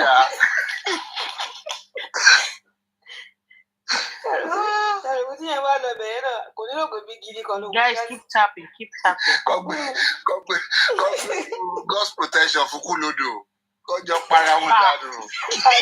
Àríkọ́ gbé Deborah fún sílẹ̀ sí Deborah. Ilé ti padà dàrú nìyẹn o. Kò tí ò lè lọ́jọ́ méjì níwèé nìyẹn. Wọ́n á nọra wọn bí kókó. A ṣí Bible verses fún ní ra yìí. A fi pè bá yé ẹ̀jẹ̀.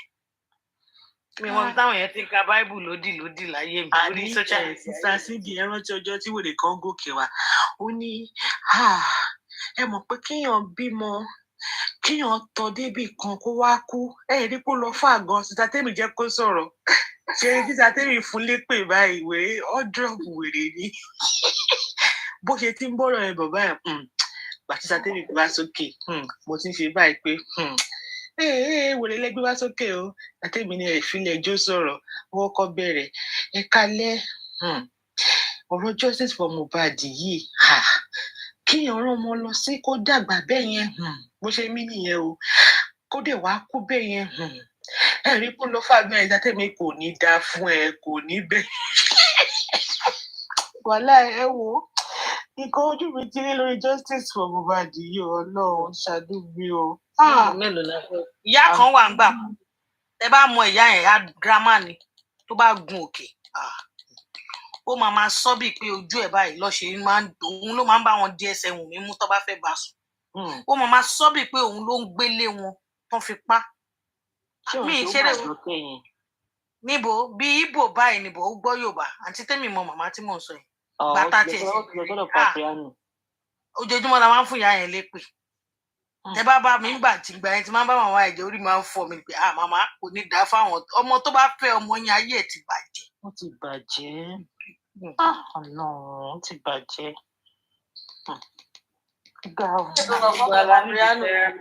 Ètò ọ̀sọ́dọ̀ Papiano yẹn ìyẹn ò bímọ. Ẹ̀yin ò bímọ. Àrí lè bímọ o màmá Tẹ́mi mọ ìyá tí mò ń sọ sẹ́. Kò bímọ. Ìyá yẹn ti kó sẹ́gun. Bolówá wà sí. Àti ẹ̀rí ìyá yẹn mọ́ látijọ́ Ọlọ́run mi gan òbúrò ẹ̀ mọ̀ bóyá ilẹ̀ tuntun change orúkọ ẹ̀. Most wọn ti kúrò ní justice for Mohbad. Most wọn ti lọ. Àwọn èèyàn púpọ̀ ti lọ o. Àmọ́ mi peace tí Kàrímọ́ ṣe wòlímọ̀ fún lọ́dọ̀ MFM ní ṣé last week kọ́ ni màmá yẹn ló wà lọ́nà I've never seen this kind of a thing in my life before. Àti rí orí kéèsì Mohbad àti rí àwọn nǹkan kan tẹ́ pé forever a máa refer sí títí ilé ayé ìlú fi padà. Kódà mi ní golden seal gan mọ́ nílẹ̀ ti change orúkọ ẹ̀ ní ìtì ẹ̀rí mọ́ golden seal yẹn náà iná máa rìn kiri ńgbà yẹn ni àwọn wèrè àwọn ọmọ failure àwọn kí lórúkọ wèrè yìí ọmọ òṣì yìí dull merit àwọn ọmọ wèrè that's why Mohbad even mi believe pé Yínká gan ó lè kúrò bẹ́ẹ̀ yẹn wọ́n fẹ́lẹ̀ ṣì wà ń bí o. But Yínká ò rí bẹ́ẹ̀ mọ́ náà. Ó sì bá kìíní ṣépè ní ìjẹta. Ta ni? Ó dà pé Godstone ni kò jọ ọmọ fílẹ̀. Ọmọ fílẹ̀ sílẹ̀ ojú ọ̀nà ó máa ń tẹ̀lé Kàrímọ́ ó máa wà lọ́dọ̀ MFM. Àbọ̀ kò ní gbogbo ìjà yẹn ṣẹ̀bẹ̀rẹ̀ wà ń bẹ̀ náà. Tẹ́lẹ̀ ọmọ fílẹ̀ tẹ́lẹ̀ ojoojúmọ́ ni from one platform. Ẹ̀bùn ó dàbí pé òun àtàdùnkẹ́ àbí kí ló ń ṣe ìhàn tó ń sọ̀rọ̀. Ìgbà tó ti jà yẹn ni ò ti bẹ́ẹ̀ ṣe. No, na ghost wahala cause their fight. Àdùkẹ́ ń búburú ká ọmọ sọ́sẹ̀ gbogbo lọ́wọ́ ghost. Òun náà jẹ̀rẹ̀ at the end of it, òun náà bẹ̀rẹ̀ sí ní gbà tiẹ̀. Ọmọ sọ́sẹ̀ ò lè padà sọ́dọ̀ ghost toró ti drag ghost so gbogbo ẹ̀kọ́ di fọkùn mọ́yọ̀ ẹ̀. So na ghost cause am hate. Bọ́sẹ̀ Tẹ́mi tẹ béèrè ọ̀rẹ́ yín Àyàmíká kódà tẹ béèrè Àyàmíká tó lè. Sister Tẹ́mi ṣáwa lẹ ń bá wí. Náà wá ló ń bá wí. Sister Cindy Àyàmíká ń kọ̀ Ọlọ́run mọ̀ pé láti bí 3 days ago mo fẹ́ béèrè ẹ̀ gan wípé honest, máa rí kẹ. Bọ̀kùwá ti dáwó fún ló ti lọ lé lò. Bọ̀kùwá ti di tẹ́lẹ̀ mọ́. Nígbà bẹ́ẹ̀ di ẹ kò fi bẹ́ẹ̀ active mọ́. Àbọ̀kù ẹ ti dùbọ̀ ọ̀sẹ̀ yìí. Ó di dandan ìyẹn ṣé ó yẹ kó jẹ kó lè dànù ni. Bí àbókí tó gbé tílé ti fi sílẹ̀.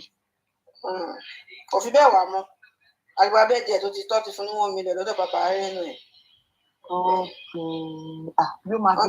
Ó máa fi sí bísínẹ́sì ásìdì tó ń tà tó lóun ta pé irú Yínká máa lóun méjì kúrò fún wọn. Yínká wèrè ní ẹ̀rùn.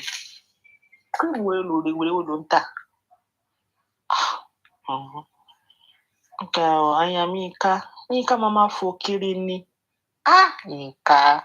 Yínká dẹ̀ máa parọ́. Ọ̀tọ̀ nìkan tí Yínká máa gbọ́ lórí tóní platform Yínká dẹ̀ máa lọ Yínká upbringing ẹ̀ ó wà questionable. Yínká oní POS phone. Upbringing ẹ̀ ó wà questionable. Ibẹ̀ yẹn tó fi tọ́nu wò yẹn ìfà tó jẹ́ kó rọ̀ mí díẹ̀. Inú mi dùn sí bó ṣe lọ fi bẹ̀ yẹn tọ́nu wò díẹ̀. A mọ̀ bó ṣe rí ibi tó fẹ́ rọ́bọ ọlọ́mọ àwọn ganan kọ́ lọ. Jesus is Lord. Ayamika ó máa bẹ́ kiri ní mi ìdílé yìí láyé mi. Ìta ló tún máa ń sọ̀rọ̀ o tó bá ti sọ̀rọ̀ bí ẹni dání Yínká ó ti tún wọlé. Ayamika mi irú ọmọ yẹn rí láyé mi. Wà lórí sẹ̀lẹ́lẹ̀. But she's not like before again no. Tẹ́lẹ̀ Ayambufe ṣé mo ń tà sọ ìṣá. Mo mọ ẹni tó ti lọ ẹ̀wọ̀n dé. She was an epidemic. Ó dàbí kọ́lẹ́rà ni. A máa lọ kiri. Jesus.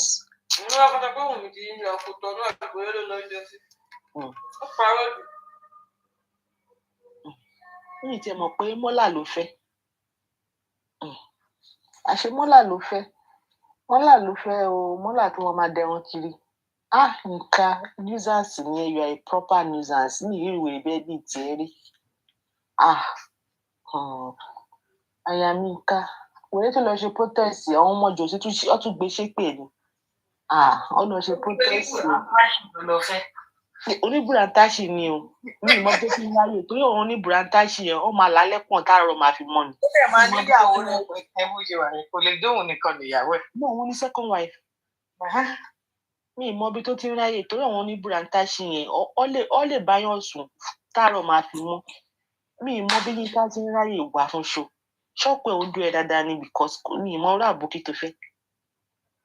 Torí bọ́ ìwọ̀n yàn ṣe sọ o ọ̀nà wọn máa ń lóògùn tán wọn máa fi máa báyàwó wọn sùn ṣọ́ọ̀pù ẹ bá lẹ̀ dáadáa mi ìmọ̀ ibi tó ti ń ráyè tó máa fò kiri flẹ́ngẹ́ from one platform to the other. Ayamika ó dàgbọ́ mi ò bí àwọn amọ́kọ lórí justice for Mohbad ni. Anyway àwọn tí jòlú sọ pé wà á ti ṣe àmà ẹjọ́ lára yín ṣá o. Àwọn kò ṣe nà pé kò ṣẹlẹ̀. Figotilẹ̀ 1.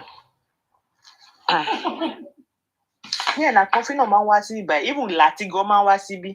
Gbọ́ mi mọ̀ bí aláàtí ṣì ń wá síbí báyìí mọ́ láti gan máa ń wá bíbà dáadáa. Láti máa rẹ́kọ́ọ̀dì títí á fẹ́ lè sùn síbí. Títà tèmi máa gbé ṣépè láti ò ní kúrò níbí. Ọlọ́run.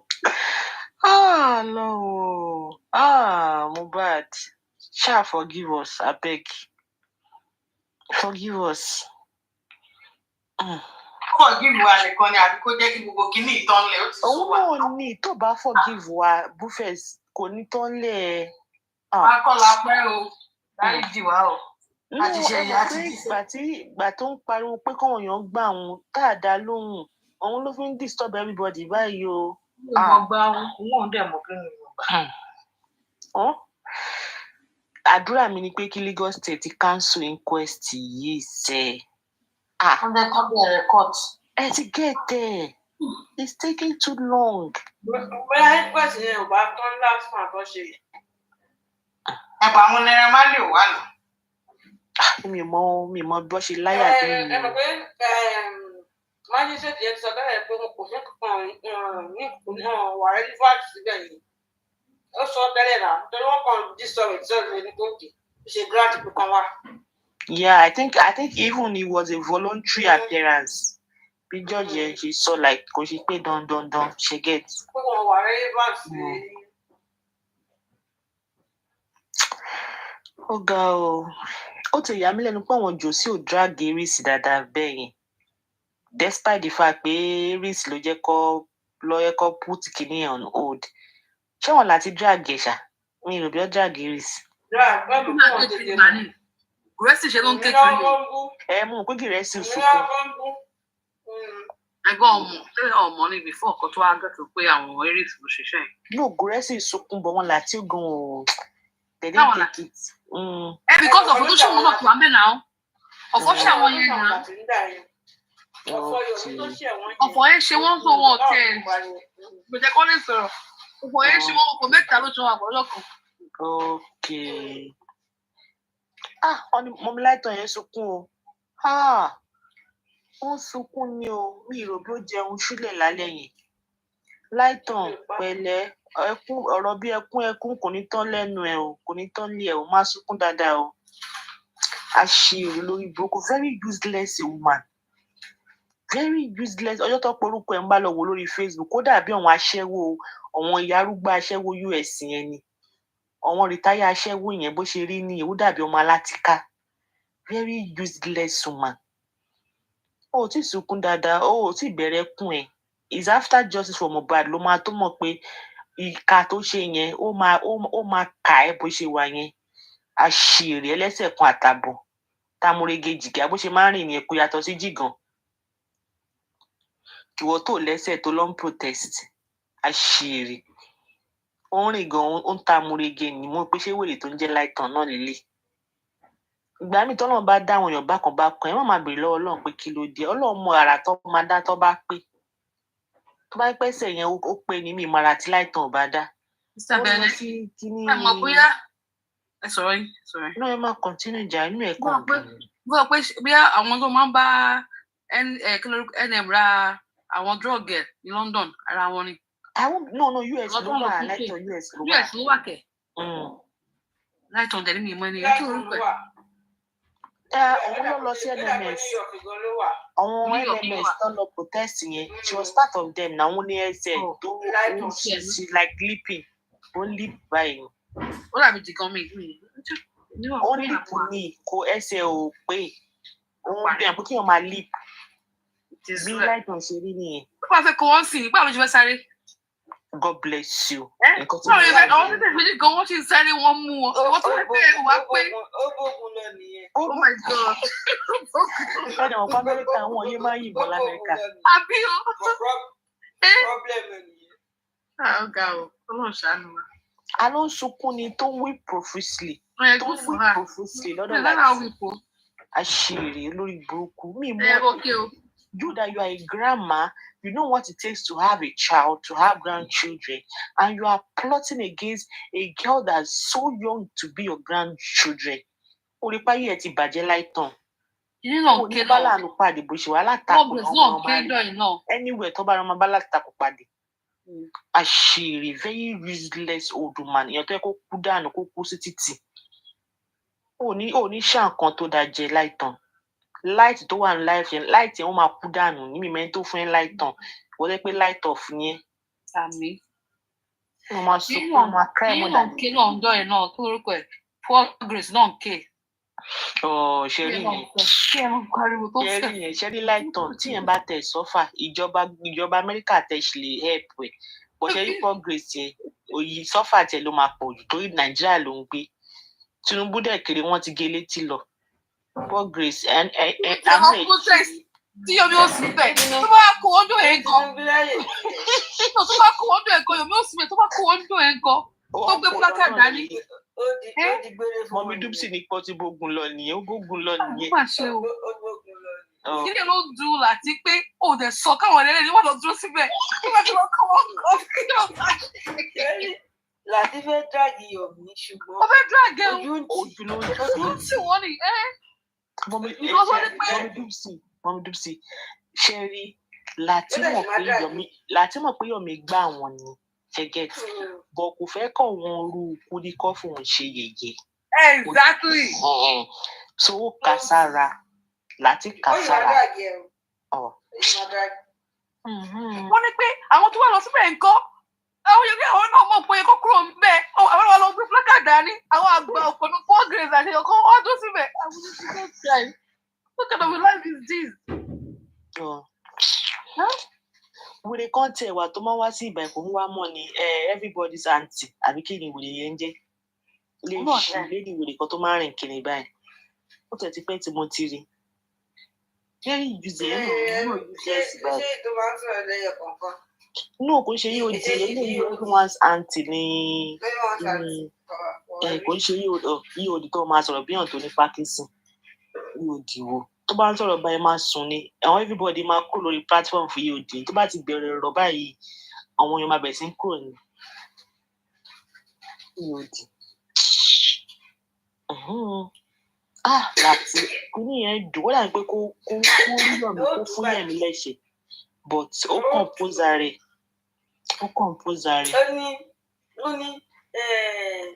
Onílé take charge. Mo fẹ́ lọ síta lọ́gbà irọ́ ni inú bí ni. Òun náà ni ó ti dórí fún ni. Ó fẹ́ lọ síta lọ́gbà fresh air orí ẹ̀ ti ń gbóná. Láti parọ́ náà inú ẹ̀ ṣe ń rò sí i wọ́n dà pé wọn láti yẹn all stupid jọ wọn jókè platform lọ. I saw all stupid gan say àwọn all stupid jù. Èmi gan ṣe ń rò sí i all stupid jọ wọn jókè mi lọ. All stupid jọ wọn jókè mi lọ ẹ̀ parọ́. Ẹni tí tó bá gbé lọ́dọ̀ àwọn láti ẹni tó bá sẹ̀ lọ́dọ̀ àwọn láti wàá sẹ̀ ṣá. But the thing is that people that on Latin platform they are just struggling. Like they are like how my put it pé wọ́n wà okay bẹ́ẹ̀ yẹn and that's why mo kó lórí burúkú ni. Àwọn gbọ́ngàn need help. Àwọn gbọ́ngàn need help. Wọ́n need donation.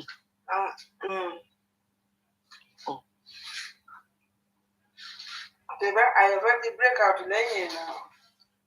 Àyọ̀fẹ́ náà tẹ́rì náà ń lọ bẹ́ẹ̀ bí tẹ́lẹ̀ mọ́. Wọ́n ti break out wọn lọ́dẹ̀ mọ́. Wọ́n ti drag wọn bẹ̀. Ìgbà Yọ̀mí yẹn ni. Àti ọ̀gbọ̀n padà Yọ̀mí ló dájà wọn lẹ̀. Mi ìbílẹ̀ páyọ̀ fẹ́ lè fi làtílẹ̀ o. Àní wá ìtọ́ ń ké pé Yọ̀mí gbá wọn. Àrí mo tún ní kó tún dáwọ́ fún blessing. Ó ti dá mọ́ kárí mọ́ lẹ́nu òkú tó má ṣe ẹgbẹ́ mọ́. I don't understand. Ìyẹn ló pa mí lẹ́rìn jù. Jesus is Lord. How that not? No, the thing is that Karimo is trying to save face. She never expected what Yamuba did. Karimo never in her entire life could expect it. So kini e ba lójijì kó mọ kó tó máa sọ mọ́ gan kó ẹ rí pé kó wà composing. She was just saying jargons. Because she was confused. She felt used. She gets the one loan get. So God bless you. So, and they are going to give them. And to get pé bóun ṣe plot against ọmọ yẹn kàn gbére ní ṣe get. So she was ashamed.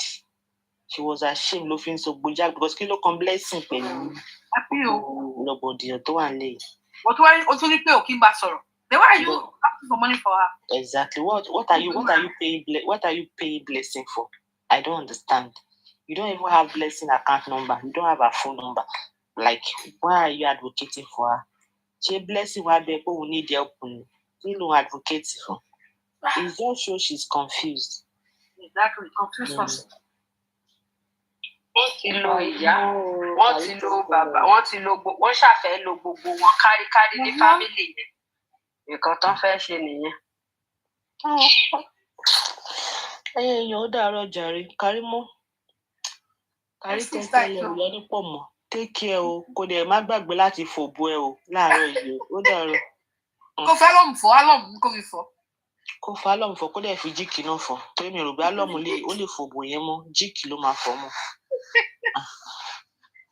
Kárí ilé. Sísá tó sì kílẹ̀ ní fún wa o. It's a gypsy. Me and any team one be share. It's happiness is come by. It's happiness. It's happiness over this. It's happiness, so it's the happiness. It's a thing come out. She's a thing no son about right. Sister happiness, yo. Okay, carry more for. What's a maso? Can a man play by you?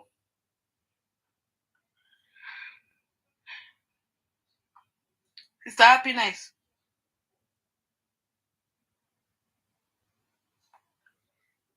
Sister happiness. Happiness in Mama son, you finally. Oh, okay. She never can play. I don't have anything to play.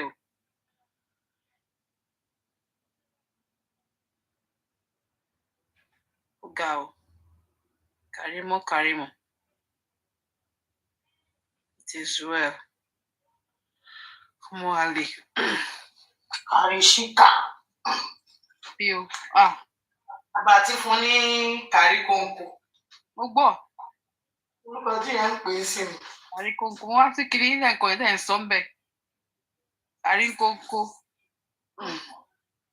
Ọmọkọ́mọ. Ǹjẹ́ kó pa ọ̀rẹ́ ti sún wa gan-an? Àrí ìkọ̀jú sí.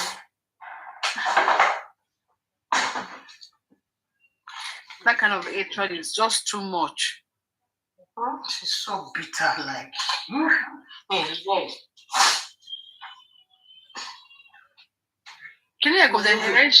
I'm sure she has been doing it for a while.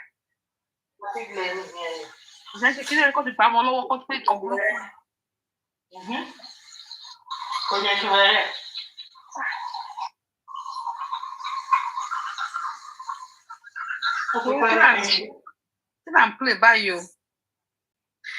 On the cover breaking day 1 million now. Just to your law. Let's tap now, please, guys. Let's tap, please. Please, we have 353 people here. Please, let's tap so we can take it to 1 million, please. So the whole flag goes down. A job. A job. Sister, take me low. Come on, my Jimo. Thank you.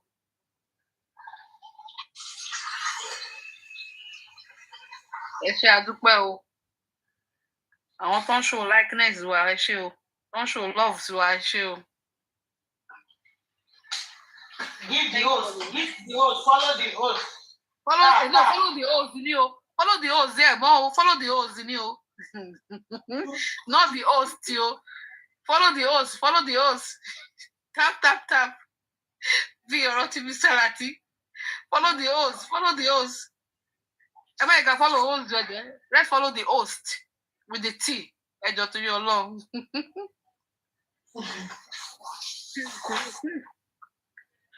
Hey, I can't play. Sabu Forest. Hey, Joe. Can I play?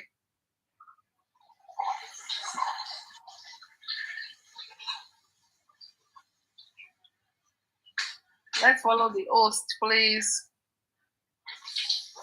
Let's keep tapping, please.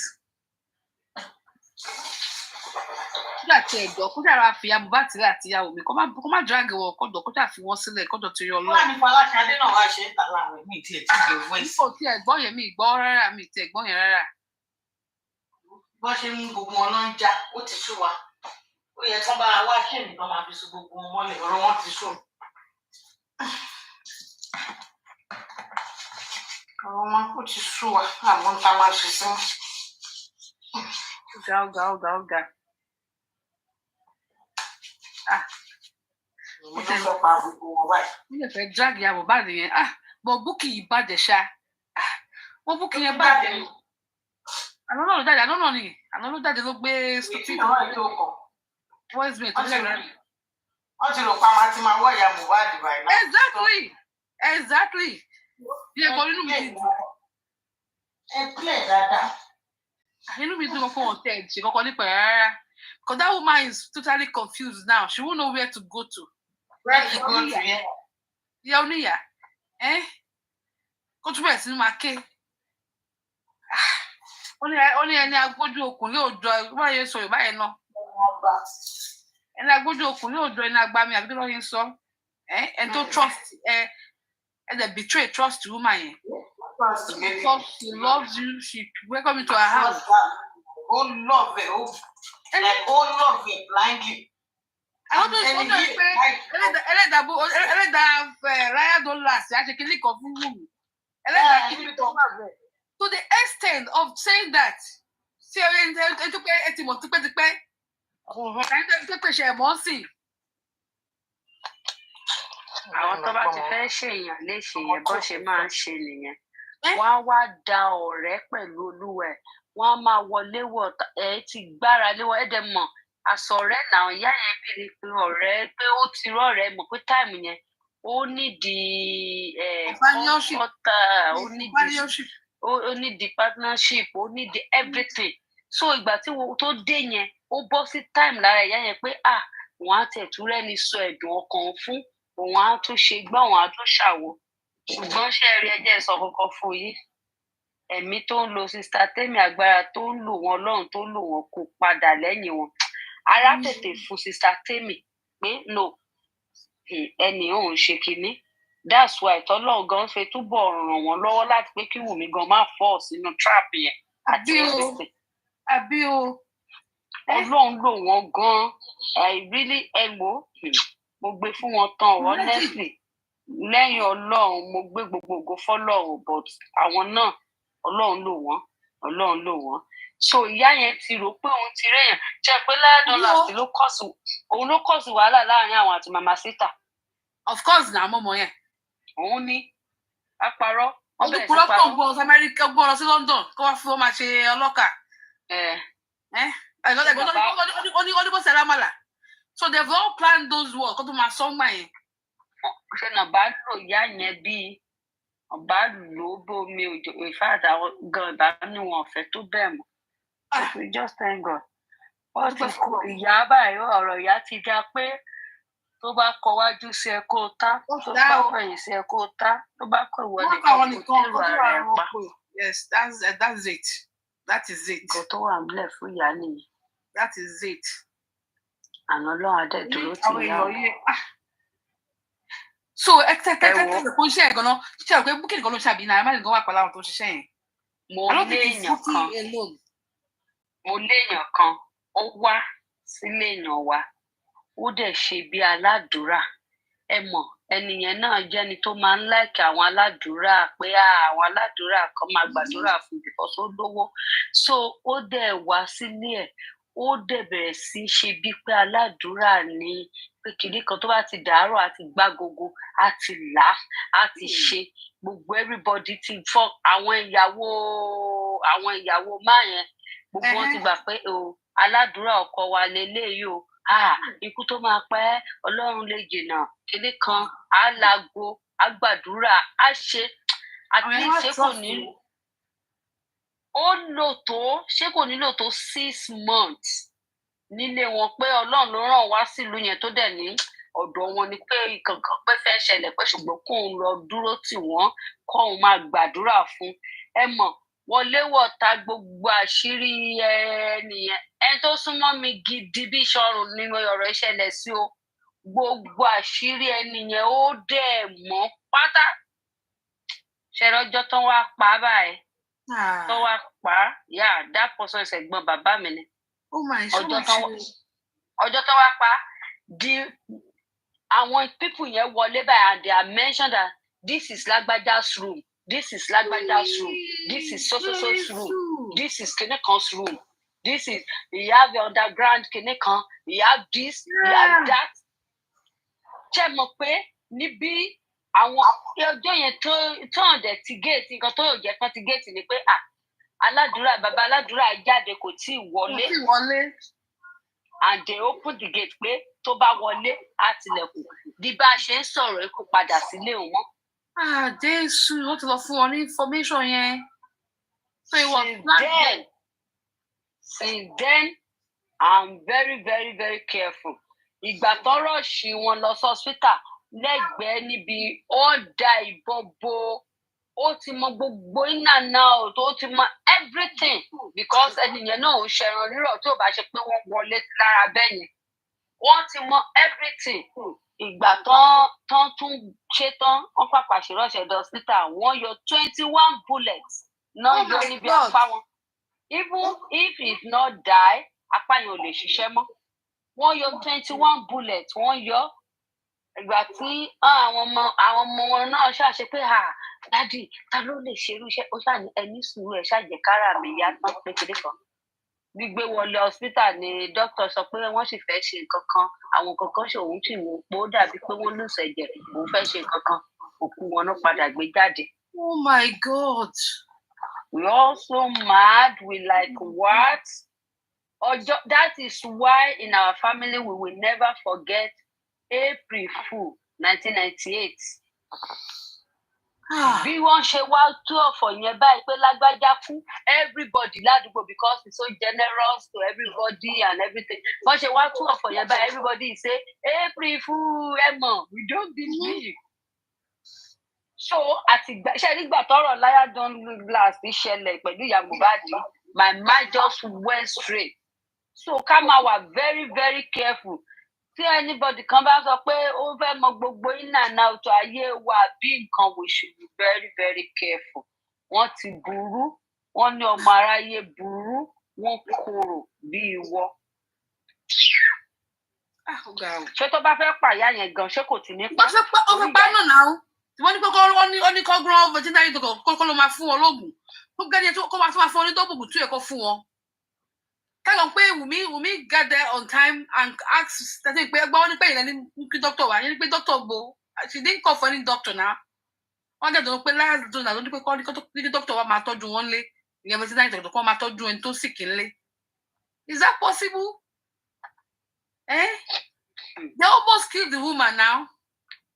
Doctor tó wá ní pé ìyàwó doctor wá pè mí sẹ́tí pé ọkọ òun o somebody has been talking to him o lálẹ́ ló ń sọ̀rọ̀ pé wọ́n ní oògùn kan kó máa fún wọn. Come on for more than what they're supposed to be giving her. Ìyá ìbákan máa wò dọ̀ bí ajá.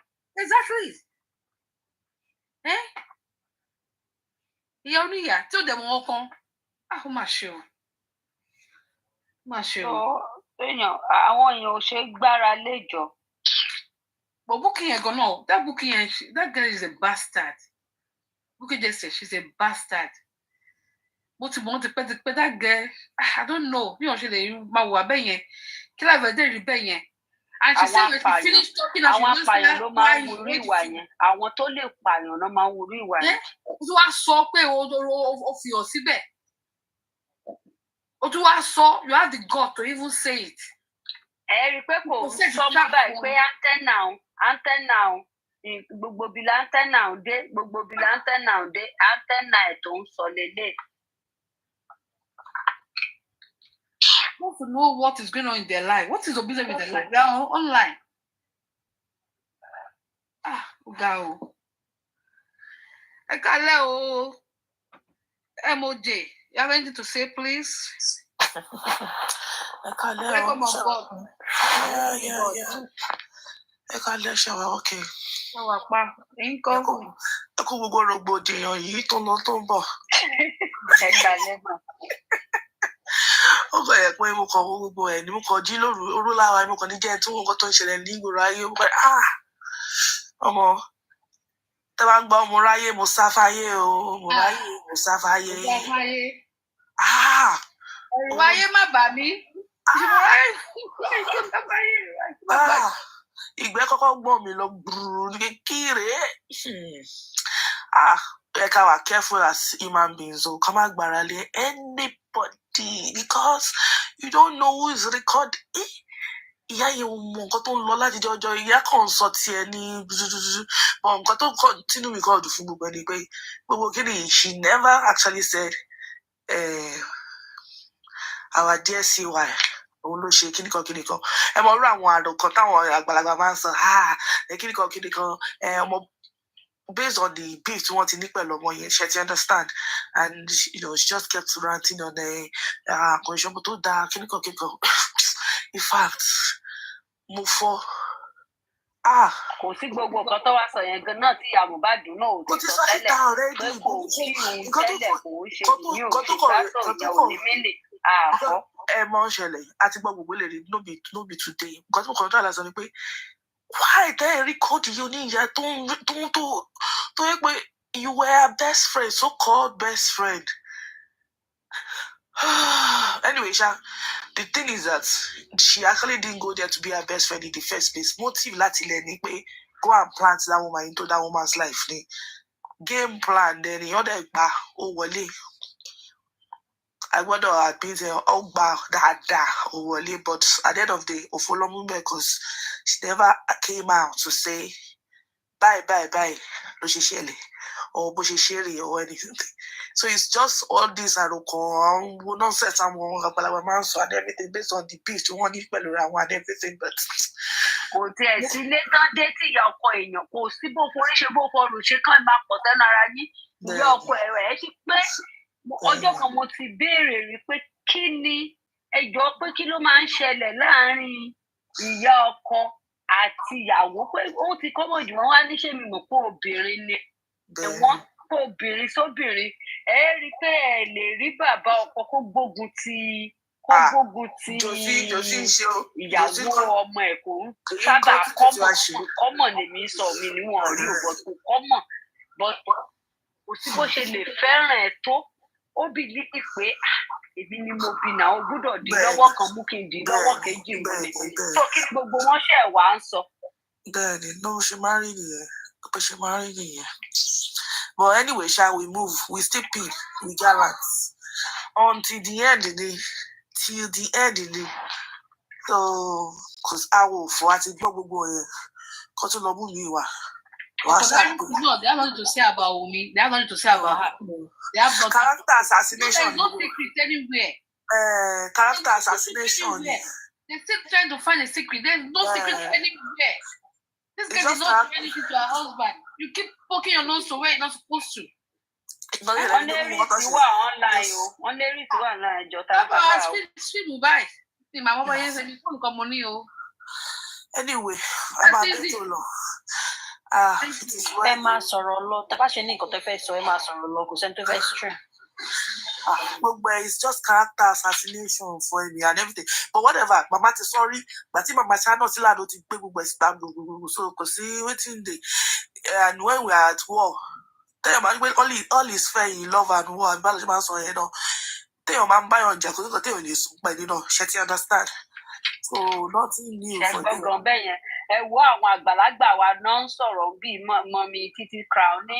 My mommy always said, two women cannot live completely peaceful in the same house. Kò possible. Mo rọ̀rẹ́ tó jẹ́ pé ìyá ọkọ ẹ̀ sọ fún ìyá ọkọ ẹ̀ ní mo fẹ́ rẹ̀ o ọmọ ọkọ ẹ̀ nìkan lọkùnrin tí mo bí o pé ṣùgbọ́n wàá dì í mú lọ́wọ́ kìíní èmi náà dì í mú lọ́wọ́ kejì ni o. Ìyàwó ìyá ọkọ tó fi lọ́kàn balẹ̀ Ọlọ́run ló fún. Ìyàwó wá dáhùn pé ó ní tẹ́ bá dì í mú lọ́wọ́ kìíní tẹ́ mi náà dì í mú lọ́wọ́ kejì tàjọ fà ó lájà ó lè ṣe jẹ́ kí n kúkú dì í lọ́wọ́ mú kẹ́yìn máa bá mi máa fojú tó bẹ́ẹ̀mi. Ìyẹn wá pè mí ó sọ fún mi pé bí ilé àmúlòdè lórí láyà òdè sọ bẹ́ẹ̀ ó nígbà tán bá ní kò dì í lọ́wọ́ kìíní mú káwọn náà dì í lékejì ó ní kò ní pẹ́ pé ó ní kó bá. Ìyẹ ò ní mímì gbogbo kan tẹ́ ẹ sọ pé ìyá sọ nípa Wùmí àgbọ́pà àwa ò gbọ́pà because tó bá ẹ má jà pọ̀rọ̀ tọ̀ra wa tó bá lọ béèrè lọ́wọ́ Wùmí gan òun náà máa ní mọ̀ṣí láti ṣe sọ ń pa ìyá yẹn kárí pé ọkọ lọ́rí. Sister Temi ẹjọ hold on Sister Temi life wa ń pọ̀ so in case tẹ́ bá ń gbọ́ ẹjọ bá mi fi Sister Temi kẹjọ kan. Sister Temi ẹjọ ọmọdé wa nù ọmọdé kan lọ forí wa wálẹ̀ ọ̀ ẹ̀ ṣàánú mi òkú ọ̀ forí mi gbálẹ̀. Let's keep tapping please hopefully maybe we can revive it. Okay. Let's keep tapping please maybe we can revive it. Profusely o. Sister Temi. On lo phone ni on lo phone wa. Be on lo phone then. Okay be on lo phone. Okay. So at the end of the day, the thing is that nobody can be see why you know nobody very low. You know, can you pay anywhere they cannot record to ọmọ yẹn. We don't have many things to say about it. You understand? So they are banja because nothing on the so. So and it's from anger and from place of annoyance. Yeah, she's so there will see raining buck on lady. She anger gone. Yeah, painful heart. Yes, now she's a grieving mother, so and she feels wrong. And the thing about Sherry got to one grief in the way edges of my grief. We lose a young very close best friend, me and everything. But we can notice it come back, but our family agree. In fact, it's about bad.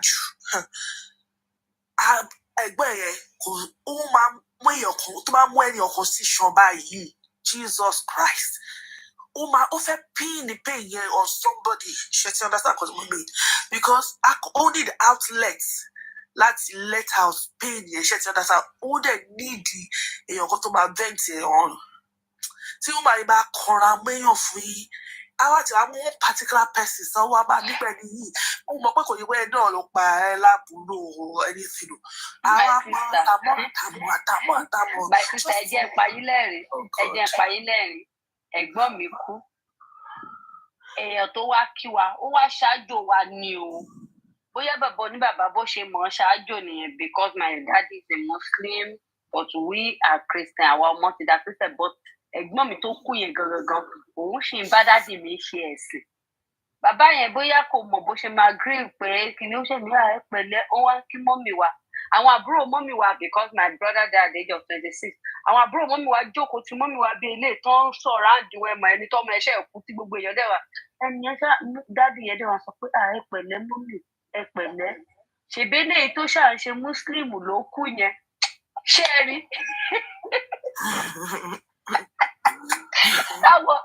Táwọn àbúrò ìyá mi wọn bí pé ó fẹ́ẹ́ ní téèyàn bá ti ń grief téèyàn bá grief kò sí máa yẹn títí tí gbogbo nǹkan fi ṣẹ́tù tá a mọ̀ ọ̀mọ́ tá a ṣe máa yẹn ò padà yà sílé wa náà. Ṣé mo téèyàn bá ti odidi ọdún kan gàdí méjì mọ́ ò gbà máa sọ pé ṣèbédé tó ń ṣe Muslim ló kú yẹn ẹni yẹn jẹ́ close mọ́ mi gan tó jẹ́ pé báwọn bàbá fún mi nínú Olúwa gidi ni o ṣùgbọ́n kò mọ bó ṣe máa ṣáájú ṣe gẹ́tì mi tí nǹkan bá ti ṣẹlẹ̀ òdì ní gbogbo nǹkan máa ń bọ́ sí lára èèyàn mo ní sọ pé ó jẹ́ grief náà ní tiẹ̀ ọ̀rọ̀ yẹn dùn bọ̀ kò mọ bó ṣe fẹ́ ṣẹ́dú pé pẹ̀lẹ́ mà ṣèbédé tó ṣàṣe Muslim ló kú yẹn àwọn ẹgbẹ́ àbúrò mọ́ mi ní èwo ló yẹ kó kú ṣé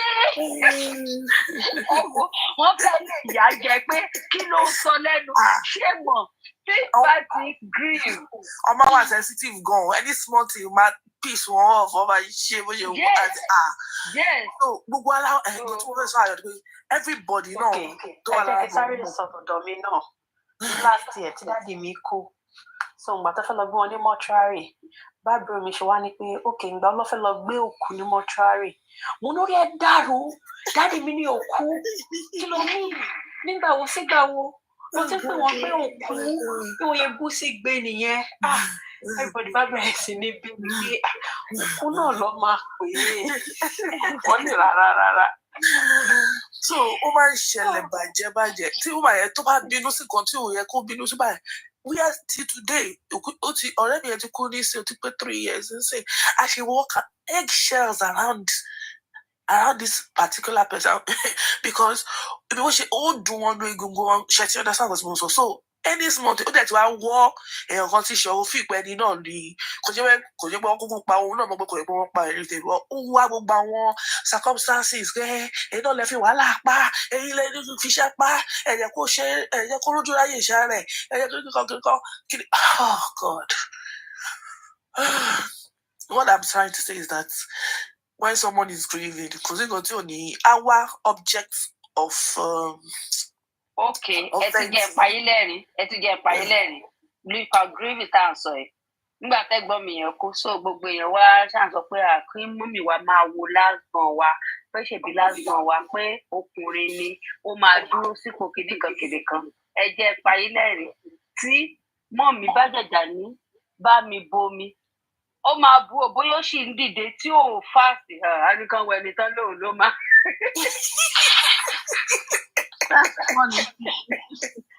Alóni ẹ̀wẹ̀ ní tó ní kí n máa wojú ẹ̀wẹ̀ tó ní kí n Let's power tap, please. Let's power tap, please. Let's keep power tapping. Thank you. So gravy máa ń bọ́ sí kìíní àwọn ọmọ tó kù ṣì wà ńlẹ̀ o everybody wá ṣì wà ńlẹ̀ gbogbo wá ṣì wà ńlẹ̀ o bí àwọn tí mo bá sọ̀rọ̀ ó káwá máa bínú pé ìyá wa sọ pé ẹ wo pé ẹ mọ̀ bí ìgbà tó bá láàjá mọ́ nǹkan kan mọ́ fẹ́ nìyẹn nìkan wá ní so just leave that mama kò sí àní dírágì ìyá nǹkan tẹ kó síta ò work. Kó ṣẹlẹ̀ ò dẹ̀ wọ́. Apart from that, ṣẹ̀rí tẹ́yọ̀ bá ń jà máa ń sọ, kò sí kan tẹ́yọ̀ lè sọ nígbà ìjà. Kò sí ìgbà tí ká ní pé wọ́n gbà tí wọ́n rẹ́ tọ́ wà together ni ìyá ń sọ orúkọ mẹ́fà ní pé kò sí. Wọ́n rò pé tọ́wá ti kó síta, àwa máa bú màmá, wọ́n á wá sọ fún màmá pé ṣé ti ibi that was the plan. Ṣé ti that was the plan now. Àwọn náà ti bú yín yẹn sójú òtí yín, àwọn tí wọ́n ti bú yín. Nǹkan tó fẹ́ ṣe nìyí. Àwọn tá à ń bá fa ọ̀rọ̀ yìí wọn stupid ká ní kó wọ́n stupid wọn ní lọ ṣe nǹkan tó fẹ́ ṣe yẹn ṣe ti understand so àwọn agọ́lá wa máa tó èrò ara wa pa in terms of pé ọ̀rọ̀ táwa ń rò pé lásán yìí ni àwọn wèrè yìí ó lọ fà gan-an ṣe ti understand even pẹ̀lú aries o gbogbo ẹgbẹ́ we are dealing with some very strong cartel that we cannot even pinpoint ṣe ti understand àwọn in fact. We just have to be prayerful and also continue to stand gallantly behind the mommy because we have to remain unshaken and unwavered until they show us the proof. Because they are back on being baby, and to bad she báyìí.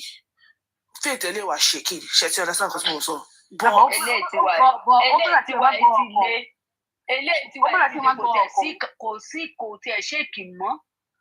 Nǹkan tí mo sọ àlàtọ̀ ẹni tí ò bá dúró ṣiṣẹ́ sẹ́ ojú àgbé lọ in fact agbára omi àgbé lọ ṣé ti understand a kò máa find rẹ̀ tó swim bẹ̀rẹ̀ rẹ̀ we have to reach deep down into us and let that conviction come from you and say kini because you have to many more things are still going to come ṣé ti understand many more things are still going to come they're going to continue to throw all of these things and we have to start strongly, solidly behind this girl. If not,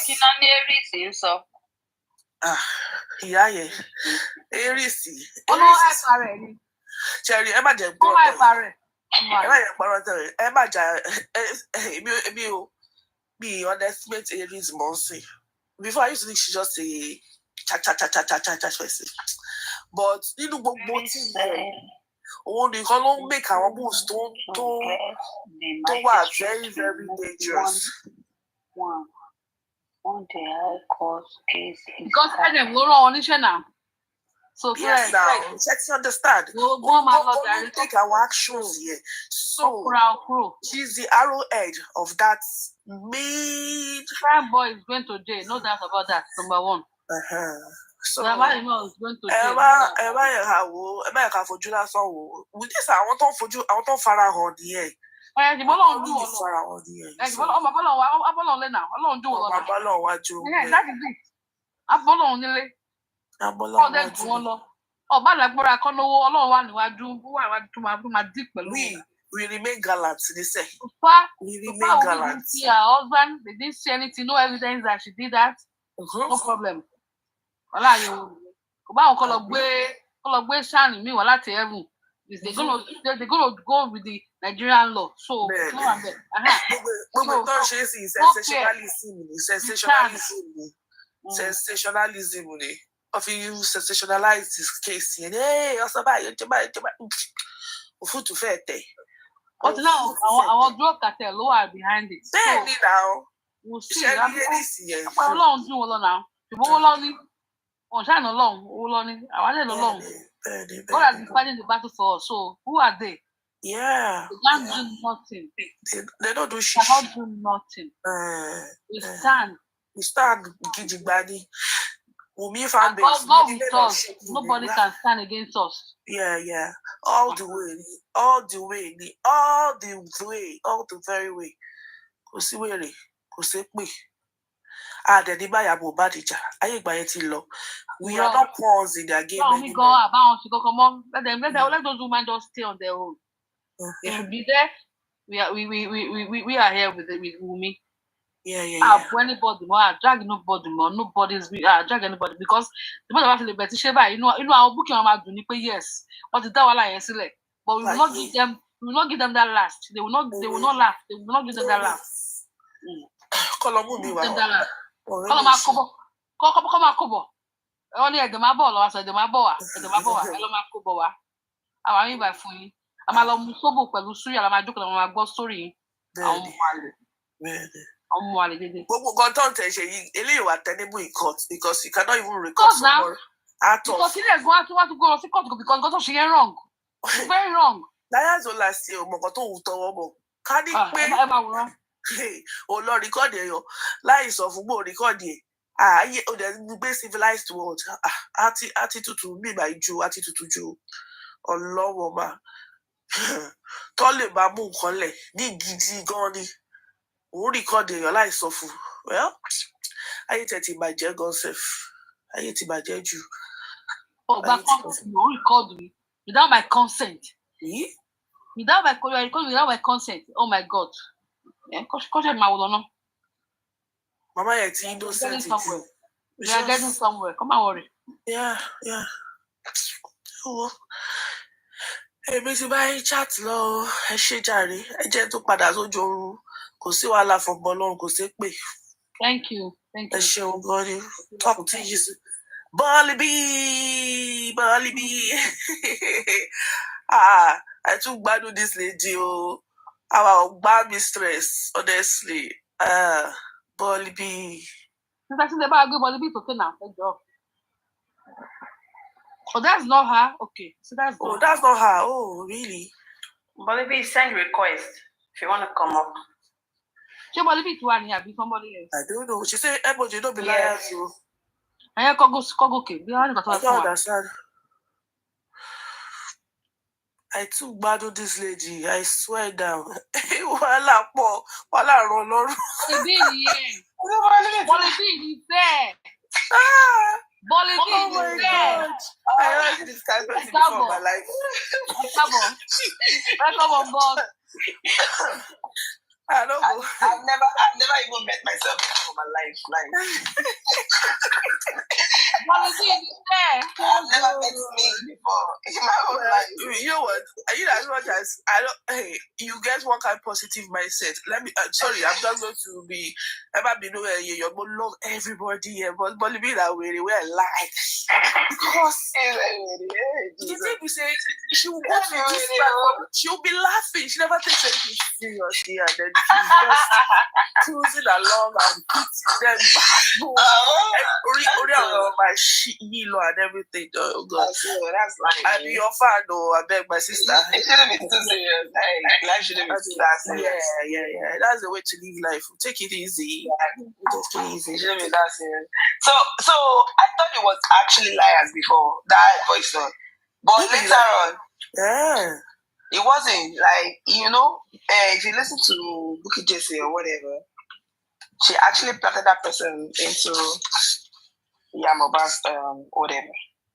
Oh, okay, that second lady that is there. Oh, really? So that wasn't even liars. It doesn't have anything to do with liars. Oh. That was what I thought before too. Like it was liars. Really? Yeah. So it wasn't liars. So exactly. Wow. So we shouldn't be taking bad things around, they're liars, they are all the same foolish people. Are they not in the same cartel? They are all the same people. But then, see, if you want to fight for something, you should know what you're fighting for. Like, if there's something exactly, if you know that you want to say something with points, like you should know what the point that you want to say. Not that you not say that look at this in here. That's not her. So if you want to talk about her in another dimension, you know what you want to say. Yes, exactly. Clarification, Daddy. Exactly. Thanks for clarification. Yeah. Okay. See you up there. Yeah, that's the thing. Anyway, I'm not saying liars and saints. I'm not saying she's an angel. I'm not saying she's not an angel. You understand, bro? What I'm saying is that particular one is not her. So the real antenna that girl don't be evil liars. No. So now they're not saying that they should even contribute money for that person. I'm not watching. I'm not listening to you that they said I should contribute money for that person because our life is not in danger. Kiniko. I'm like, our life is in danger, like because she spilled a secret. Like it's not even that one is not even a secret. Like because she said something. So now the setup, the pull out there for it was a plan. Exactly. Of course. So careful. So they waited. No. What happened is booking or your planning. No,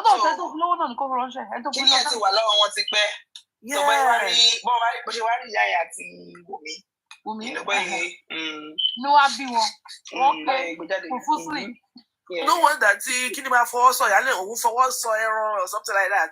I didn't just see about Basse. She lady she got all justice.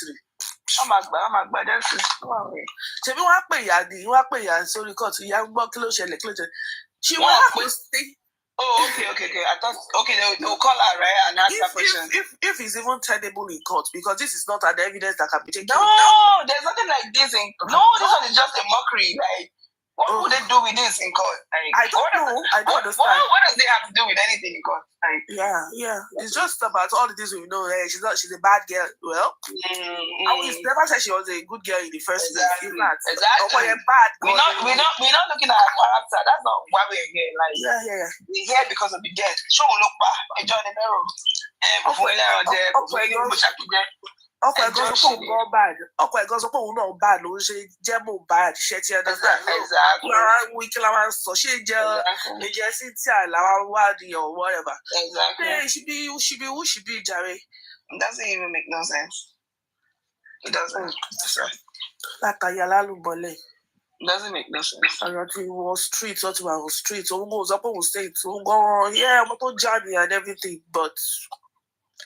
Nothing tenable in court. That's my own opinion. Court for what? Like what Kenny?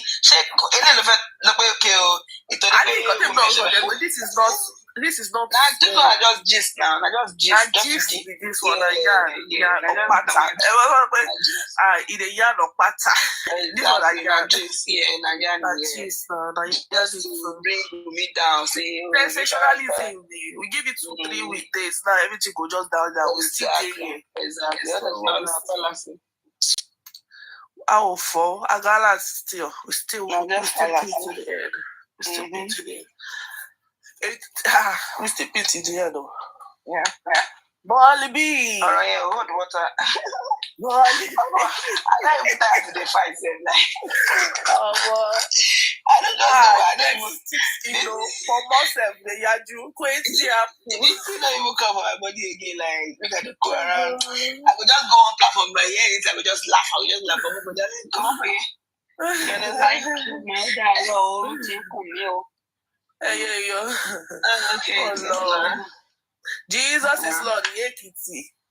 God, always for try. Thank you. This is why. Yes, I just bring you.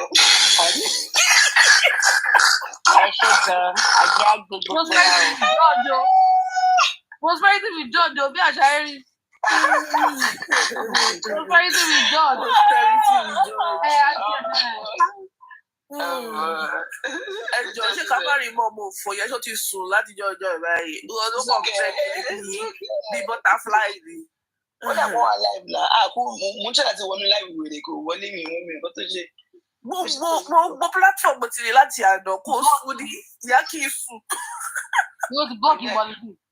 No, kò blọọkì mi nǹkan tó ṣẹlẹ̀ bí a network mi nǹkan tó ṣẹlẹ̀ tí mo fi wọlé. I don't know why, but I was seeing comments. They were laughing. I don't know what they were talking about. But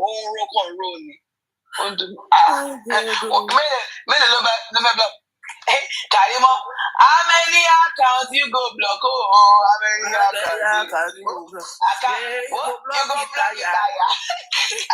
Karimo, you go block it. You go block it. You go block that. You go tire. And I swear, only block Benjamin. Only but that's all. Yeah, tó ní pé kí ló sọ pé ó ní pé òun máa arrest ìyá òun pé akọ̀nìyàn ó ní já sí báyìí ó ní pé green card owó ìyá òun She said something about the green card with her mother, like, she's going to revoke it, like, everything. So you did fraud. Wait, come back, so you did fraud. But I'll Shami block it.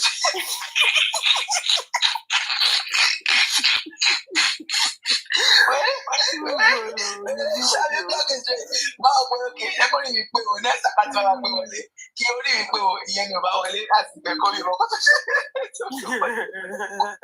Yes, now. You say you want to talk about your mother's whatever. Like, that's your mother. You actually fight for your mother. Let's check everything. You want to tell us that it's actually a fraud? Is that what you want to say? That you did fraud. You mother, I said you like it. You mother. What do you have in it? If I let somebody pay one revoke his citizenship, you are not even a citizen by birth. Wait. Of course. You're not a citizen by birth. Just by baby.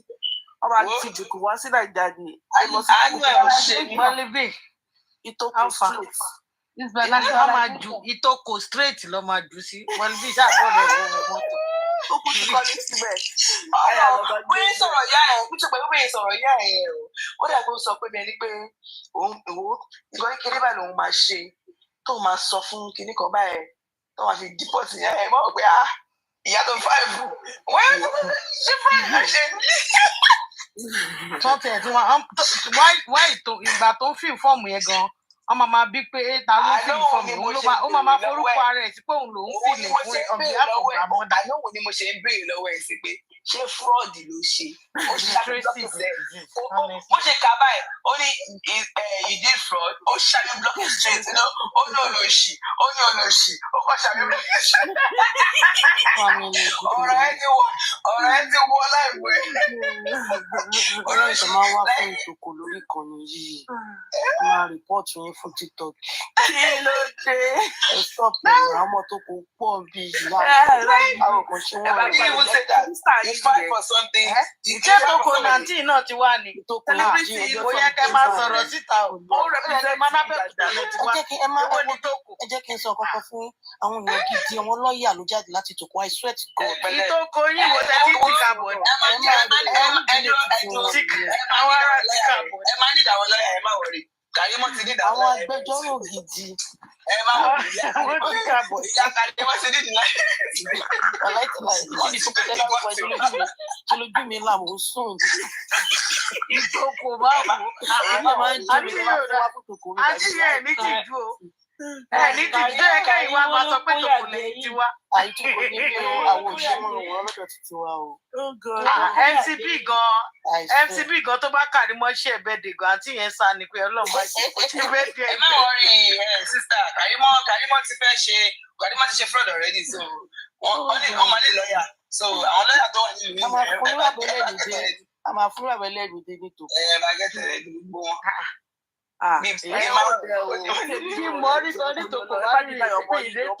Èmi ò mọ̀ rí o, but ó kàn sọ pé ọmọ ìtòkò lè mí náà tó kó ọmọ yìí ní ọmọ ìtòkò tó sọ̀rọ̀ pa. Bẹ́ẹ̀ máa ń ṣe ní ìtòkò nìyà. Ẹ máa ń bú ìyá ẹnìkan kò lè bá yín sọ̀rọ̀ ẹ máa jà kiri. Ẹ máa ti kábọ̀ dí ṣépè fún yàn. Àwọn tí kábọ̀ ní pọ̀ ní wọ́n ti kẹ́rù ẹ̀. Ẹ̀rù gbígbà bí ìdílé mo ṣe báyìí. Oh damn!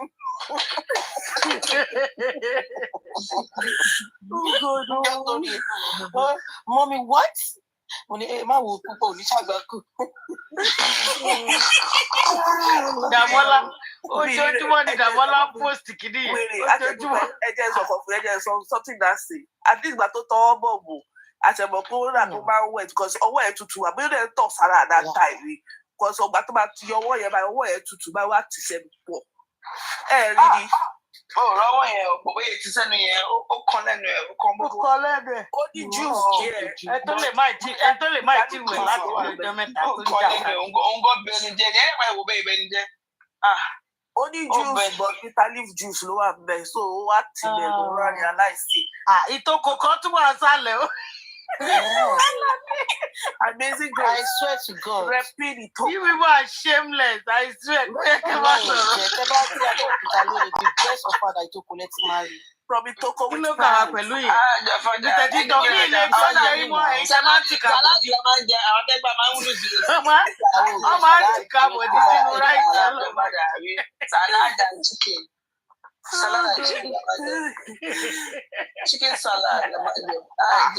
Ẹ mọ̀ yí pé ẹ bá fi dressing òun ló jẹ́ kẹ́ máa bú àwọn Èkìtì side. So òun ló yẹ kẹ́ máa bá wà lóko ń sìn. Ok, bóyá ká fi dressing ìtòkò sí àbí. Amazing Grace gbọ́ ìtòkò.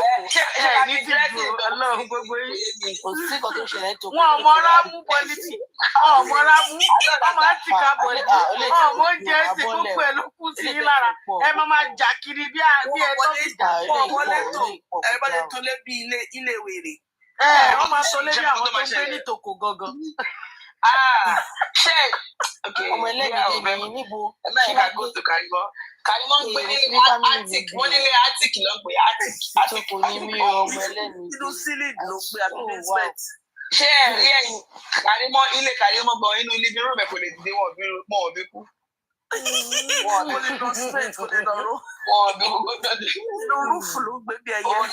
Orí ẹ̀ máa kọ rúfù yẹn nítorí ẹ̀. Wà Ẹlẹ́mìdé family pọ̀ ń bí ló bá tán. Ṣé ti ní sìn? Ọmọ ẹrẹ́pù ẹgálàtì o. Ẹ wo ẹ̀yin Ẹlẹ́mìdé ó ní bẹ́ẹ̀ máa ń tìka bọ̀dì nìyẹn. Ẹ̀yin ti ká bọ̀dì. Ó ti ṣe fraud l'Amẹ́ríkà. Ó ti ṣe fraud already l'Amẹ́ríkà. Ìtòkò ti ká bọ̀dì. Ó ti ṣe fraud l'Amẹ́ríkà. Kò lè kó ònú orí kò lè kó òǹbrèmì wá. Ẹ máa sọ pé káàrí wọn náà sọ́ọ́dì tó kù náà. Ìtòkò ti ká bọ̀dì. Oh God. Ẹlẹ́mìí sàbí Ẹlẹ́mìdé is a popular name. Ẹlẹ́mìdé ló fẹ́ kọ. Okay. Who are we type of kini? Autocorrect or whatever. Yeah, sometimes you want to type certain shots and then tí máa lábẹ́ kùtà gan tí máa lọ Nàìjíríà tí máa lábẹ́ kùtà máa yá mi jẹ ráìsì o ó máa fún mi lórí mi jẹ ọmọ wọn. Kí lè máa jẹ? Kí lè máa jẹ? Èmi kì máa gbóúnjẹ mi dání látẹ̀kù. Àwọn mo ń sọ jẹ́ ìpá àwọn Abẹ́òkúta ìyá ọkọ mi tó bá ń bọ̀ nílé wa báyìí ó máa gbà wẹ̀ ni ìyá ọkọ mi Abẹ́òkúta torí kò láìkì mi yẹn kò tó ètì mi kú tó bá ń bọ̀ nílé ó máa gbà wẹ̀ níjọ́ kan mo wà lọ́dọ̀ ọmọ ọ̀dọ̀ mi bá sọ fún ọmọ ọ̀dọ̀ mi kejì pé why this mommy every time she come here she always fasting. Ìkejì ẹ̀ lè ti pẹ́ lọ́dọ̀ ìyẹn ni òde fi wọlé ṣe bá wọ lọ́lẹ̀.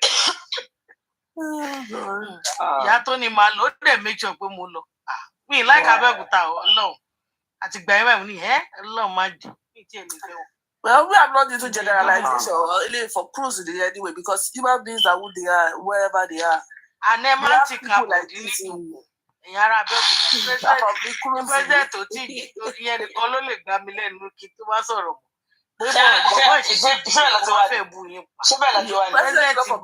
Abẹ́òkúta ni president náà. Ẹgbàá méjì dẹ̀ ti dára wọ́n yàn. Kàrímọ́ ti kú president bí ẹ tó máa kú. President is from Abẹ́òkúta now. Yeah, she's from Abẹ́òkúta. Èmi gan tọmọ wọn l'Abẹ́òkúta náà. Àwọn big grandparents yẹn wà ìyá bàbá mi. Abẹ́òkúta máa ń táyẹ̀ máa fi ṣan sí. Wọ́n burú láti ìtòkò ti káàbọ̀ ẹ̀. Wọ́n burú. Wọ́n máa jà ní. Ilé ìtẹ̀kì wá ń jà fún ìnàbọ̀rọ̀ tí lélẹ̀ sórí bọ́lí bí nǹkan tó ṣe yóò lè kó lórí internet forever. Ó dẹ̀ dùn mí. Àná àwọn kan ti remix kìíní yẹn pẹ̀lú dogs. Who let the dogs out? Wọ́n wá ṣèbí tó ti ti káàbọ̀ dé. Jesus. Mi ṣeré mo ti rí lórí Instagram bí ẹ̀mẹ́ta mo dẹ̀ mi rí báyìí pé ẹ burú ẹ̀yìn ẹ̀ dá o. Kò tiẹ̀ ṣàánú àrẹ for future sake àwọn ọmọ yẹn àwọn ọmọ tó kó sọ́wọ́ yẹn ọ máa fi búlì àwọn ẹ̀ tó yẹ pé Jesus Christ. Àwọn tó ṣe báwọn tó bá mọ̀ wọ́n nígbà wọn ló mọ̀ wọ́n rí òun gbọ́ ló máa jìyà yẹn kó tó kú bó ṣe wà yẹn àwọn ọmọ yẹn those kids they don't even have any problem because they live abroad like how many people abroad know pé because tó bá pàṣẹ mọ́ tó bá pẹ́ bó ṣe wù. See, that's how it works here. The Nigerian community nìkan ló kù. Àfi tó bá fẹ́ Naija bọ́lí bí. Àfi tó bá wà láàrin Nigerian community nìkan. If that's how it works here, ibi tí Karimọ ti ṣiṣẹ́ yẹn, ó yẹ ká ti rí nǹkan tó máa jáde wá sọ fún wa pé Karimọ ṣì wò ṣá sí ẹni náà ṣe bá assignment lélẹ̀. Àbí kí ló máa ṣe sí máa ṣe kí ni káàdì ẹ̀ ibi tó ti sùn mọ́ ju. Ó lè máa ṣiṣẹ́ bí táwọn Nigerians ò sí náà. Àmọ́rúfà ó ṣe kó dé city tó wà yẹn Yeah, that's what I'm saying. Like, yeah. America let to be big. Àbúrò ẹ̀wà yẹn ó lè má nọ rẹ̀. Ó lè má nọ rẹ̀ kankan. Ibi tó tún fọ́ nìdí mi. Let me tell you something. Tí o bá tẹ̀ lọ́rẹ̀ kankan rárá, at least you go see one bad person wey dey for TikTok we say, Karimo lele na ìyá ẹ̀ máa ya fọ́tò ẹ̀, máa ya gbogbo dédé náà, máa gbé sórí TikTok, you understand? So we know nobody. I'm very sure nobody. I mean, America tóbi though, so irú èmi gan ṣì fi ké gbé 30 minutes away from ex-husband mi àpàdé lọ́jà rí. Mi ìpàdé ẹ̀ títì rí. Mo dẹ̀ ń lọ gbogbo àdúgbò tó máa ń lọ. I mean, even àwọn tó mọ̀ gan mi rí wọn títì. Mi ń pàdé wọn ní African store. So it's possible. But boy, why if person won't really find out, we'll see. And again, only get ó kò bí ṣe ó ti wọnú mọ́tò. Ó ti kó omi ṣe ó ti wọnú mọ́tò ó tún ti ń lọ fa wàhálà lórí TikTok. Aláwọ̀ tó ń bá iṣẹ́ máa gbé jáde sẹ́ẹ̀ tó bá pẹ́ tó pé àwọn èèyàn wà lórí TikTok wọ́n máa ti gbé jáde ti pẹ́ bọ̀. Àwọn ará mi ọjọ́ ẹ̀ Karimo tó bá pẹ́ ààrẹ ní Karimo máa ti fún ọ̀kadà sí i irọ́ ní Karimo pa kò ṣe ààrẹ lọ́kọ̀. Tiwájú wá jára àwọ̀ ẹ̀ dáadáa tí ó máa yẹ sí ẹ̀. How you go be ààrẹ and you want to say that Kumo you want to say?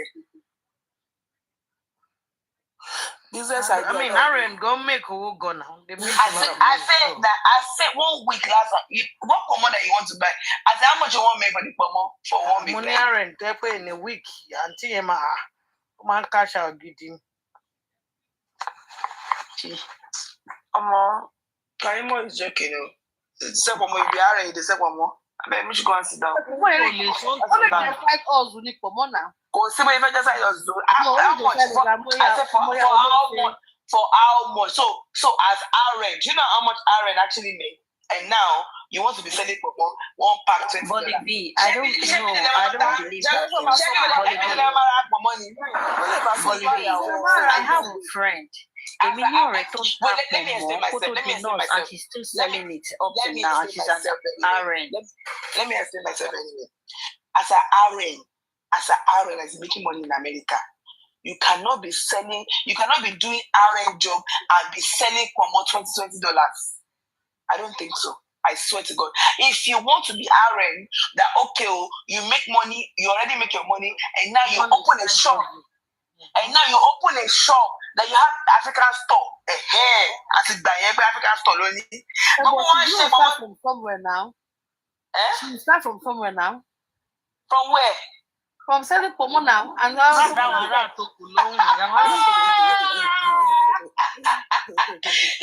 me now. Like now, most of the time, Karimo, sometimes she always do 16 hours. She do double. She works in a facility. She's doing all method. That's what she's doing. See, Aaron don't work in the facility. They work. We do work in facility. My friend is an Aaron, and people would drive from miles away to come and buy pomo from her. No, what I said. She can be doing it. Send us the wrong way now. No. Then we work in a facility, we work anywhere. That Aaron is not Aaron. People are Aaron is not Aaron. Let me tell you. The Aaron that the most Aarons I know. The ones that now work in the hospital. You know, hospitals they work 12 hours for 3 days. That's what they do. Most of them, like the remaining days of their week, most of them are on vacation. Like they enjoy because that 12 hours is like dying. You might think that Aaron, they didn't die for that hours. They go.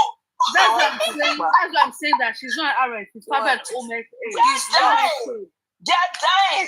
Those hours, they're tired already. Like the only thing they want to do, they want to relax. They want to relax their brain. They want to relax their brain.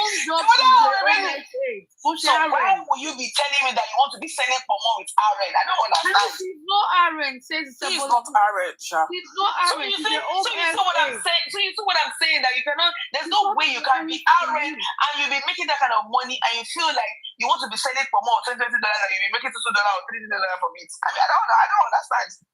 What kind of gain is that? What kind of stress is that? That's too stressful for a game. Like if you want to be selling hair now, or you want to sell something that you make. Some people have passion for whatever they are doing. It doesn't matter how little it might be. They have passion for it, and they will sell it. And you won't even know that's what they are doing. But not this kind of job in America. But not this kind of job in America that you are tired already. My point is that because I know the stress and the struggle they go through. Karimo sometimes go through 16 hours. Sometimes she do 3 to 11. And now she doesn't even sleep. How do you even call your customers? How do you talk to them? How do you buy market from Nigeria? Yeah, stop that one since you online.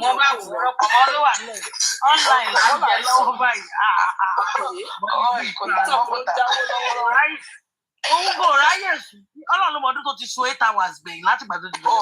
Me, I work 3 times. I work 3 days a week. I work 3 days a week. And trust me, 4 days in my Look at okay, somebody is actually talking like a nurse, right? Somebody is actually a nurse right now, right? Have you seen Nurse Sugar? Like, have you seen Nurse Brat on TikTok? Like, you've seen those ones. You see the kind of business they do. I don't even know them, though. Oh, you don't know them? Oh, there's this one, Nurse Sugar. She actually have a book. Let me show you a book. But all I know is everybody that I know that is a nurse, they keep saying, let me show you a book and I'll tell you how much this book is. I will tell you how much this book is actually cost. I'm going to show you. I would generalize that not all of RNs cannot do that business. We cannot be doing fake business. Like, because they make more. Like, why would you be doing rational business? She might just think like, you see her book. No sugar. See her book. No sugar started from somewhere. She didn't start today. She started from somewhere. From where did she start from? Sugar has never had a book before. Exactly.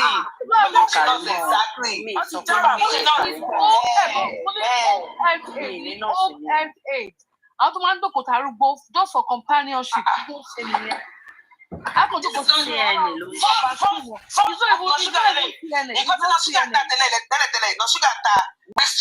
okay, tell me, waist trainer, do you know how much that one is? At least $60, $70, $45. Waist trainer, I want kini belt here, don't tell me to mata kini nothing bookie. Bookie $90, $90. Gotcha. Just for money, okay, fine. What is it like? How does it look like? So that was okay, fine. Okay, if I want to see how the real life look like, if I'm really working and I really want to get what I'm working for, So now you see this paper here. But this was what I did. I'm not seeing anything. Hold on, please. Excuse. Mute, Oga. Don't be too forward. Don't be faster than your shadow. This is it here, right? You see 10. I'm showing you. Hold on. I'm showing you. You don't have evidence. You speak and argue. You see MF here, M/F, male, female. This is it here where I documented it. I wrote it here. Lawyers, see it here. One's lawyer. You see it here. You see it here. Courtroom. Enter the courtroom. You see it here with 2 lawyers, male, female. Is that clear? And I still jotted it here. The timing he entered the court, as in he came to the compound of the court. I'm not like you. I don't talk without evidence. So when you want to speak with me, argue with me with evidence or Hey, wait. Sorry, don't hate me. Anyways, listen to me. Your teacher, I know they talk to me like that. Calm down, madam. Calm down. Leave me an abati. Mind your business. Leave me an abati. Leave me an abati. You this girl that is talking. Exactly. Address her back the way she addressed you. You this girl that is talking. Even yesterday we still spoke. I've been at it for yesterday. Don't put your mouth. You this girl that is talking. Ṣé nígbà tí ọkùnrin àti obìnrin tó bá jọ wọlé papọ̀ sínú court, ṣé yẹn means pé ọjọ́ ń ṣiṣẹ́ papọ̀ ni? Listen, it's simple. I recorded on the live stream. They came out of the car together. They entered the courtroom together. They left the courtroom together. They left the court vicinity, not room now, vicinity together with a black Jeep and a police in the front seat. I don't get it. What are you asking me? What are you asking me? Wait. So the counsel to the nurse introduced himself in the court, right? Not him. herself. The other one, the male, is for FOR MOHBAD. So, and the other male with the flappy ears is for one. So please tell me, make it make sense. So the 3 lawyers together came in the same vehicle, right? Well, I'm going to advise you, your next script, let them jump different bikes and come in. It is none of my business. My question to you. My question to you is this. It was captioned on the camera. Listen to me. My question to you is this. Do you have any evidence that these people are working together?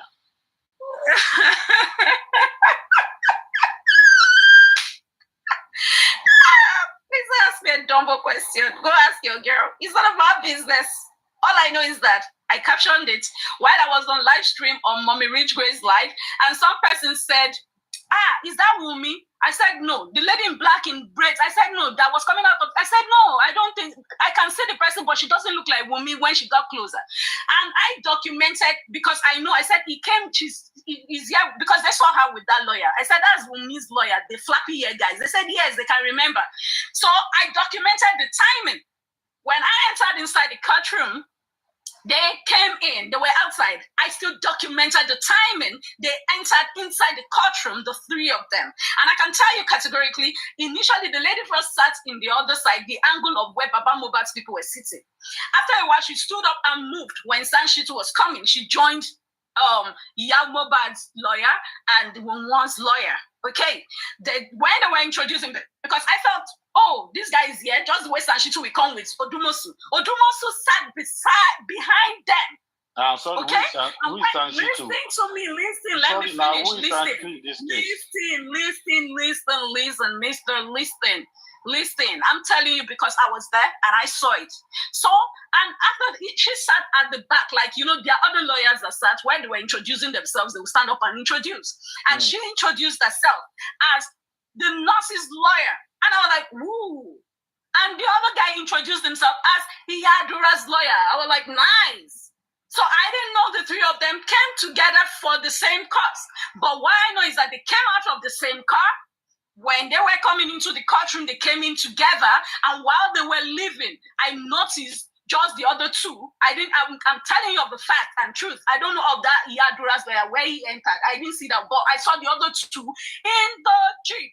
And she cannot even deny she didn't see me. She was at the left angle, behind directly behind the driver's seat. They entered inside the Jeep. So what are you asking me? What is evidence? Give me other evidences. You haven't shown me any evidence since we have been speaking since how many months. Oh, the evidence. I'm a request alone. Naimoli, do you know? Let me tell you what you don't understand, right? See, you keep asking questions. You keep I'm not asking exposing questions. Let me school you now. When you keep asking, I tell you, when you keep asking questions, you keep nailing your girl. You know, I tell you, and you nail her with evidence. That's what you do. You keep nailing her. So shush. Let me school you. Just relax. Let me school you. See, because you see those lawyers. Me that is schooled. You that you don't know anything. They have immunologists that know nothing about your immune system. You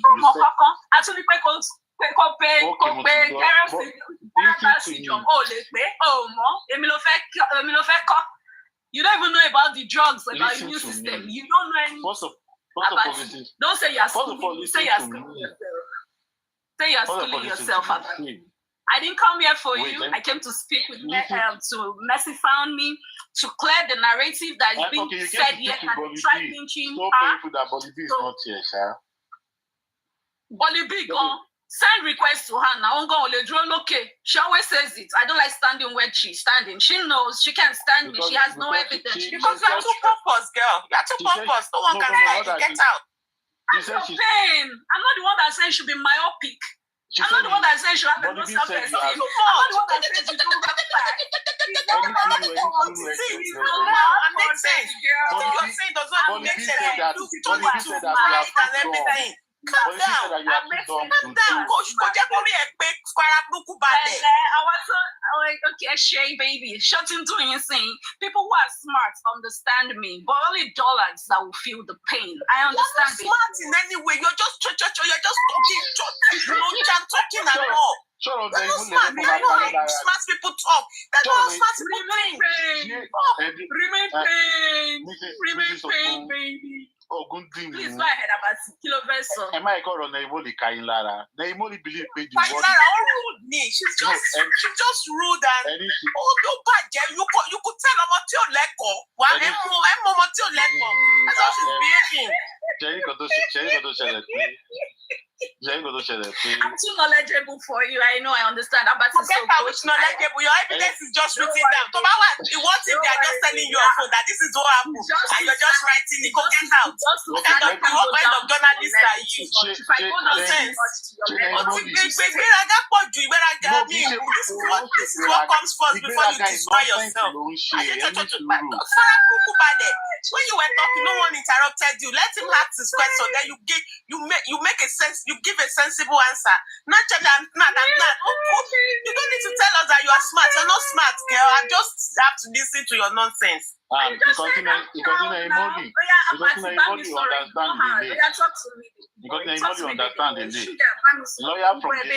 lawyers from different chambers doesn't mean they cannot be friends, and doesn't mean that they cannot do their own job. They can defend wherever they want. That is number one. Naimoli told my understanding, and so you can lawyers from different chambers. Why is Sanchitu not coming out of the same car with them? Why is the pathologist lawyer not coming out of the same car with them? Why is Prime Boy's lawyer not coming out of the same car with them? Make it make sense and don't sound like you're talking from your butthole. Don't talk like you're talking from your butthole. Right? Why? Hey, sugar. Wait, listen. You're embarrassing me the more. What is stopping me? Now you are doing it the more. Boo, keep quiet. Not embarrassed the more. Not embarrassed the more. I don't want to insult you. I don't want to insult you. You have failed on this again. You have failed on this again. So just shoot. Wait. You will not say that insult you. I just want to tell you one thing, okay? The question I want to ask you is this, Mercy, please, let's speak. Thank you. Naimoli, please, do we have any video evidence for that? Of those two lawyers coming out from the same car? Do we have that? I'm getting video evidence. Like I said. And oh my God. I'm shocked though. I swear down. I'm shocked. I'm seriously. This changed a lot of things for me. The way I see the case, this changed a lot. This is really true. Can I ask? Hold on, please. Can you find out from people on the comment section, because I don't know if you were on Honorable York Daddy's platform, because that day everybody were waiting, they were eager and all that. So when we were talking, I even still said it, and so many people commented yes. So those who were on, hold on. Why come nobody talk about it? Naimoli is a corporate liar. This is very important. Can I speak? Because they used to stream every one of us on Facebook. No, I will check Mommy's live when we see the next time. She's not in Lagos. So this is it. It's just like I'm on your live now, right? And I'm on ground. I was recording. You understand? So I was showing people outside. Because I've gone to watch my own video. My own video was only towards the period that even King Wise was reporting me to these people that they should tell me to. They were just telling me to move away from there to go to another corner and speak. Meanwhile, other people were speaking. So I was just, and I told them it was 10 minutes, my own video, I've gone to watch it. So it was on Mommy Rich Grace live. I was on that live. So those who were there can bear me witness. They were the one that I said, Wumi's lawyer is here.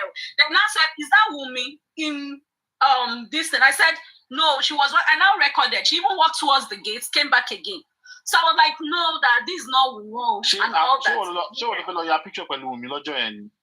Please mute now. I'm speaking to someone that has said, please. I don't talk to buttholes, please. So while I was doing it, they were now recording, and I said, they were like, is that woman? I was like, I now carry the camera. They said she's going to this. I turned the camera. I said, no. I could see back. I said, I don't think she's the one. Maybe she's still in the car, because people came out, about 4 of them or thereabout, that came out of that car. So when the lady walked back and I saw her, they all, were together, right? So when I captioned that, I said, I don't know, that I can't zoom like with my phone, that maybe I have to go on my own live, that maybe people, and then Mommy Rich Grace said she wants to leave because they were on Ikeja ground.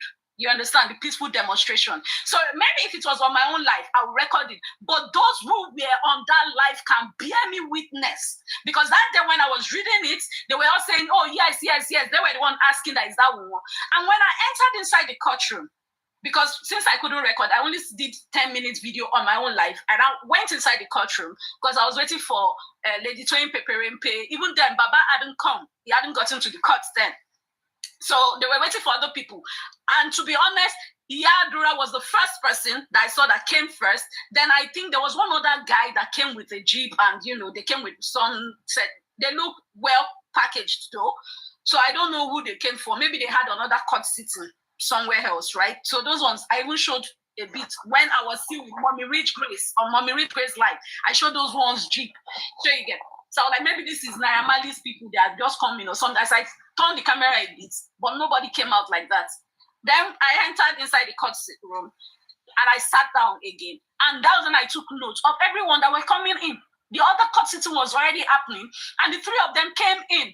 The three, and you see the documents, what I documented. I wrote it here. Once lawyer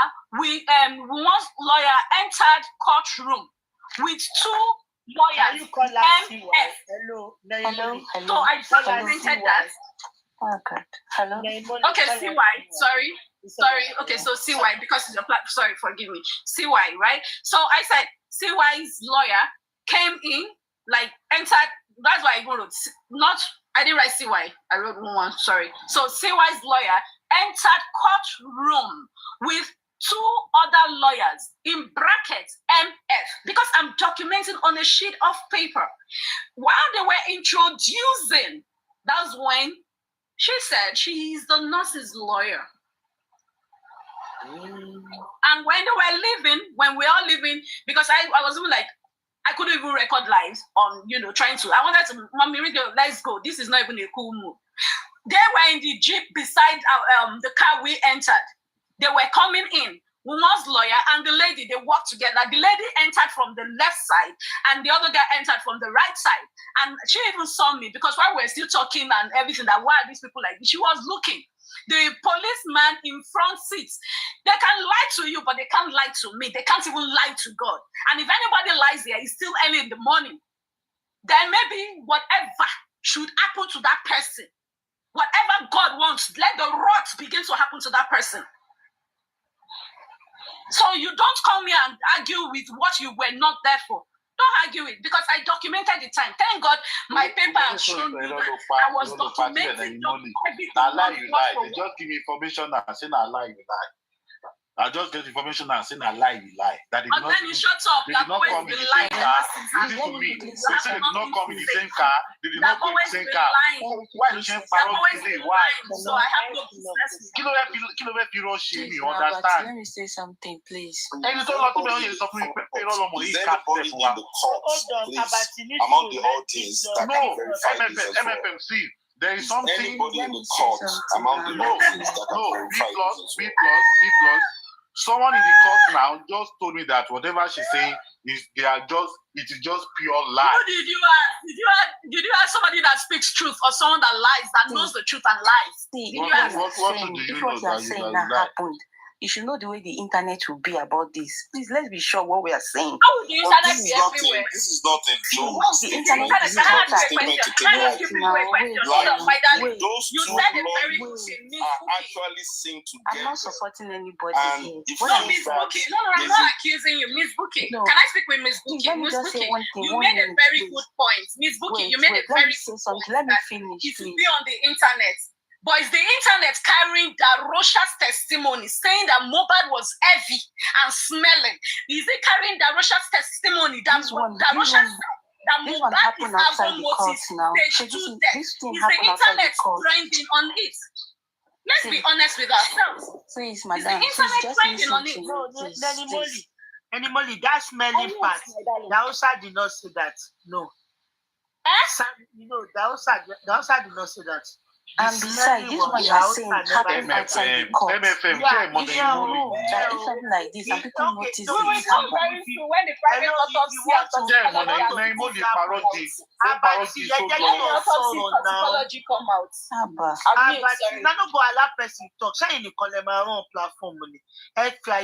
See, if you want to prove that by telling me that Daosa said Mohbad was smelly, that means you give me the reason to doubt everything you have been seeing.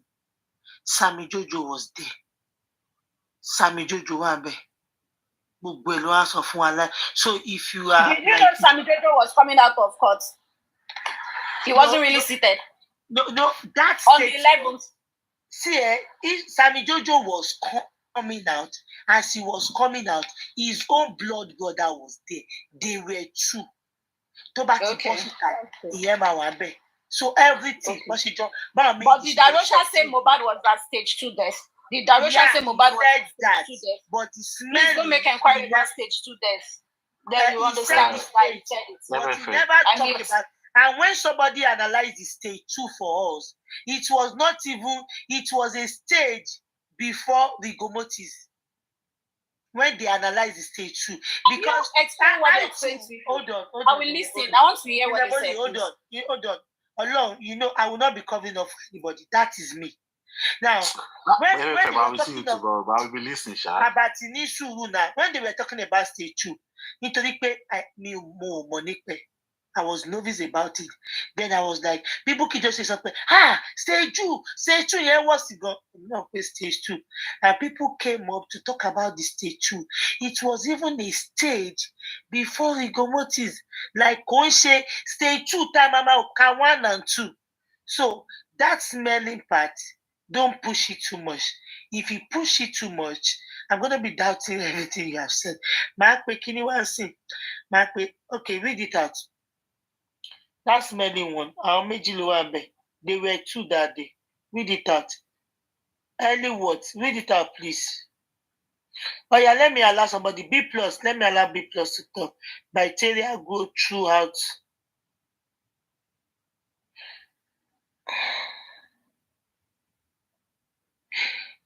Yeah. Bacteria go throughout the body.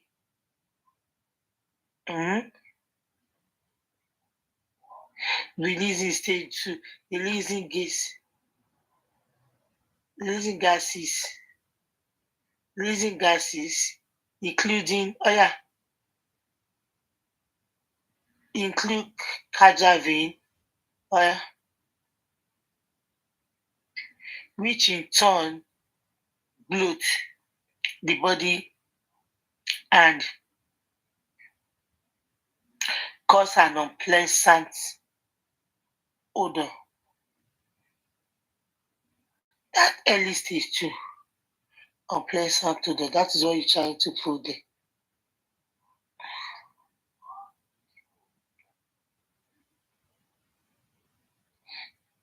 I want to call somebody. Thank you very much. And did Darosha mention algal motives? Did you agree mention that they told him that Mohbad was algal motives? Algal motive was before the rigor motives, right? MFM, good evening. No, good morning. Remember the other time this whole thing started, we read that thing online, and it's not all the cops, Naimoli. It is not all the cops. Did Darosha say Mohbad is heavy and smelling or not? I'm not the one that said this. It was even there on that court day. They said that even when they were asking that, she was like, hold on, that woman was even outside, but she later came in. I remember when Sammy Jojo came wait, Naimoli, Sammy Jojo never said Darosha said Mo was smelling. I never mentioned Sammy Jojo. No, never said that. Sammy Jojo never said that. I remember when he was giving his submission, he never said anything about Darosha saying Mo was smelling. Okay, somebody in comment section said he said so. Somebody in comment section said he said so. So obviously, you guys are always passing out the wrong narratives. We were there at the court on the 11th, and he said it that because Mohbad was already smelling, that the father was one that now said they should put salt. That's when people turned that to preserve him till more people are coming. People were there on the ground. Now, thank God, in short, now they ginger people to they go that court now. And we advise people that go there and hear for yourself. People's coming here to narrate things. They said different things entirely. And CTC will be out, yes. And I'll tell you, it's not everything they caption. While I was in inquest this period, Sanshi too, there are some parts he will stand up and say, Magistrate, please make sure that this is captioned. Please make sure that this is captioned. Please make sure that this one, it should be picked, that they should pick them. So if you have to be on ground to hear things and document. They don't allow you to carry phone and record. If not, I don't think people will come here and come and lie. It would be good if they will allow people to hold phone and record so that you will play everything that is being said. So sometimes some people will not tell you all that they've heard. Maybe they cannot remember everything. Even while I was writing, okay, now, maybe as we are talking, you're asking a question from someone, the person is replying. Before I will finish writing what you are saying, I've assimilated two of you's words. The next question, I might miss it. Do you understand me? But I will pay attention. Like, I might miss it to document it because of timing of writing. You understand? But when you are recording, you can caption everything. Then now document it later. So, I don't know. The CTC, I don't know if they will release this thing. But then, did Darosha say that Mohbad was algo motives? I will show you one other thing. Hold on.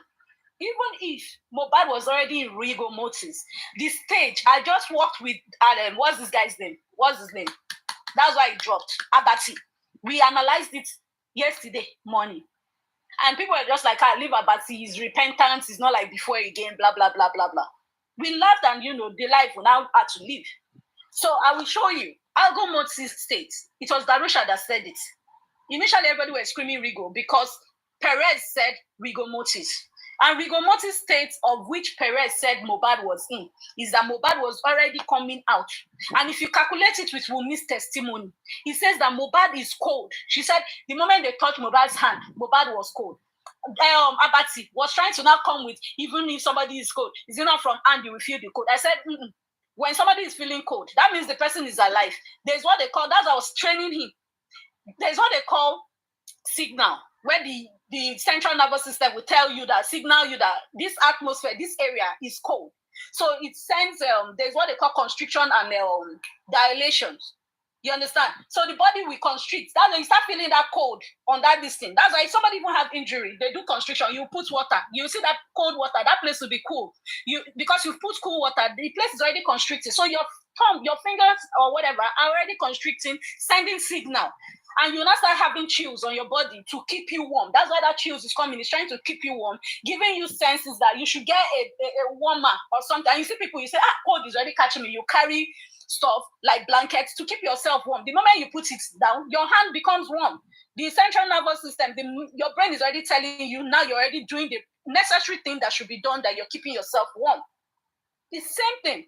You understand? If somebody is hot, that means the blood is already dilating. You have to now try and constrict open place for breeze to blow the person so that the heat in the body and everything, every body temperature will cool down.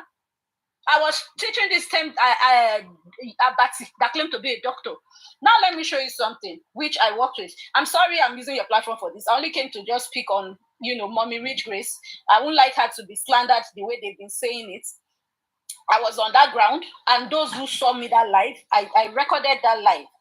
So if you're to remember, Wumi said in her citizen, you can go find her citizen. She said while they were driving and taking Mohbad to the hospital, that the driver turned and touched Mohbad's hand, and Mohbad's hand was cold. So we analyzed this. Please just give me a minute. I'm going through my archive, right? Please just give me a minute. I'll show you. The driver said, I think his body is getting colder. He wasn't saying it affirmatively. It was more like an assumption. My darling, the word colder means there is cold and it's getting more colder and getting coldest. So colder is even worse word to use. So me using cold, I think I've even been fair. But I don't want to go there. Wait, according to the CTC, I am getting what you're saying. Listen, hold on. Yeah, but it wasn't like saying it affirmatively. It was more like, what it's into to, anything to, like, this person is getting colder. You get what I'm saying, eh? I'm saying the use of word of colder is even more crucial, or is even more, let me use layman's English, is even more tougher than cold. Do you get me? When you say something is colder, like now, let me say you just put water in fridge. The water is getting cold. You understand? Then when you start having small things like ice block, you can say the water is getting colder. Do you understand the stage now? That's what I'm trying to correct you. So if you are saying the driver is saying colder, it means it's even a worse. It's worse than the normal statement I'm using. Cold. So colder is as in chilled. Someone facing waiting, you one facing the freezer to work colder. Do you get what I'm saying? So be careful of words that you use. But the fact is, cold is inside. You understand? So let me take you through the stages of pi. This is it here. This is the condition of body. Okay? Time since pi. Okay? Now, colder, we'll use that. I used that. And also, when we kept saying that the video that they used to announce Mohbad as spied, you know, Ade West was holding Mohbad's hand, and his hand was moving. It was flexible. You get? Now, let's work on this. It says, if body feels warm and flaccid. The driver never said warm. Wumi never said the driver. That's why I never said the driver said Mohbad was warm and flaccid. Time since death says dead less than 3 hours, meaning from 1 minute to 3 hours. I'm working with their CTC and evidence out there. Me, I don't talk out of what I did not hear or what I did not witness. If I don't see anything, I will not speak on it. Moving forward, if body feels, and when they say flaccid, it's like the muscle, the person doesn't have stamina, no strength. I usually say if somebody is paralyzed, a lot of us have seen people who are paralyzed, right? When somebody is paralyzed, you will see the way the hand will move. You even when they do in movies that they lift hand up, the hand will drop. That's what flaccid means. Now, if body feels warm and stiff, dead from 3 to 8 hours. Was Mohbad at this stage? According to Wumi's CTC, CYCTC, the driver touched Mohbad, and according to our darling lady that says the hand is getting colder.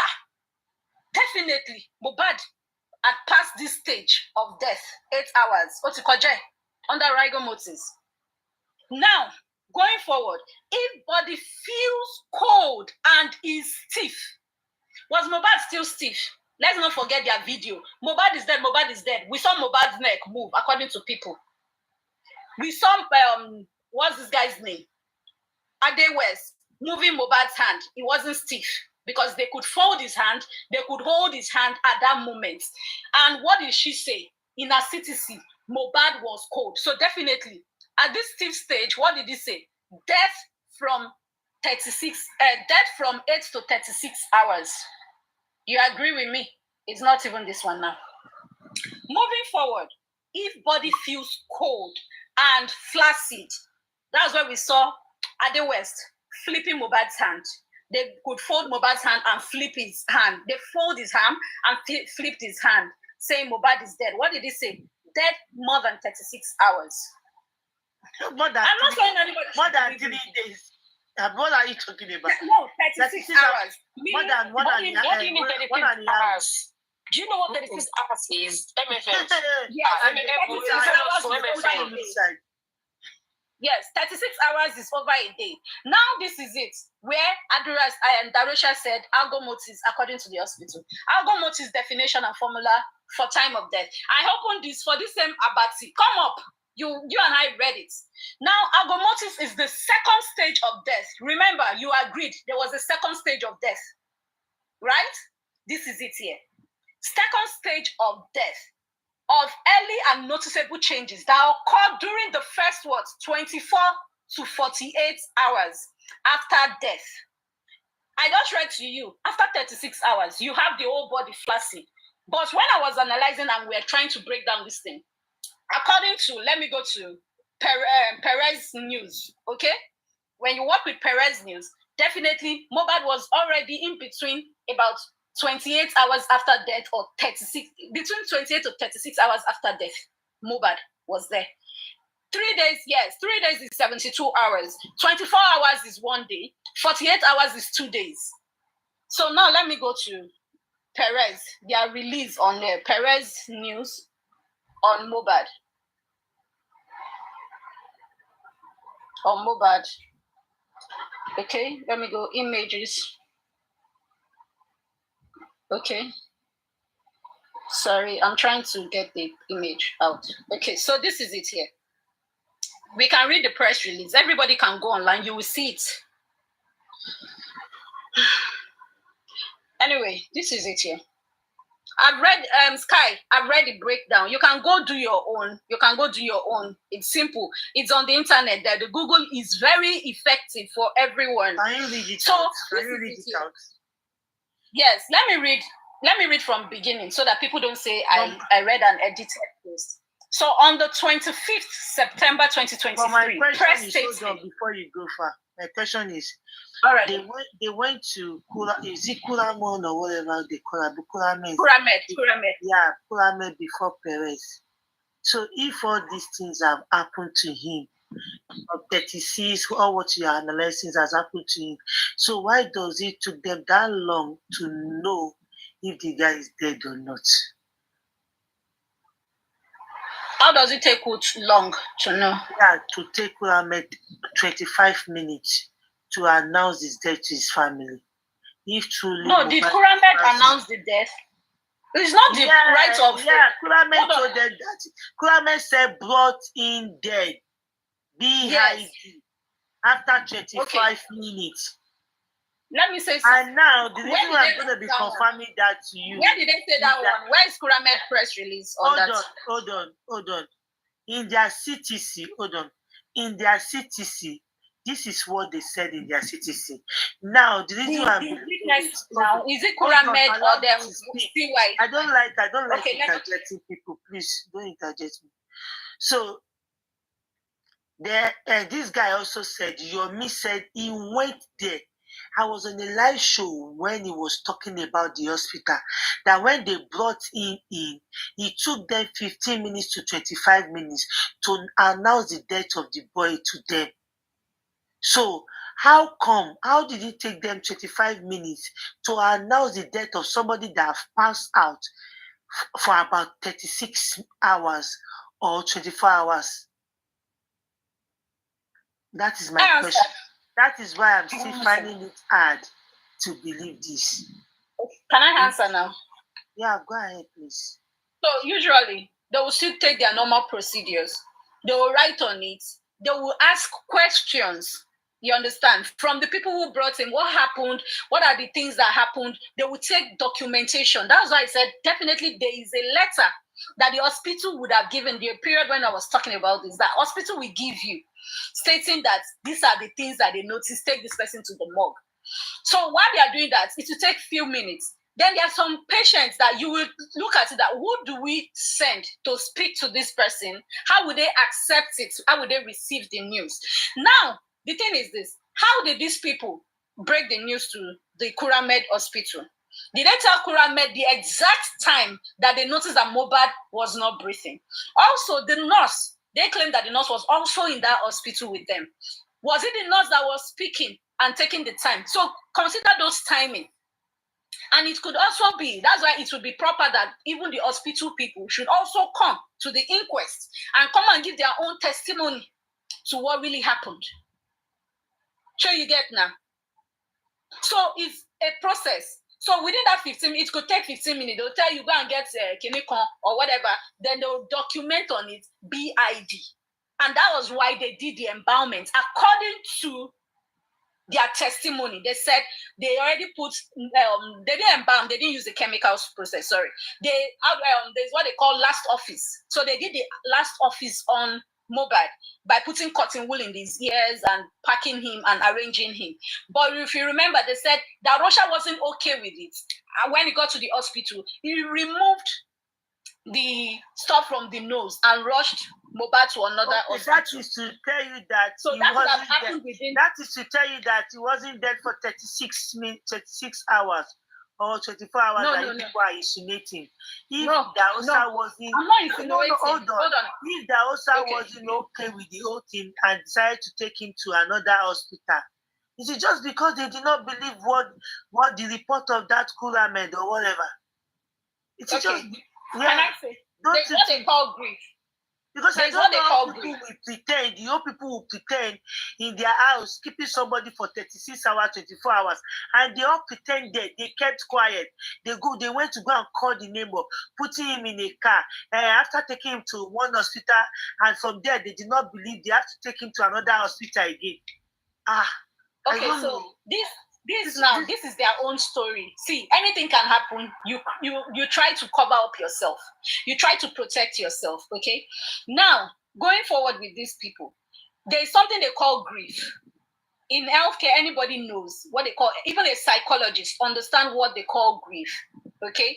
So grief stage, when they tell you, this person died, you are in denial. You don't want to accept it.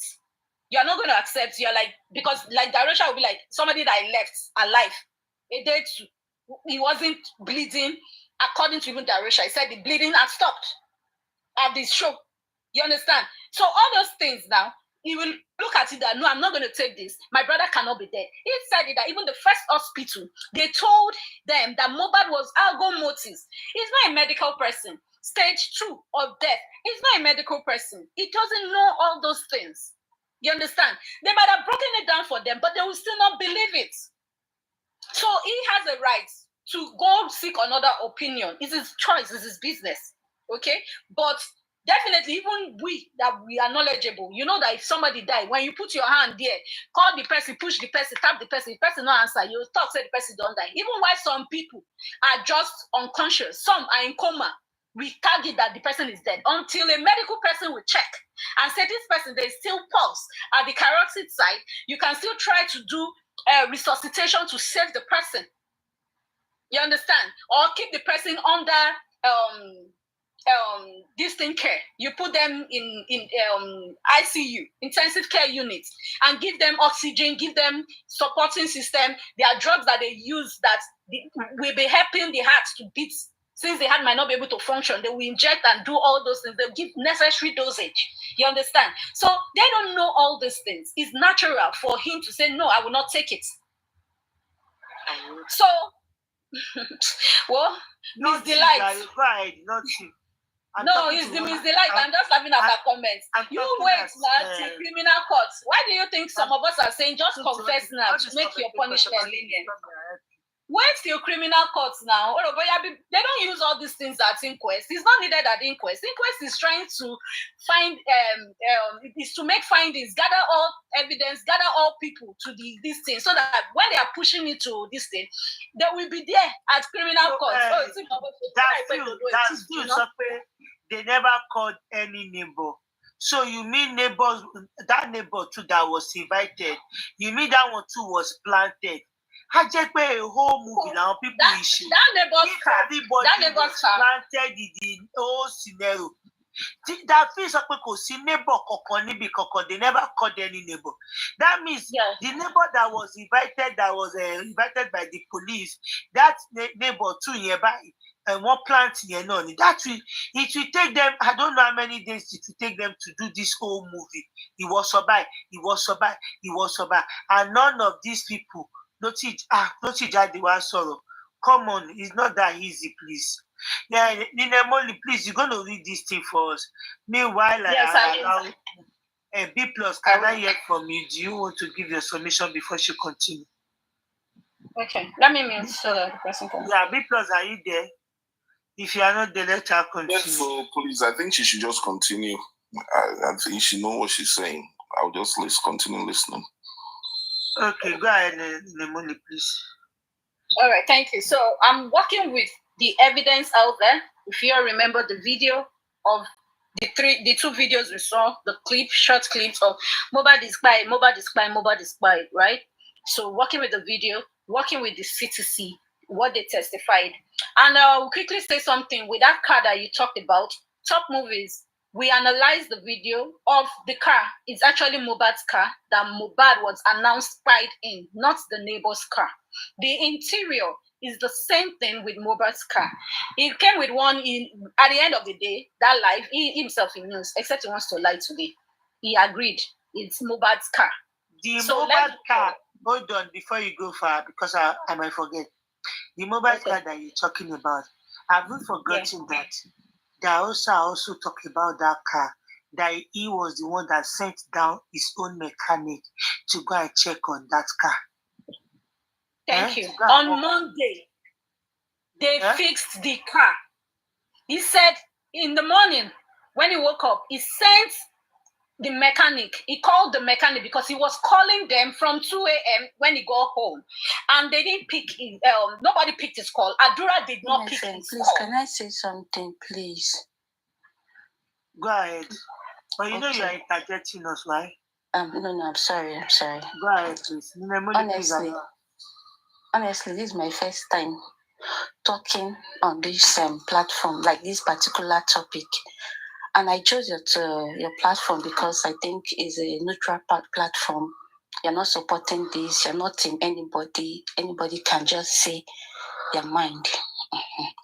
So ever since this case started, in fact, at the beginning I was not even interested because I started and on TikTok when you see people shouting, bullying this particular woman, the other CY, and let me just CY, to the extent of even cursing the child. They're like, so this thing is this deep and all. So sorry for this, the speaker talking. I just want to ask one question, please. If everybody in that house cannot just say this is what happened to this particular person, are you saying that CY also will buy Adura too? I think Adura is Mohbad's brother, to now still cover the death of his brother. Are we saying the mother, okay, I heard people accusing the mother, are you saying that the mother will know what happened to her son and cover it? That's just my bone of contention. Like, if everybody is saying, okay, this person did this, and Adura is in that house, has not come out to say, you did this to my brother. What kind of money does she have to now want to pay this person that, okay, don't say anything? Who is this person? Who is CY? That everybody, if this person comes out to say this and say she paid this person, how much money does she have? What is her connection? Okay, can I respond to that? Or does anyone want to respond to that? Can I respond to that? I am not supporting anybody, as I said earlier. But with the voice note, these few days voice note, I feel they have the clue of what happened. They might not be certain about it, but I think they have the clue. Maybe Mama have the clue. Because if not, Mama will not be saying, Shefeko Pamini, Shefeko Shebaini. So maybe she has a clue. Because in her voice note, she's making it clear, making it known to us that this very lady is capable of killing, is capable of harming people. So what is it? She turn out their money, I don't know. Maybe it's out of pain. Maybe she feels okay. Maybe, I don't know. But I want to believe they have clue. I just want to believe that one clue. That's it. That is my conclusion with this voice notes. Recent voice notes. That is my conclusion about that. I don't know if anybody have anything to say. Okay, sorry. You said with the recent voice notes. Do you know sometimes, right, when we are pained, we just want to If you want to respond, come on. Okay. Can I go ahead? Go ahead, please. If I interject you, please, I'm sorry. No, it's okay. It's okay. No, it's okay. So you don't know that sometimes when you are pained, you see somebody that you just want to talk to, you start saying things that you're not ought to say. Are we not thinking through that direction? Like maybe you just say, it is very, very much possible, but not when you keep repeating it, like keep saying it. Not one time, not two times. In that conversation, you need to go and listen to it very well. If you look at this thing, and I don't wanted to call Mama. I think I have one or two questions I want to put to Mama myself. Good evening. Good evening, everybody. Alayomi, good evening. You are welcome. Please mute yourself for a minute, please. Okay. If not that, I don't want it to look some. I think I have 1 or 2 questions I would like to put to Mama myself. I have said it times with that number. She may probably may support anybody more. I am not supporting anybody blindly. This time around. And I think I'm going to approach this. She need to, because now, Okay. What I'm saying is, if she has a clue, what kind of power? I'm just saying we should just reason. No, I'm just saying, what kind of power do you think this kind of person we have that can buy somebody that took your son's life? What kind of? We're not talking about physical power here. Anything can happen. Yes, let me tell you. I'm not speaking for Mama, but I'm gonna make this thing clear. Even behind the closed door, Mama never exonerated Prime Boy. She always talk about Prime Boy. I know what she said about Prime Boy. I'm gonna put that aside. But at the same time, I think after Prime Boy, with this our own VNO. After Prime Boy, maybe something probably happen again. If I want to analyze this thing, I don't know. I just need some people that can be able to like. I don't want to start from ABC. If I say AB, you should be able to complete it. And if people are saying Prime Boy did not fighting, blah blah blah blah blah, they were just all lying, even behind closed door. We've talked about this Prime Boy Badger, but she commit to Pada Shelley. We don't know. But with this voice notes to Jade, can you all listen to it? Stop saying thank you, MFM. Tibatu so concert to many way in MFM. To what pay thank you, MFM. I beg in a lie. So with the voice note that came out, if Mama can be saying share more family. Oh, speak volume. Oh, speak volume. Kilo shelle. Share, mistakes happen, things happen. Maybe you got to find by bunny and not all nothing for okay. Maybe iṣẹ́ ti parí tẹ́lẹ̀tẹ́lẹ̀ ẹni tó ti fẹ́ kú ẹni tó yẹ pé ó fẹ́ kú kò tiẹ̀ ní mi kankan mo kàn cite example ni ó fẹ́ kú kankan ní mi kankan ìwọ kàn lọ fọ́ táláyà pé like why am I speaking Yoruba now? Now somebody that is already gone, like doesn't even have strength in him or her, then you hit that person on the chest. Oh yeah, fight me, and the person fall down. If they did not carry out any autopsy on that person, you are the one they're going to hold responsible. And to know what happened or whatever. So I will not say it more than that. To me, I'm not supporting anyone. I'm not even in anybody. In fact, I'm enjoying it. The way everybody's just dragging each other. There is nothing inside their bedroom. Let me tell you this thing. Do you know why people are not taking some of you serious? I'm not even going to say some of you, the Baba side serious. Now, you people are not staying in one place. Hey, belongs. You said this today, you said that today. Yesterday, was it yesterday or day before yesterday? The VN book just said that analyze. I won't even call that analysis. She said, and I quote, she said, Inu bedroom lotija. Inu bedroom lotimantilekumori. Now, at the same time, you had the same set of people talking about railing. She railing, she inu bedroom lower abi staircase. So sometimes it doesn't make sense. Stay in one place. Don't try too hard to prove what is not. You prove today, you prove this today. Let me leave the floor for you, please. Because by saying something too much now, you don't know where you want to belong again. Please, Miss Vicky, can we allow you or me? Okay, before okay, yeah, Nemoli going to do that thing for us. When Nemoli is ready. All right, thank you. Miss Vicky, are you done? Yeah. I'm waiting for you because I want to leave also. Okay, allow me, no problem. Allow me. Okay, thank you so much. Is it allow me or Nemoli?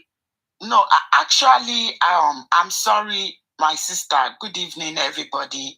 My sister, Miss Naimoni. Good evening, the host. Please, can I talk? Go ahead, please, Naimoli. No, this is Alayonimi talking. Thank you for allowing me on your platform for the first time.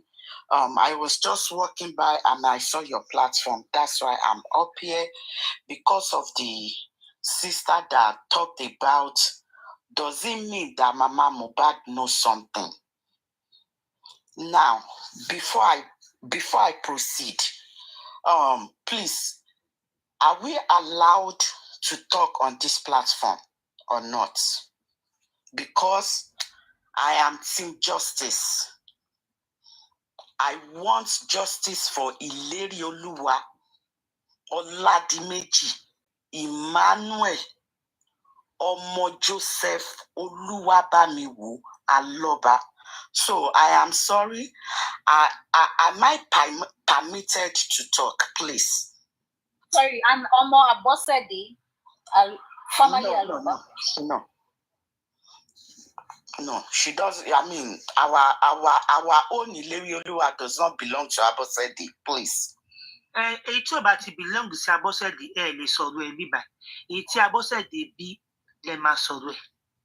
Èyí tó bá ti jẹ́ pẹ̀lú mi ló bí òun kọ́ là ń sọ̀rọ̀ ẹ̀. Mohbad tí Bọ́sẹ̀ bí là ń sọ̀rọ̀ ẹ̀. 9 months, so easy. Just so ṣe ti understand? Èyí tí Abọ́sẹ̀dé bí là ń sọ̀rọ̀ ẹ̀. Okay.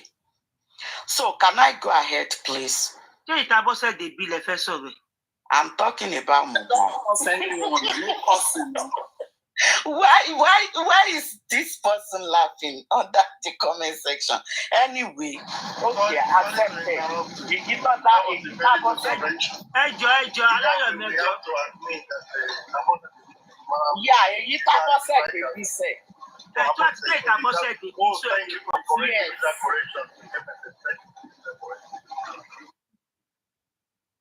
But please, can I talk? Am I permitted to talk or not? Are we here to play? This question you are not playing. I want that. I think I'm sorry. Amayomi, you need to really accept. I think that it was born by her mother. Okay, my brother, you are right. Okay, now I proceed. Okay, now Miss Buki said she really doesn't understand. Does it mean Iya Mohbad knows a lot? Of course, 101%. This platform, you are a neutral person, right? And the reason why I said, can I talk? Because we all can see, we all can hear what is going on everywhere. Now, a person that said the husband of our youth, which they both of them had never been married. They only did introduction. Introduction does not mean marriage, right? You cannot come out and tell the whole world that this is what happened to your boyfriend. It's never in anywhere in the whole world. Most of us on this platform, right? Abroad, we all in abroad. If anything happens to anybody, it doesn't matter who that person is. They will definitely ask you that people that surrounded him within 72 hours, 48 hours, 24 hours, even the last minute of such a deceased person, they will ask you what happened to him, right?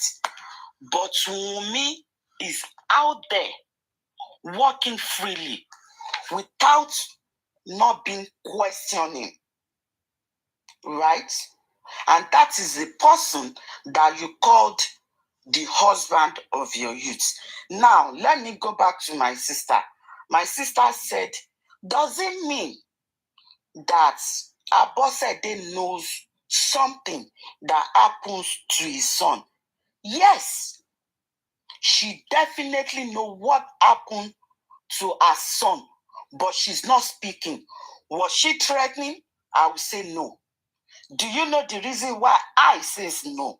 If somebody threatening, when somebody, okay, let's say, in the world where we are today, and your daughter or your son or let me say your child went to school and they were threatening, they were touching your child inappropriately, and they were telling your child that don't tell your parents.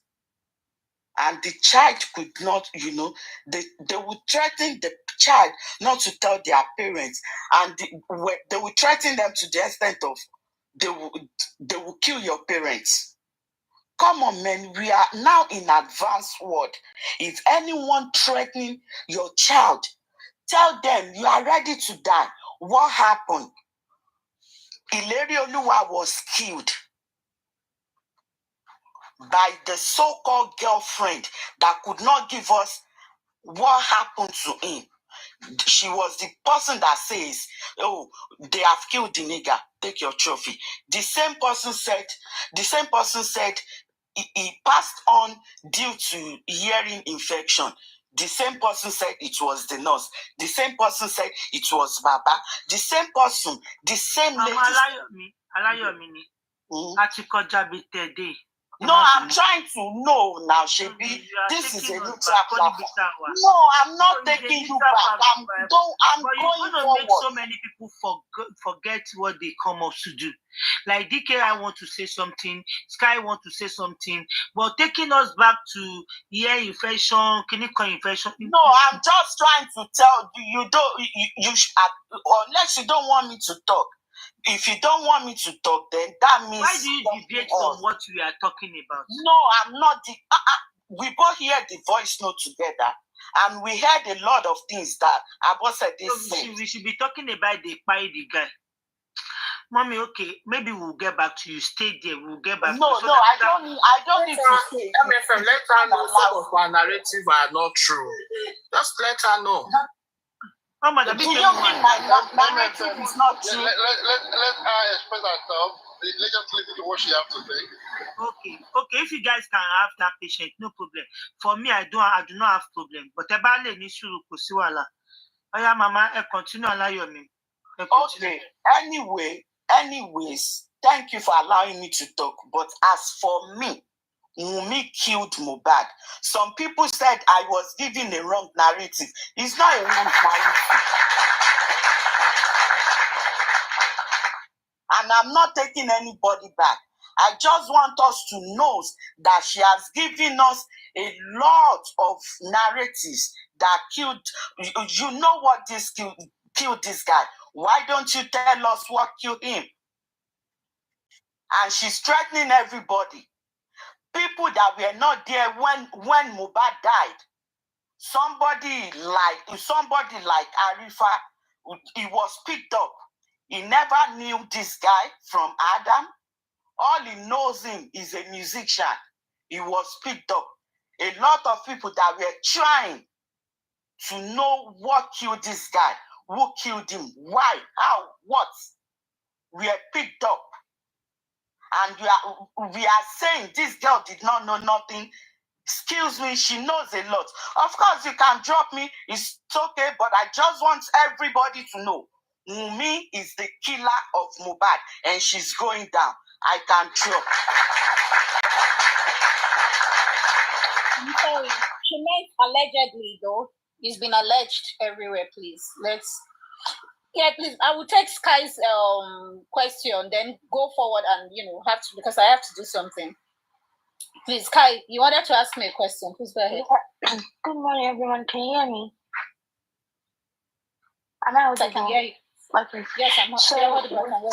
With all the analysis that we've done so far now, and with the situation about the whole case, the way it's going, can we say that the autopsy cannot be relevant anymore in the sense of to determine the time that Mohbad died and everything and the causes? Because what I'm seeing now, as the case is going, is that it seems like they're delaying this justice, number one, to destroy the main evidence, which is Mohbad's corpse, to determine whatever happened in that situation, which we'll be able to have answers to all the questions that we have.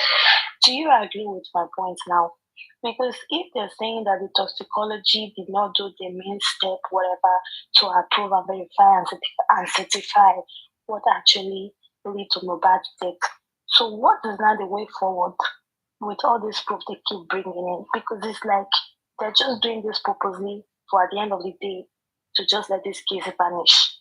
That's how I'm seeing it. Okay. Can I answer now? Yeah. Okay, thank you very much. It's a very, very good and brilliant question. But for me, I would think it would be stupid and dumb, forgive my words, right? For the government or for the people who are in charge of Mohbad's body to tamper with it. Because one thing is this, no matter what, no matter how long, a body test, like a body sample can still be used. A DNA can be done on a body. Toxicology, autopsy can still give accurate results. So it will not make sense that they impute anything in his body in order to make the results not function. Another thing, even if they try to do anything, the bone marrow is still going to be useful. The technology in this world is different. It's just that it will cost more money. And it will detect that something has been put in the body. And that will actually make them look like jokers. And we make it obvious that the narrative out there is right. So, because while we were in court, I remember the pathologist lawyer trying to switch, change the pathologist response that you have been giving years to. Please, can you mute yourself, ma'am? Good luck, please. Thank you very much. Trying to switch the pathologist response. Pathologist was saying, yes, a severe case, a severe because there was moderate to severe. He was confirming that, yes, severe can kill. Can you confirm this? The pathologist was not trying to switch. The pathologist lawyer was trying to make the pathologist switch his answer to probably. Immediately, the counselor, the son, and the lawyer for women, maybe advocate for women lawyers or something.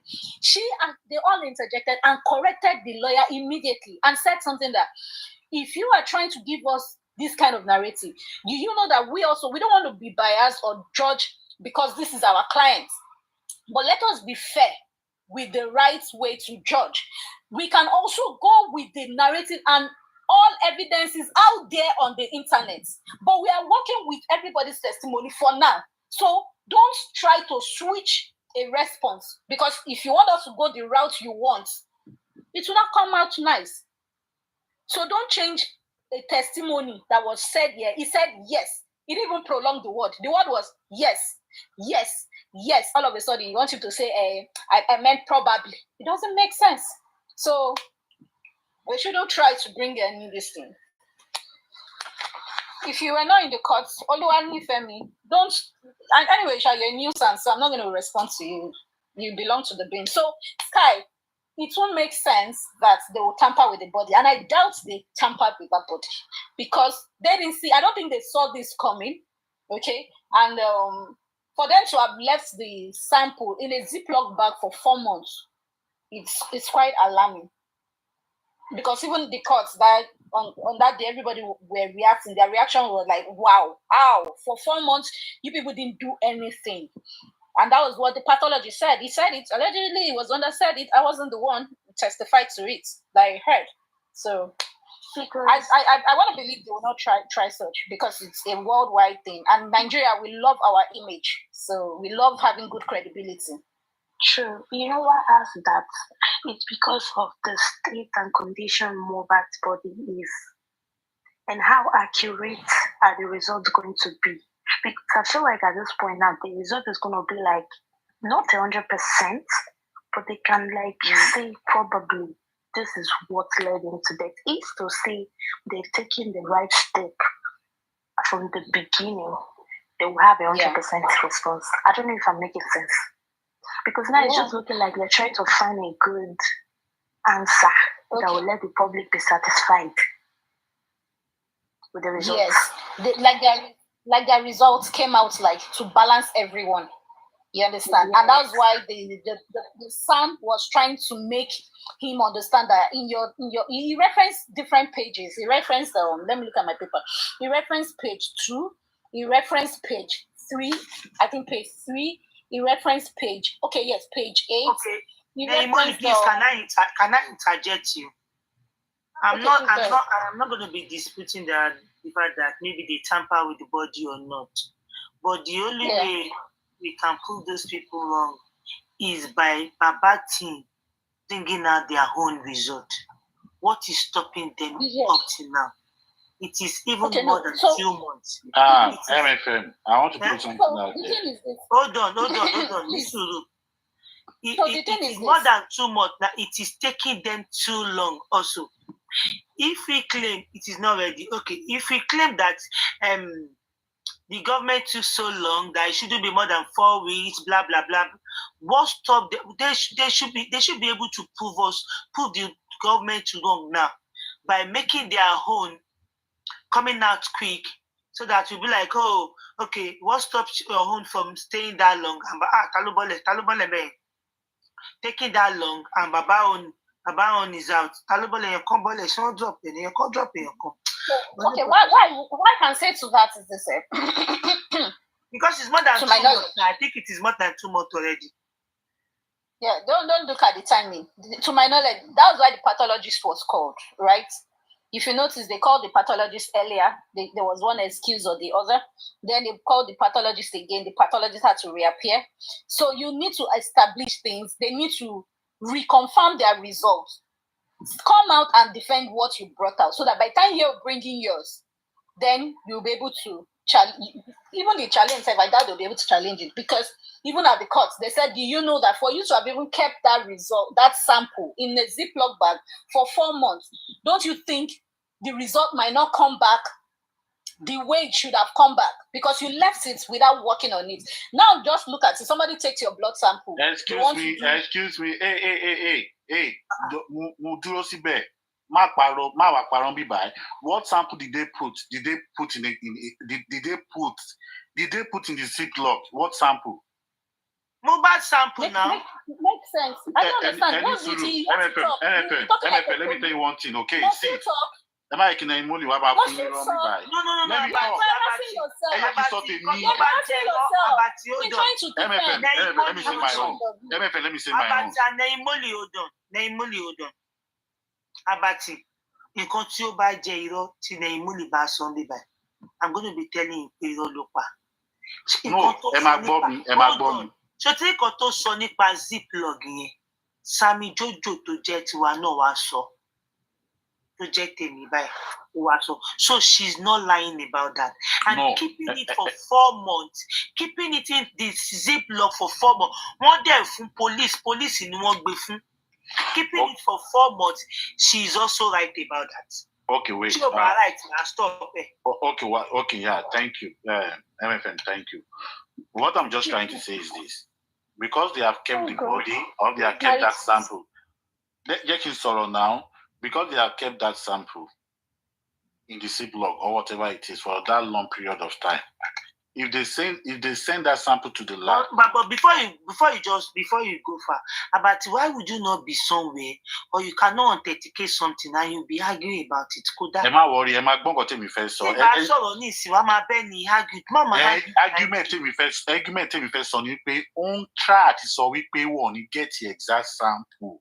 On track so we pay one you get the exact results. But she's forgetting. You talk about that one, but not yes. the fact that they won't put in the Ziploc. Àwọn lọ sọ pé Ziploc làwọn fi sí, àwọn dẹ̀ gbé fún ọlọ́pàá. Ọlọ́pàá dẹ̀ gbélẹ̀ fún 4 months. MFM, wait, there's something to listen to me first now. Wait, you will talk, please. I want to ask him a question. Let him talk. I want to ask him a question. So he adds this to his submission. Abati, when you take a sample, how do you take a sample? Because you're a doctor, like you claim. You said you're an immunologist. You know about the immune system. So I would like you to educate us here. You are an healthcare, provider. You have a knowledge of science. You know about anatomy, physiology, and everything about sciences. Why are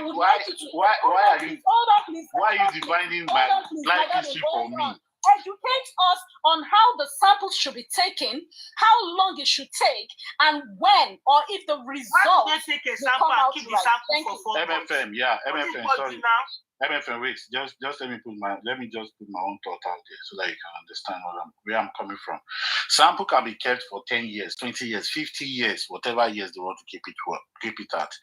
In as much as undergoing the room temperature that is required to carry out any test they want to carry out on it, it's still going to give them their perfect accurate selection. That's number one. Even if they keep the sample for 1 year, if they send this sample to the lab and it's not accurate, the lab will not do any test on it. 100%. No lab. The samples like what? Hey, listen to Naimoli, Nisu. Please. Let him finish.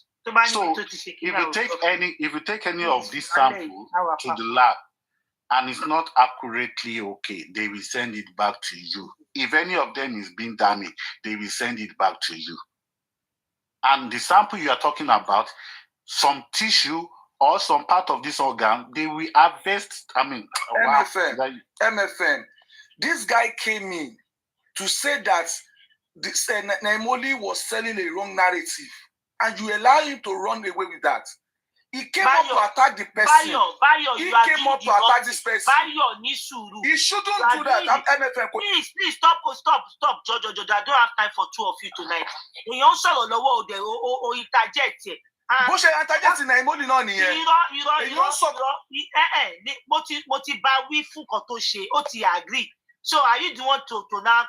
No, me fair. Let him talk now. Hold up.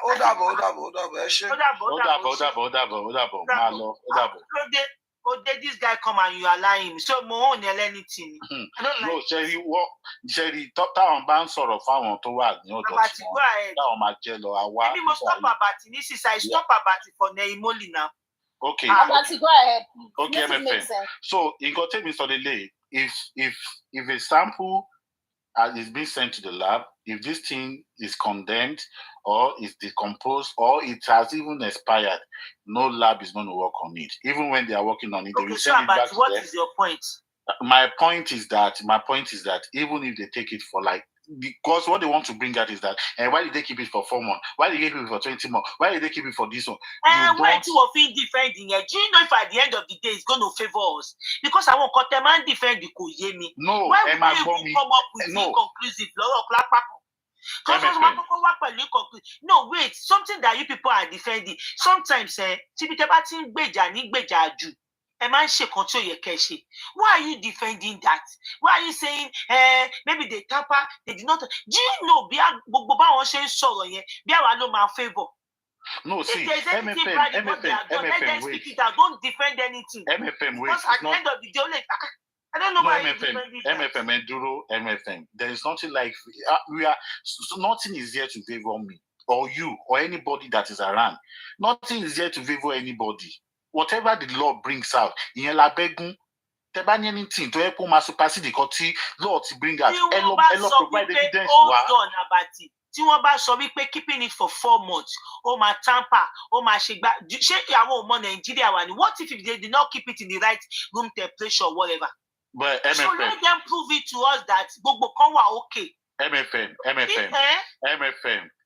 From the autopsy results, there is nothing wrong with any of the body part, apart from the fact they were telling you.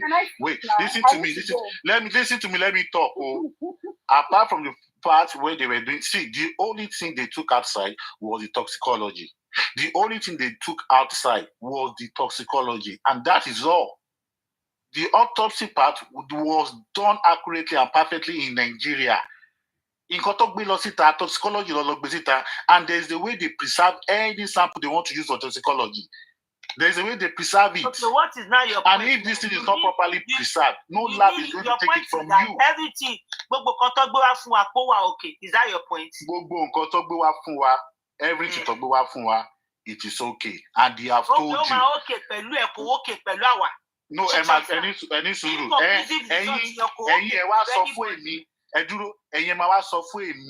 Reason why if you are okay. And the mawa for me proof to my very, very reasonable in that line to you are okay. Baby, she's sort of Please, can I ask you a question, Abati? Thank you very much for what you explained. Can I ask you a question? Let them bring the result you want now. At the end of MFM,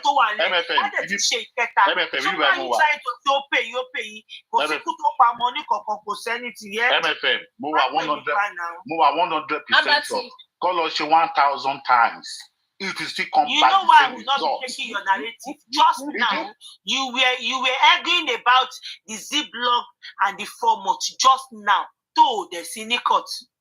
I do not like whoever that is arguing. MFM wait. You were not there. MFM wait now. You were arguing. You were shouting. MFM wait. Any sorrow.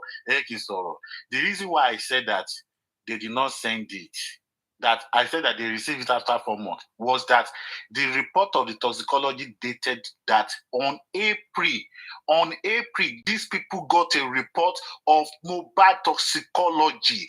They got a report of mobile toxicology. It is on the toxicology result. That was the date that was dated on it. So that was why I was challenging them. Is it when they receive it or when they send it? Are you not telling us that what they presented was wrong? No, MFM Joshua Mole Soro, Jomadino. Right. I wanted to address the Ziploc part. Sorry, my darling, please. Abatio, I was thinking you are coming to address the Ziploc, right?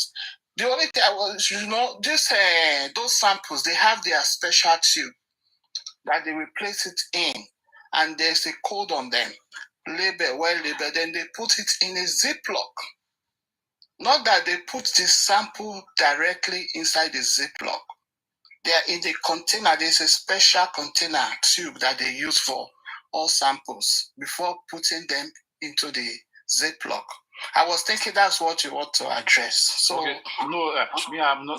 No, I wasn't going. If they say in a Ziploc, if you don't understand, you might think they put it directly in the Ziploc. No, it's inside the tube before. No. You're not the pathologist. Can you stop making excuses for the pathologist? Because when the pathologist said that, it sounded dumb to a lot of us. That's what I'm saying. You're supposed to explain further. Don't see one now. You're supposed to explain further. That is supposed to explain. Let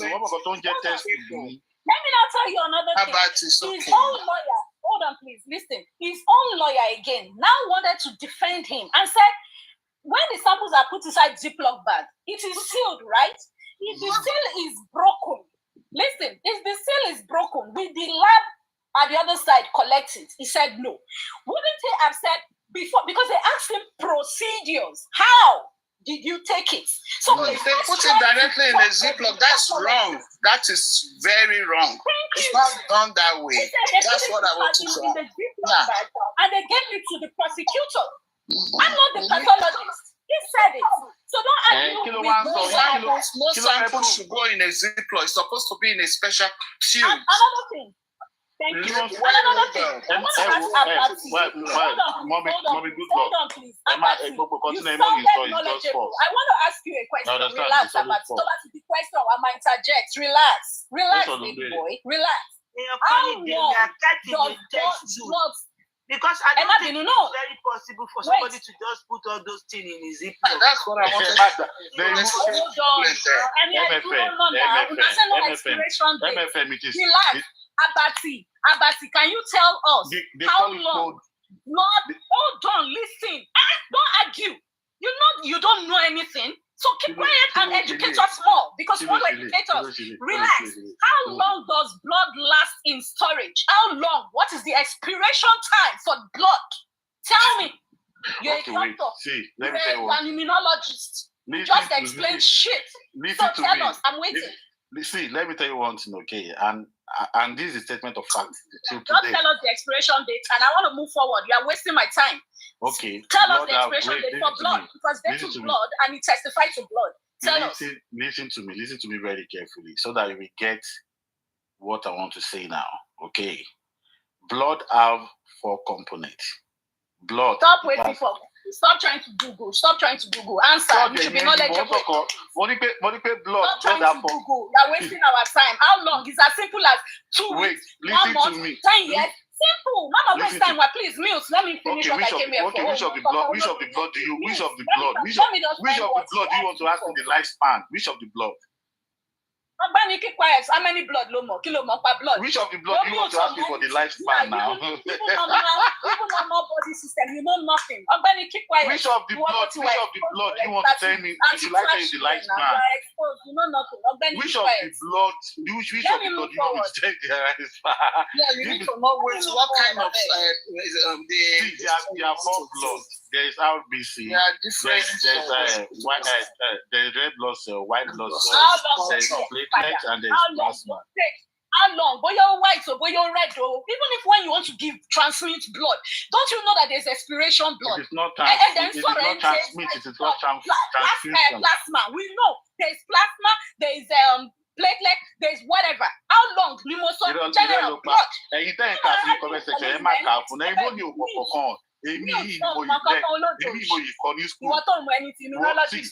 wait, listen to me. If you are talking about listen to me. Messi found me. I came here. Let me finish what I want to speak. Don't finish anything. Don't finish anything. If you are not going to iron out, see, if you are not going to iron out what you have to iron out now, Baba Mohbad is going and come back. Josie is going to go and come back with his own autopsy with his zero evidence. Tó bá ti yàtọ̀ sí ti ọlọ́pàá, tó bá ti yàtọ̀ sí ilé ìtọ́lọ́pàá ti gbé wá fún wa. You will not know anything. You come back with zero evidence. Oh, my one being, but also ask of the nurse. No, say when I autopsy, don't talk another thing. Oh, Lori, let me think about it. If people are saying the result is coming out the same, that's why they're asking for nurse. I've given you scope now. Use your head. Let me talk to you. One more. What do you know? Messi found me. I beg. Let me finish what I need to say, please. Finish what I want to say. Still in the camp of professors. Give me one more. You are not profitable. I don't know how I can't marry a man like you. It only might depreciate family. You asked, no, see, I did not abuse you. But let me tell you one thing, okay? You asked me what is the lifespan of a blood. I'm asking you which of the blood you are. As of 25th September 2023, the press statement, the attention of the management of Perez Medcare Hospital has been drawn to the misleading and false information being circulated in some. Okay, yes, I said I was going to put on the camera so that people will know that I'm reading, and it's not looking like I'm not reading the right paper.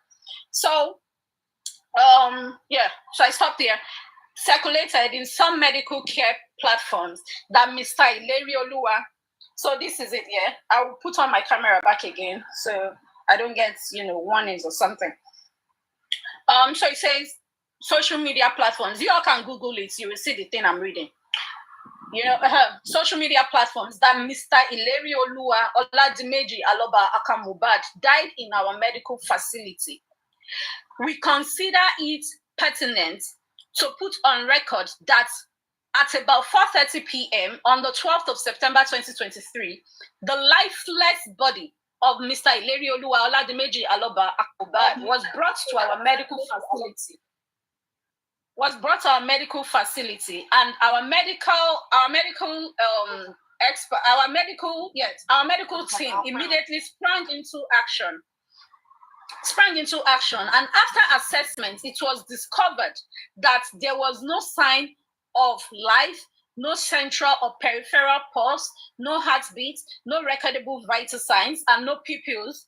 And his pupils were fixed and dilated. On attempting CPR cardiopulmonary resuscitation, in brackets, rigor mortis, that says stiffening, in brackets, please, rigor mortis now, then in brackets, stiffening of some parts of the body in relation to death was observed, and the person who brought him to our facility were informed that it was a case of BID, brought in dead. Upon inquiry about the circumstances leading to the emergency, our team was informed that the deceased was being treated at home by a nurse and that she administered injections on him, blah, blah, blah, blah, blah, blah, black sheep. But where I was going to is this part of the rigor mortis that they said. And that was why I was saying, if you have to work with the stage 2 part of death, where I showed you between, yes, that's the second stage of death. Thank you. The second stage of death, when we were working with the timing, I showed you the timing when they said Mohbad's hand was cold. So now they said some parts of stiffness, not all body parts was stiff. So I was like, okay, if you have to look at it, body feels cold and stiff is within 8 hours to 36 hours. Second stage of death starts between 24 to 48 hours after death. We all looked at it. I showed you the algo motives. So I was not saying if Mohbad is getting to the stage of flaccid, that's losing that stiffness. Mohbad's stiffness was already wearing out with Perez's reports. It shows that I'm just giving grace. You understand? I'm just working within the time that it could be between 26 hours to 28 hours or 30 hours of 30, before 36 hours. Or just correct Can you mute? Stop this gutter behavior. Stop it. I think somebody's father and brother down. Please. As I was saying, before I got rudely interjected.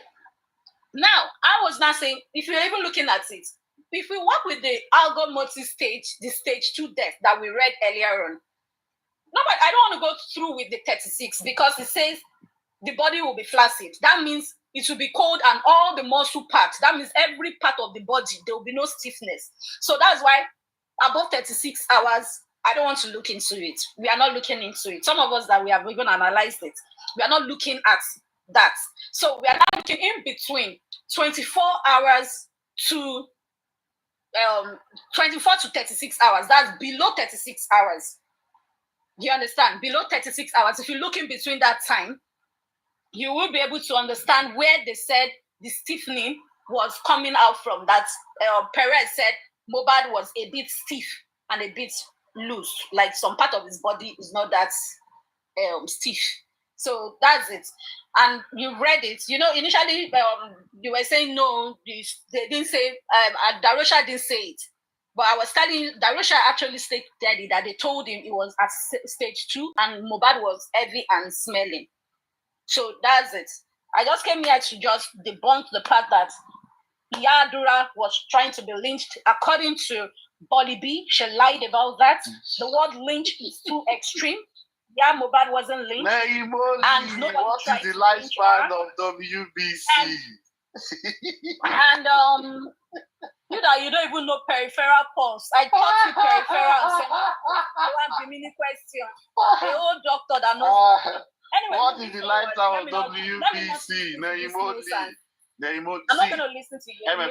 So, person found me. Thank you very much. I came here to clear that narrative. Okay. Nobody bye-bye. was lynching Bye-bye. Mommy Adura, and they were just trying to settle it. If you notice it, maybe you guys should go watch that video properly, and you will see that the woman was calling her, and what she was calling her for was to take her to Baba Adura. And if she was being lynched, she wouldn't have walked, in the crowd like that. Okay, bye-bye. You will see she was walking to the car. So let me talk now. Thank you very much. Mm-hmm. Yes. And I'm not talking to you. So thank you. In case you have any question, before I drop, you can ask me your question. Let us come at debunk. I know, but it doesn't know anything about Delegiwa and Shagari. I saw his video. Let us come at debunk Naimoli. But he said he's immunologist and he knows nothing about immune system. He doesn't even know about girl brain system. Let us come at debunk. Let us come at debunk Naimoli. One of the questions Naimoli asked me today was that what is the lifespan of blood? So I asked her, what type of blood are you talking about? Nobody did not know about That's that. what. Is it me you're saying that go on Papariano's platform, let him disgrace you? Or you're talking to Abati? Maybe you should go on Papariano's platform. If it is Let me talk go on now. Papariano's platform. And I'm talking to someone in comment section. You're a nuisance for now. Go on Papariano's platform, Southsort, and mention my name. Hey, and it will school only live stream I want to record on the bag. I want to because I'm going there. But so much. Anyway, Messi family, I don't think you have anything to say. So thank you very much. Bye. Thank you so much. Bye. I will come and do my analysis now. Thank you. I only have like 10. I only like 20. You all have a nice day. Yes. Bye. Thank you so much. Thank you, Nelly. He can argue. MFM first kò jẹ́ kí n sọ̀rọ̀ látàárọ̀. Can you be serious? You got to not make anything now. Can you just be serious for once? Okay, wait. Obre lọ́wọ́ mi, ó ní wípé, what is the lifespan of blood? Mo wá bèrè lọ́wọ́ ẹ̀ pé which blood? Nǹkan tó gbé wá síbí ìbà ẹ̀kọ́ ni orí platform mi lè ti sọ lifespan of blood. No, ó sọ lónìí o. Ó sọ lónìí o nípa how many days? How many days tó máa take blood tó kú? Mo lè bèrè lọ́wọ́ ẹ̀ pé which type of blood? Kò dẹ̀ lè sọ, she can't say it.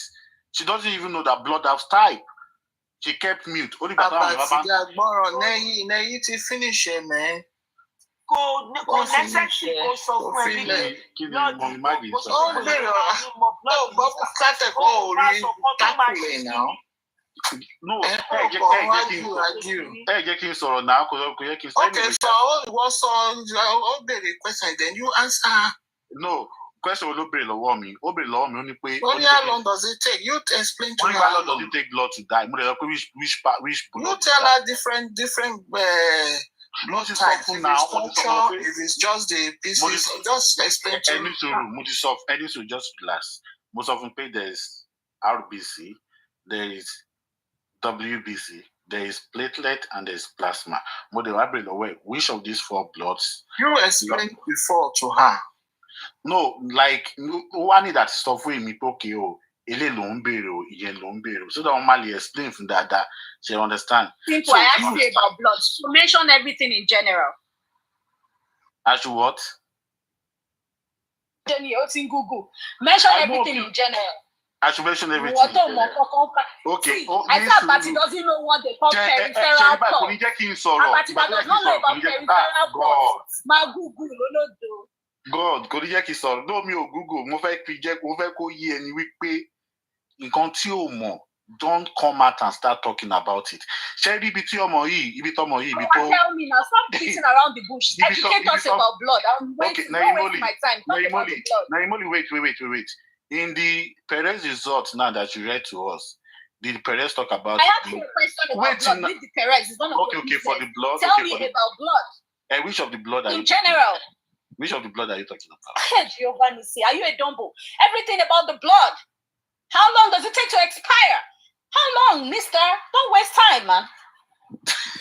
How long does it last in storage? How long? Just say it's all types of blood parts. Anything. I be talking and how to preserve them. How to preserve them. Thank you. The process. How do you keep them? What bottle do you keep them? Is it the blue? Is it the purple? Is it the yellow? Is it the black? Is it the red? There are so many bottles. I'm telling you now. What will tell you? Hold on. How do you preserve yellow tube, Abati? Green one, no. Green bottle. And okay, how do you prevent purple? How do you prevent what, man? How do you preserve it? How do you preserve the tube, purple tube, blood work? Purple tube blood work. Washing preserve it. I don't know how to preserve it. How do you how do you know? How do you collect blood and put in the bottle and preserve it before you eat it?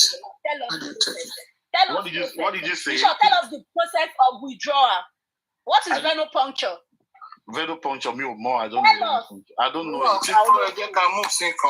don't know venopuncture. Oh yeah, okay. Mommy Maggie, this is what I want to say though.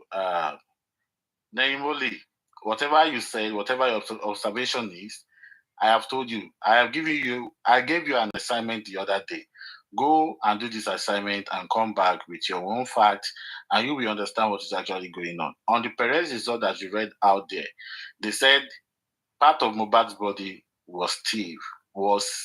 Don't forget, they said Steve.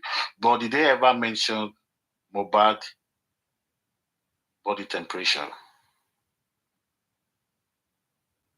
So how can you come out and say that Mohbad is in the third stage of this, fourth stage of this, or sixth stage of this? Even from what you brought up. Now, wait, listen to me. Listen, you expose yourself to things that you have no knowledge of healthcare. As a healthcare professional, listen, you don't give out vital signs details to the public. Yanolodo Abati. Yanolodo. How can you be expected to give the vital signs details in the public? Abati, I'm done with you. You don't know peripheral pulse. I had to teach you. I had to put on my camera and put my hand for you to know what peripheral pulse means. Thank you. So you want to Thank you. Be ashamed of yourself. Baba, your don't share assignments. I am giving you assignment that you should go back. You cannot give me assignments. That's why I'm okay. Wait. When parents say that, wait. You were showing us. You should be ashamed of yourself. A certified nursing assistant. Listen to me now. Man, my dear, get off. Mercy found me. I've finished enough with Abati now. Thank you. Bye. Thank you very much. I guess you don't have a question for me before you go. Naimoli, please, okay, let's go ahead. About that lynch that you were talking about, I think that happened on the 11th of last month. I think this month, September. Okay, sorry, last month. September, in October. I think the lynching Bolibi was talking about. She was talking about the one that happened on the 11th, not on the 30th. I was there on that day. Nothing like that happened. Now let me show you something. No, it was shows on the live show. They were attacked. I was live. I said nothing like that happened. Listen, look at it here. This is the word. Please put me on big screen. The word lynching is a very bad word. Put me on big screen. Let me show you something. Let me show you. This is it. What is it? What are lynchings? Let me just put lynching, meaning. Okay, so we all understand. Lynching is a big word. You don't use that word. Lynch. This is it. In bracket, of a group of people by someone. You understand? For an alleged offense without a legal trial, especially by hanging. Why use lynch? Was she lynched? No. She was only held to speak with Baba Mohbad. Nobody lynched her. You can go watch that video. No, the woman was open. You are having problem with the word she used. Yes. Right? No, my darling. What's your name? Woodman. Everyone can use Google. I use Google for people to understand. I came up, I tried to find it, and the wrong use of words. I corrected the woman that used Coda too. I didn't use Google. I corrected her. So I'm educated, I'm sound. So I will advise you, let your kids play Scrabble. It helps. Let them play chess. It helps with the brain. So I did that while growing up. Who are you advising, me or them? The Google you are using it wrongly. You are even using